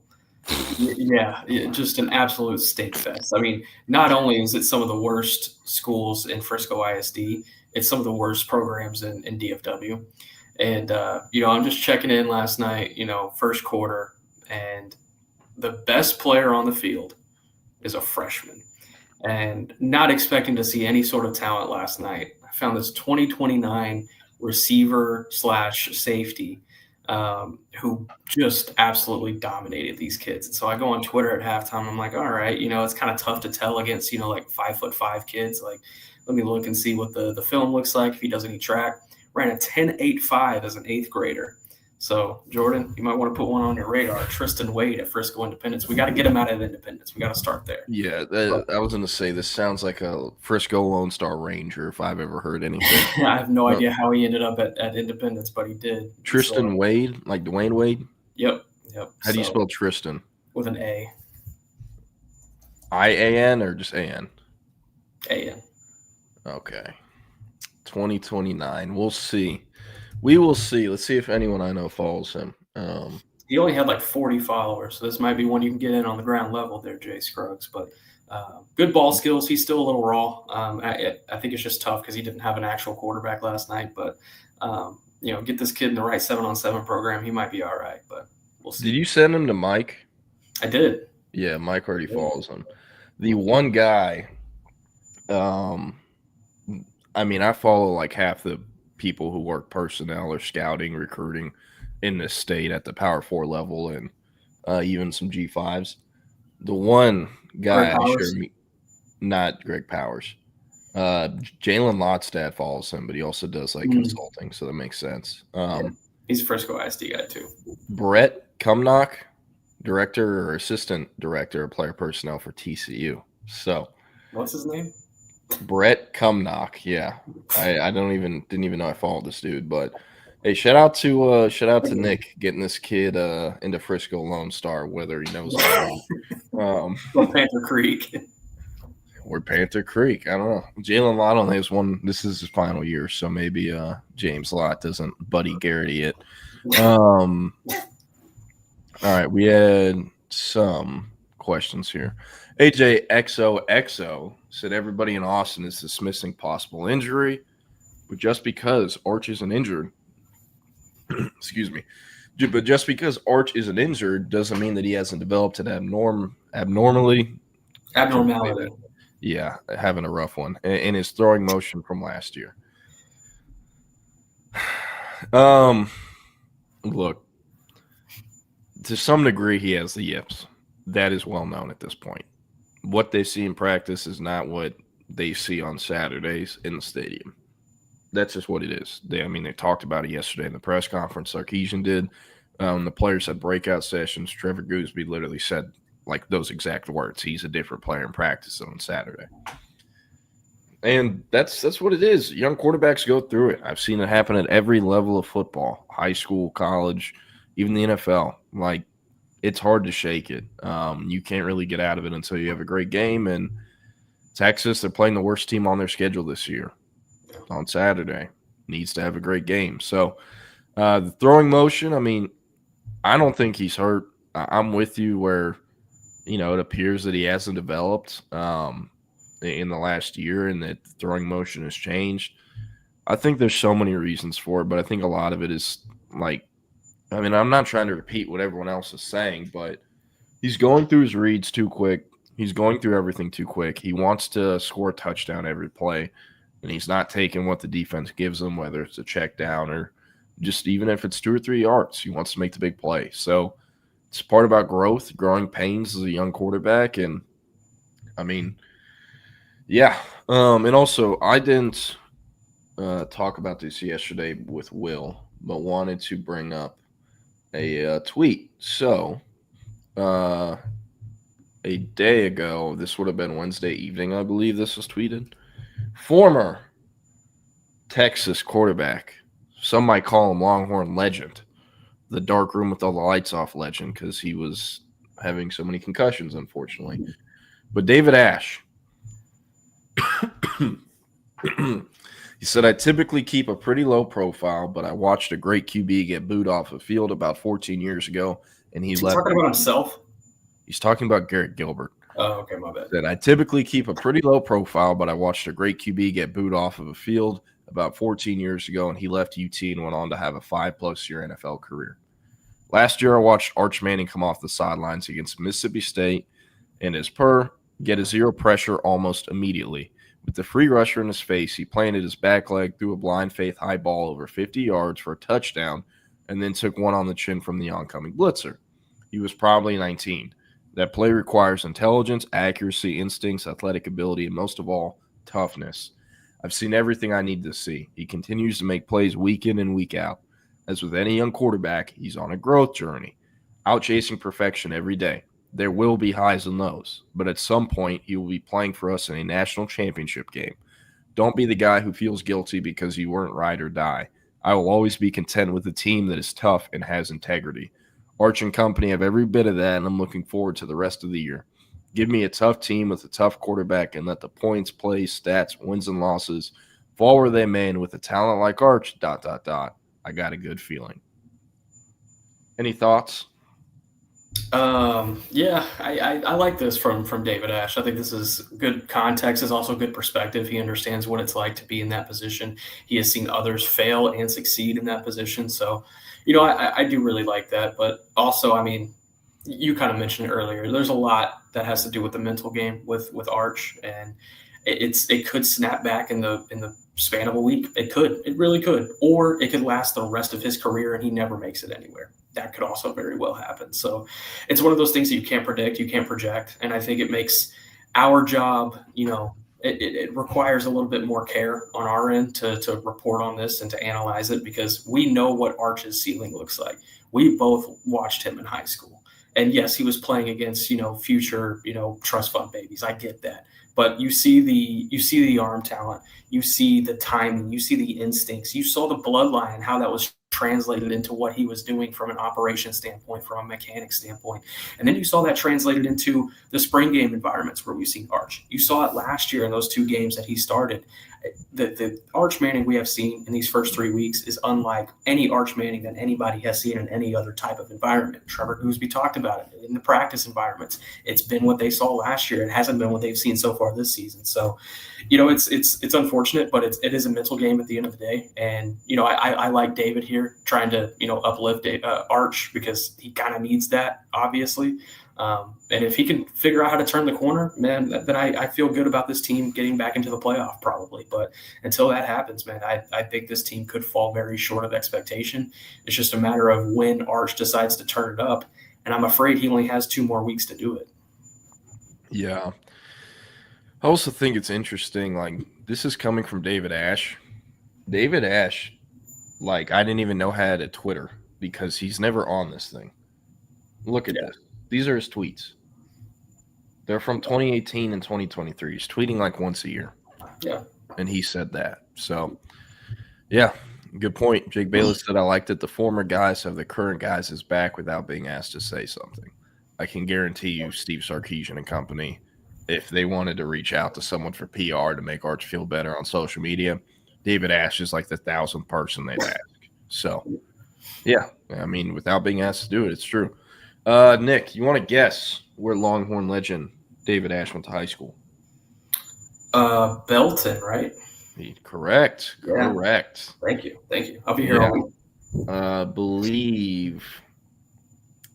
I mean, I was going to say Micah Hudson was probably the biggest prospect to come out of Belton area since David Ash, but if you're saying Belton area and counting Lake Belton as Belton area, you have to count Temple, and that wouldn't be the case since Quentin Johnston and all that.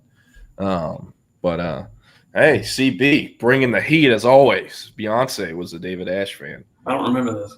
Everyone's a David Ash fan. I'm pretty sure she performed at ACL or at a concert in Austin or something. And, performers, they find the Texas jersey. He was the star quarterback.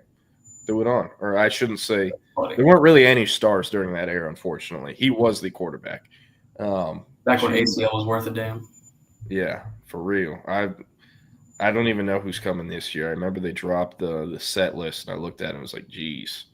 It's been like that for like 8 years, I feel like. It's been bad. That is true. All right. Some other comments that I want to go over. Daryl G said 3 years in the system. Art should be further along. I believe he will come to during SEC play, probably after a loss or two. Potentially. Longhorn Bear said every ex-QB in the Big 12 is giving Arch advice. I think he's got some good resources, y'all.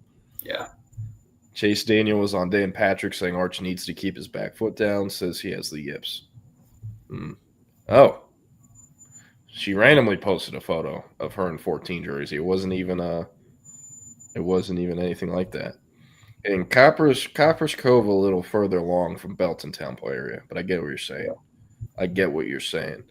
Dallas Cowboys traveling to Chicago this week. Going to play the Bears at Soldier Field at like 3:25 kick, right? All right. Keys of the game for the Cowboys and any notable injury updates from either team going into Sunday? Yeah, first off, I'm excited to get out to Soldier Field. It'll be my first time and potentially last time because they just approved, or they're working on approving, getting a new stadium built out there. Excited to get up to Chicago. The rain is expected to affect this game, looking at about a 55 to 60% chance of precipitation on Sunday afternoon. So you think about that sloppy grass at Soldier Field, it could be even sloppier with some rain getting in the mix there. Why are you smiling? What are we doing here? What are we doing here? Anyway, some sloppy Soldier Field, if you will. Keys to the game. Let's start with injuries. No real major injuries going into the week for the Cowboys. Deron Bland is once again not expected to play. Other than that, the team is healthy. Cooper Beebe is going to be out 6 to 8 weeks, but we already knew that coming into the week. So it's going to be a new center and Brock Hoffman starting for the next 6 to 8 weeks. He filled in for Zach Martin last year for about 7 games, and he performed well in pass protection. I think there's probably going to be some lapses in the run game. So if you're looking for Javonte Williams to be able to continue the success that he's had in the first 2 weeks, I'm not 100% sure that he carries that into this week, but we'll see what offensive coordinator Clayton Adams can scheme from a run game standpoint. He has certainly proven through 2 weeks to be able to do that. So, it's going to be another test against a pretty solid front for the Bears here this time around. Now, the Bears defensive side has a ton of injuries that they are working through. Jalen Johnson, their Pro Bowl corner, he's going to be out with a groin injury. Sounds like he might be out the whole season. Kyler Gordon, their starting nickel corner, dealing with an injury, has not practiced this week. Their linebacker, Tremaine Edmonds, has not practiced this week. They have a couple of guys on the defensive line who have not practiced this week. So, Jake Bayless, you say it right here. Do you think it's 1st to 40? It might be 1st to 50. I mean, both of these defenses are coming into the week with a lot to prove, and on the Bears side with a lot of injuries now too. The Chicago team gave up 52 points last week to the Detroit Lions, and obviously the Cowboys defense looked pretty putrid last week in their own right. So, I like the Cowboys in this matchup. I think they should win this game by 2 scores. That's the confidence that I have, but this defense is going to have to show up, and I also wonder how the rain might affect the pass game. If the rain does not really affect the game at all, then I think Dak Prescott in this pass game will be able to continue into week 3 on a hot stretch and, come away with some more eye-popping stats out of Chicago. Yeah. Saying it could be a thunderstorm in Chicago on Sunday. Yeah. So we could be dealing with a second weather delay in 3 weeks, which that's just my favorite thing ever. And granted, it's not a night game, and weather delays suck on night games. I've already experienced 2 of them, and they're awful. But, it is what it is. Yeah, I mean, you said first to 50. The line is 50.5 for the game. Yeah, take that over. The only way that over does not hit is if the rain just completely grounds both offenses. And I don't even see how that can do it. Yeah. Spread, Dallas, 1.5. Yeah, that surprises me. The week started at Chicago as a 1-point favorite, so it's flipped 2.5 points already. But I think Cowboys win this by 2 scores. They should, at least. Yeah. Who do Cowboys fans need to know in regards to the Bears? Obviously, Caleb Williams is like the guy that gets all the attention, but For sure. Does anyone really like emerge as the one between Rome Odunze, DJ Moore, and Luther Burden? How's he doing? I mean, we're only 2 weeks into the year, but Rome Odunze is certainly proving to be that guy. And you have to account for DJ Moore. Luther Burden hasn't gotten that many touches, so that's been interesting. Their offensive line, they have some good pieces, but I think there's going to be some opportunities in the interior for Kenny Clark and Osa Odigizua to get home. I think Rome Odunze, if they can figure out how to slow him down and kind of force Caleb Williams to look into some other areas than he has in these first 2 weeks, then the secondary might be able to find some success. Rob Latendre asked about Jaden Blue. Is he alive? What's going on with Jaden Blue? It doesn't sound like this is going to be the week for him. I mean, they liked the veterans coming out of training camp, and Javonte Williams and Miles Sanders, and Williams has proven his worth, I think, in these first 2 weeks, more than expected. And Miles Sanders, I think it's going to be kind of a situation, and unless he gets hurt or unless he just has a 2 or 3 game stretch where things get really bad, then I'm not sure how Blue cracks the lineup. He'll get a shot this season, no doubt. I mean, it's going to happen. It just doesn't sound like it's going to happen anytime soon. Blue King. I'm with you, but there's also a lot of offensive understanding that Jaden Blue has to do. Schottenheimer has talked about consistency with him. He wants to see consistency out of him every day. Not only have a good practice day on Wednesday, but Wednesday, Thursday, Friday, and that's been a big thing with him and trying to build upon making some room up that depth chart. Yeah. Ben Johnson. How do you see the Bears reacting after they got their ass kicked by his former boss? Is he going to come in there with the fire lit under his ass, or? Yeah, I mean, certainly could. And you think about it from Matt Eberflus's perspective, the defensive coordinator for the Cowboys. This is his return to the Windy City, and we talked to him yesterday. And oh my God, he didn't give us anything. Like, we were asked, you had a rough time up there. How have you reflected on it? And he's like, I cherish those times. Looking forward to the game. I'm like, okay. I mean, that was basically his response to every question. So saying nothing almost said everything in that instance, but, we'll see. What about Roshan Johnson, the pride of Port Neches Groves? What's the deal with him and the Bears?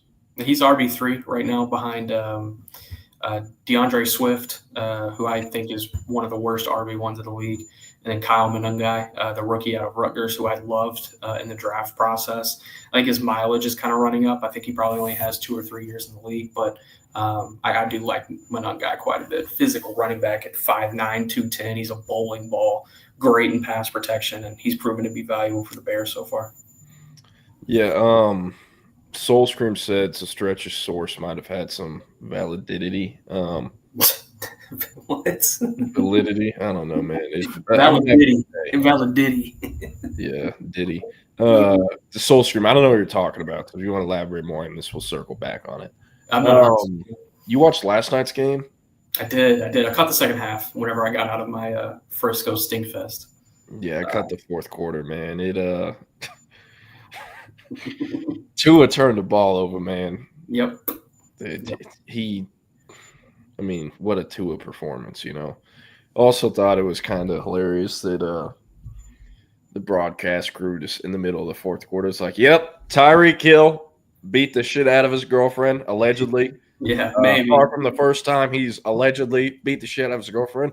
All right, so Josh Allen here on third down, skimmed over it so quick. What was with that, Yeah. That was so strange. Oh, okay. CB, you said I thought y'all were talking about that streamer guy. I really don't know what he does. He's popular now, though, the Stretch guy. No, I'm thinking of his name Sketch? Sketch. Sketch. Yeah, exactly. I don't watch streamers or anything like that. Yeah, Jake Bayless, the two of us Herbert combos. Which one will get to the divisional round first? Yeah. I'm looking at the NFL schedule. Nothing here really intrigues me that much. Lions and Ravens on Monday night. I can get behind that. Yeah, that'll be Chiefs fun. at Giants. That's the one where the Giants take them down. I don't know about all that. Make the Chiefs 0-3. It's the get right week for KC. Yeah. You got a high school game tonight? I do. Denison and Frisco Emerson, which should be another blowout, but you live and you learn. For who? Denison. Yeah, Emerson's lost all their talent. I think they are relegated to Frisco irrelevance for the foreseeable future. Yeah. Yeah, Michael Hawkins. He put them on the map. I got you, Soul Scream. With Blue, like, a lot of people attacked what was reported over the summer. I don't know if all that was completely true, but there definitely was some of it that was true, or at least not surprising to me, who heard things throughout his Texas career. Nick, you obviously covered him in high school, then in the draft process. Some guys learn at different rates than others. Some guys become adults kind of at different rates than others. So he'll be all right. He's a dynamic running back, especially in the open field. And at some point, the Cowboys are going to need that, especially if, as the season goes on, Javonte Williams could continue looking more and more like Austin Eckler. We'll see. Sometimes he hits a hole and it's like, oh, hey, bus ran out of gas. He ain't bus only has one speed. But all right, some college games. I'm assuming you didn't watch Rice and Charlotte last night. No. Damn. No. Saw my boy Drayden Dickman going viral on No Context College Football. Georgetown. Love some of that. The pride of Georgetown. Drado, that's what we used to call him. It's a Juice 7-on-7 alum right there. Right. Literally maybe ran 2 routes per game, really only one, just running a straight line because he ran like 10-4, 10-5, and no one would recruit him except for Rice. So happy for him, happy that he's getting his shot. And whenever Texas was kind of sniffing around Ethan Onyanwa, shout out to him, hooked me up with his phone number. So, football guy, last name. And how about the Rice Owls, man? We're going to go off the assumption that this is correct. CB said Rice is off to their best start since 2001. Yeah. John Kay, North Shore's finest, calling the defense. How about that? It is very cool. All right. Also, Jason Witten has a son that's on that defense as well, playing linebacker. That's right. Is he playing? I'm not sure. He's a true freshman, isn't he? Yeah, he's there. Okay. They also got a corner that'll be one of the top prospects in the portal a few years from now as a grad transfer. His name is Bailey Fletcher, San Antonio Reagan, another Juice kid. What about mobility? I don't know nothing about mobility. I don't know nothing about that. But I know he went to North Dallas. I just don't know him personally. They also have Dalen Alexander, running back, Weiss kid, former Juice kid, and the cousin of Cedric Alexander. Oh, yeah. Cedric Alexander is cousins with Quentin Joyner and Dalen Alexander. That's crazy. Yeah. That's an RB family right there. But Quentin Joyner and Dalen aren't related, I'm told. So Rice also has one of my favorite camp players of all time in Samaj Pierre out of Baton Rouge. He's like this 5'10", probably not even 5'10". He's probably like 5'8", 170-pound receiver that can just fly. He showed up to a All-American Combine in pink pajama pants one year and just torched everybody in attendance, and loved that kid ever since. But. Yeah. All right, we're gonna go through some of these college games. You can pick them. It's a fun slate. Sorry? It's a fun slate this weekend. It is. Should be a good one. Texas Tech, number 17 Texas Tech, and number 16 Utah, 11 a.m. kick in Salt Lake. I keep going back and forth on this one. Am I dumb for believing in Tech here? I am. I know I'm dumb for believing in Tech here, but I'm going to take Tech, and I'm going to be wrong. I already know. Arkansas at Memphis, 11 a.m. kick. Yeah, give me Arkansas. They'll handle that one. They're 7.5 favorites. I keep telling people Memphis can catch them slipping. Yeah. If someone knows how to slip up, it's Sam Pittman. That is very true. Now, do they fire him if they lose this game? I don't know about fire, but I've been told he's retiring or getting fired at the end of the year. So we will see. Yeah. Well, I mean, you know how it goes. He's an Arkansas boy. He wants to retire there, and he has to retire now. Go out on top with an 8-4 season. It's pretty good. I can't remember. He's either made it to 10 wins once or never. I don't know when it would have been, but Maryland. Well, that's when he had things rolling with KJ Jefferson. Remember when he committed to UCF in the portal and there's that burner account that's like, yeah, I'm going to Orlando for them big old titties. I don't remember that. I don't remember. That was one of the funniest things on Twitter, that transfer portal cycle. I think Jake Bayless, some other college football sicko will remember that. There's a fake KJ Jefferson Twitter account talking about the big old titties in Orlando. All right, Maryland at Wisconsin, 11 a.m. kick. Give me Maryland. I love how they've started the year. Big Malik Washington guy. Yeah, true freshman. Syracuse at Clemson. Oh, man. I think Clemson gets it done. Yeah. Man, Bryant Wesco's been awesome. I've kind of had to eat some crow there. I was Team Micah Hudson throughout that recruiting cycle. But, hey, it's not over quite yet. We'll see. SMU at TCU, the last potentially ever edition of the Iron Skillet. Yeah, give me the Frogs. Josh Hoover, baby. What are your thoughts on the Horned Frogs? Because it's really their side that's canceling this Iron Skillet. Oh, is it? Oh, you mean more so in reference to this game? Yeah, like they're canceling the game. Yeah, that sucks. That really sucks. But, you know, that's the way college football is these days. All the traditions getting burned down to the ground. It sucks. Yeah, I mean, I'm pretty sure from what I put together, like their main reasoning for this is like, hey, Big 12, going to be a 9-game conference schedule. SMU's a Power 4 team. Because they have other Power 4 teams scheduled for non-conference besides SMU the next 6 years in a row. Yep. And, I mean, it is kind of some, weak sauce there, but like 11 Power 4 games is a lot, especially if you can lose one to SMU and you never know how it'll be in conference play. Like, these teams want the playoff revenue so bad where it sucks for the fan and the rivalry and everything, but it's what it is. Yeah. Was this what he said in the tweet? That might be what it was. I don't remember. I do something like that. I guarantee if you just look up KJ Jefferson titties, it's going to pop up. I'm pretty sure. KJ Jefferson UCF titties maybe, but yeah. Your North Texas Mean Green going out to West Point to play the Army Black Knights. I think they're the Black Knights. They are, right? Yeah, this is a tough road environment for North Texas. North Texas plays like trash when they leave the state of Texas, but I give me North Texas to get it done. The Drew Mestemaker train keeps on rolling. I just keep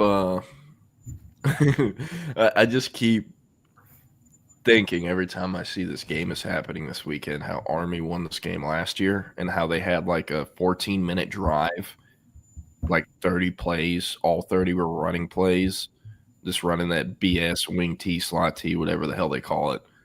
And North Texas knew it was coming and they couldn't stop it. So, I mean, the UNT is 1.5. The total's 51.5. I like Army. And I don't think these soy boys from Denton know what's coming. I'm playing. They're not soy boys, but I don't know. I'd love to see them get a win. I just, like, that game last year did not give me any confidence that they're going to be able to stop this run game at all because they couldn't last year. So we'll see. Better defense this year.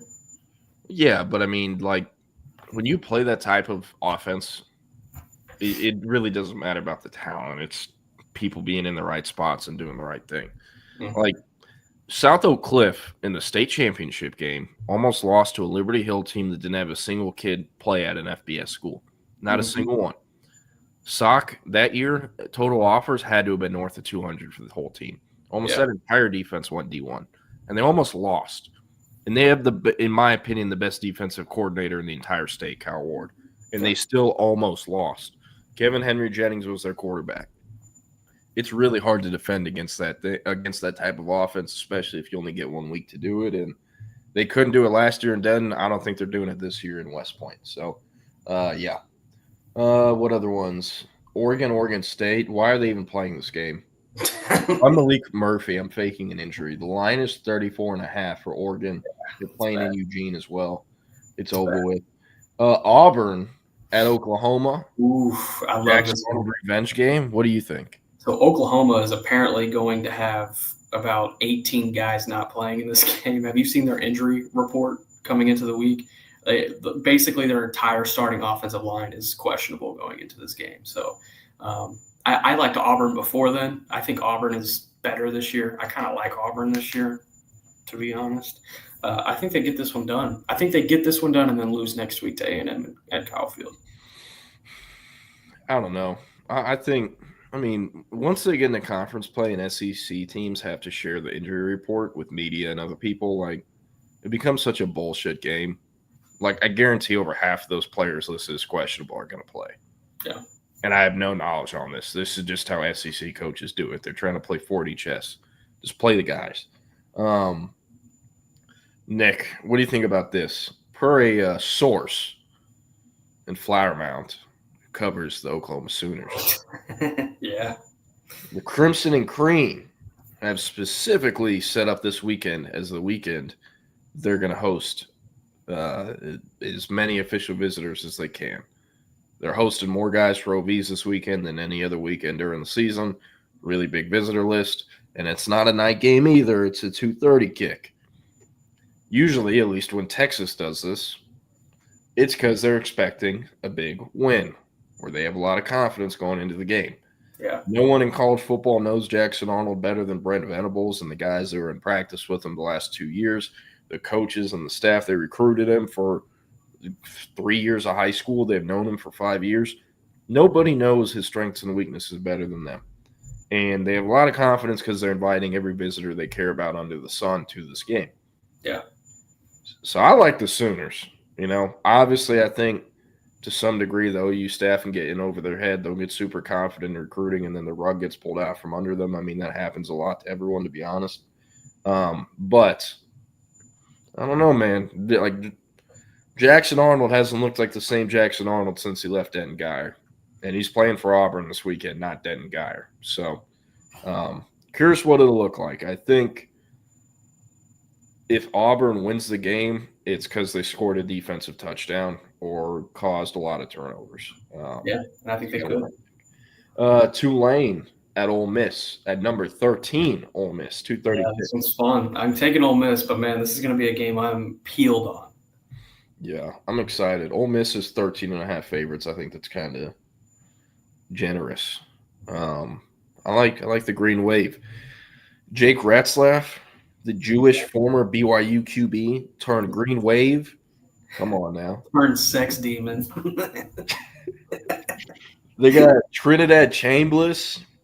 Made me some money last weekend. Shout out to him. Austin Simmons apparently is going to be in the break for emergency injury designation like he was last week. I don't know who their third stringer is, but if you're their third stringer at Ole Miss, you got to feel like shit. I don't know if you watched the Ole Miss game versus Arkansas last week, but Chambliss got hurt, had to miss a series, and they brought Austin Simmons in, who's like, why was he even suited up? How is your third string this bad? Michigan, number 21 Michigan, 2-1 Michigan at undefeated 3-0 Nebraska in Lincoln, 2:30 kick. Give me the Huskers. I think they get this one done. I'd love to see it. Michigan is 1.5 favorites. The total is 47.5. If Michigan wins, I don't think there's any way that they don't stay under 47.5 for total. North Carolina at UCF. I haven't really paid attention to this game till now, but the UNC TCU game wasn't competitive at all. Yeah.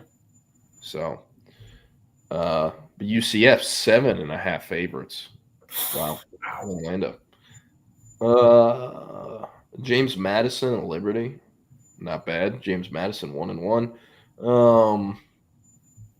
Wow. Idaho at San Jose. Banger. Larry Turner, good MVP game.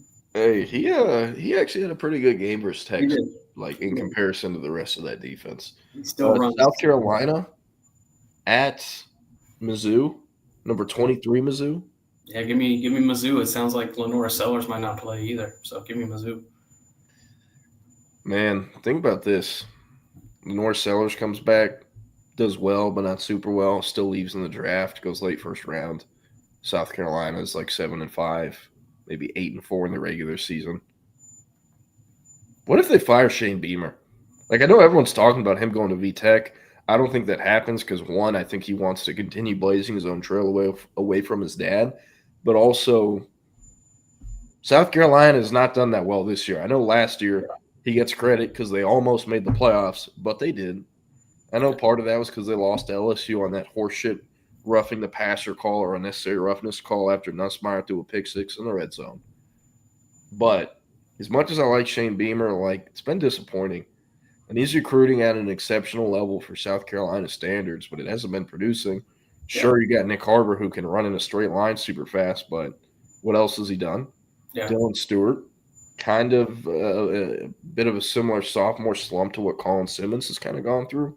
Obviously, they're both the main focus for the opposing offensive line. They're getting double teamed more than they ever have, but, I mean, I don't know. And it's interesting because South Carolina had more players drafted last year than they have in several years. How many of those guys signed with Beamer? Not sure. Fair amount were transfers as well. So, I mean, imagine if South Carolina opens amongst all the other jobs that are going to open or have already opened this fall. It's very interesting. And for those curious, this game is in Columbia, Missouri, not Columbia, South Carolina. And Mizzou is 9.5 favorites. Nevada at Western Kentucky. Hoping Jeff Cho can get it done. Florida at Miami. Miami's favored 9.5. That feels like free money. Miami, yeah. Yeah. This one, I doubt very many people will be watching this because it's not a sexy name brand game. But Illinois, number 9 Illinois, going to Bloomington, Indiana, to face the number 19 Indiana Hoosiers. I like Illinois this year. 6:30. Give me Illinois. I like Illinois this year. Yeah, I'd love to see them. Love to see them win. Washington and Washington State. That's like the – what do they call the Oregon State game? The Holy War or something like that? Civil War. This is the Apple Cup. Civil War. Yeah, the Apple Cup. Like, why are they playing these games? The war ain't the same. Tradition. We were just shitting on TCU and SMU for splitting tradition. Shut the hell up. Tradition. Yeah, but isn't Oregon and Oregon State splitting it and Washington? Like, isn't this the last year, second last year for them? I have no idea. But I just meant these games aren't competitive anymore. Like, the best case scenario for Wazoo or Oregon State, you do what Oklahoma State did a few years ago, where you beat the team you're not supposed to beat in Oklahoma or Washington or Oregon. Then you're like, all right, yep, we're done. Never playing you again. You know, and you can hold it over their heads forever. Arizona State at Baylor, 6:30 in McLean Stadium, the world's largest toilet. Give me Baylor. Baylor is 2.5 favorites. Sam Houston at Texas. Total is 51.5. Texas is 39.5 favorites. I think they cover and win handily. Can't remember if I asked you this already on Monday, but Sam Houston, the worst team Texas is playing this year. Through 3 games, they've given up 41 points to Western Kentucky, 38 to UNLV, and 37 to Hawaii. They're 0-3. How many points does Texas have to score tomorrow for, you know, Texas fans, or I should say you, to continue not kind of doubting Arch and the Texas offense? 50 burger. I like it. Some other games at the end of the slate. That's kind of it for entertaining, but Michigan State at USC. Yeah. Think the Spartans could maybe get them. Probably not, though. The real sicko game, someone mentioned this. Fresno State at Hawaii. The game's starting at 10:59 Central Time, so it's not a Sunday game for the East Coast. Pretty crazy. Yeah. Pretty crazy. All right, we have some comments I'll go through real quick. That KJ Jefferson thing again.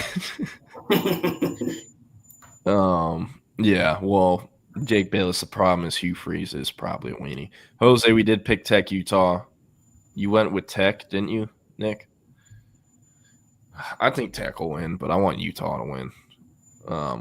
That'd be great. Jake Bayless said Sellers is listed as probable for the game, but he's still got to have concussion symptoms, right? Yeah, probably. Rob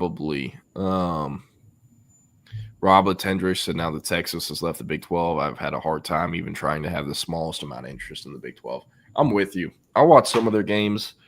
I care about Baylor a little bit watching them just because I covered a lot of those kids and know that program well. Same with TCU. Tech to some degree, but now they're getting these random kids in from the portal that I have no connection or affiliation with. So it's like, I like Houston. Willie Fritz, I'm a fan of his, but outside of those teams, I don't really care for the Big 12. I'm sorry. I got 11:15 presser. Yeah, you're all good. We're going to wrap it up. Up next. I will leave you on this. Mark Mangino tweeted at 10 a.m. this morning, high school football tonight, college football tomorrow, NFL football Sunday. The only thing missing is the Epstein files. Mark Mangino tweeted that? Bro, Nick, do you know who his son is and where his son works at? No. His son's the offensive coordinator at Lake Travis. That is hilarious. He's the guy that was hired after Will Stein left. He's still there. Tommy Mangino. But anyways, up next, Third and Longhorn previews tomorrow's game against Sam Houston and talks about what we need to see from the Texas offense. We will see you again on Monday, 10 to 11, and then at 2 p.m., Chip and Zay will be back in the live stream, YouTube, Facebook, Twitter, Twitch, wherever you live stream. CB, Longhorn Bear, Jake Bayless, Rob Latendre, everyone who tuned in, Jose. Appreciate you a ton. Leave a like, comment, subscribe, and have a great weekend. Hope the Horns get a win. We'll see you.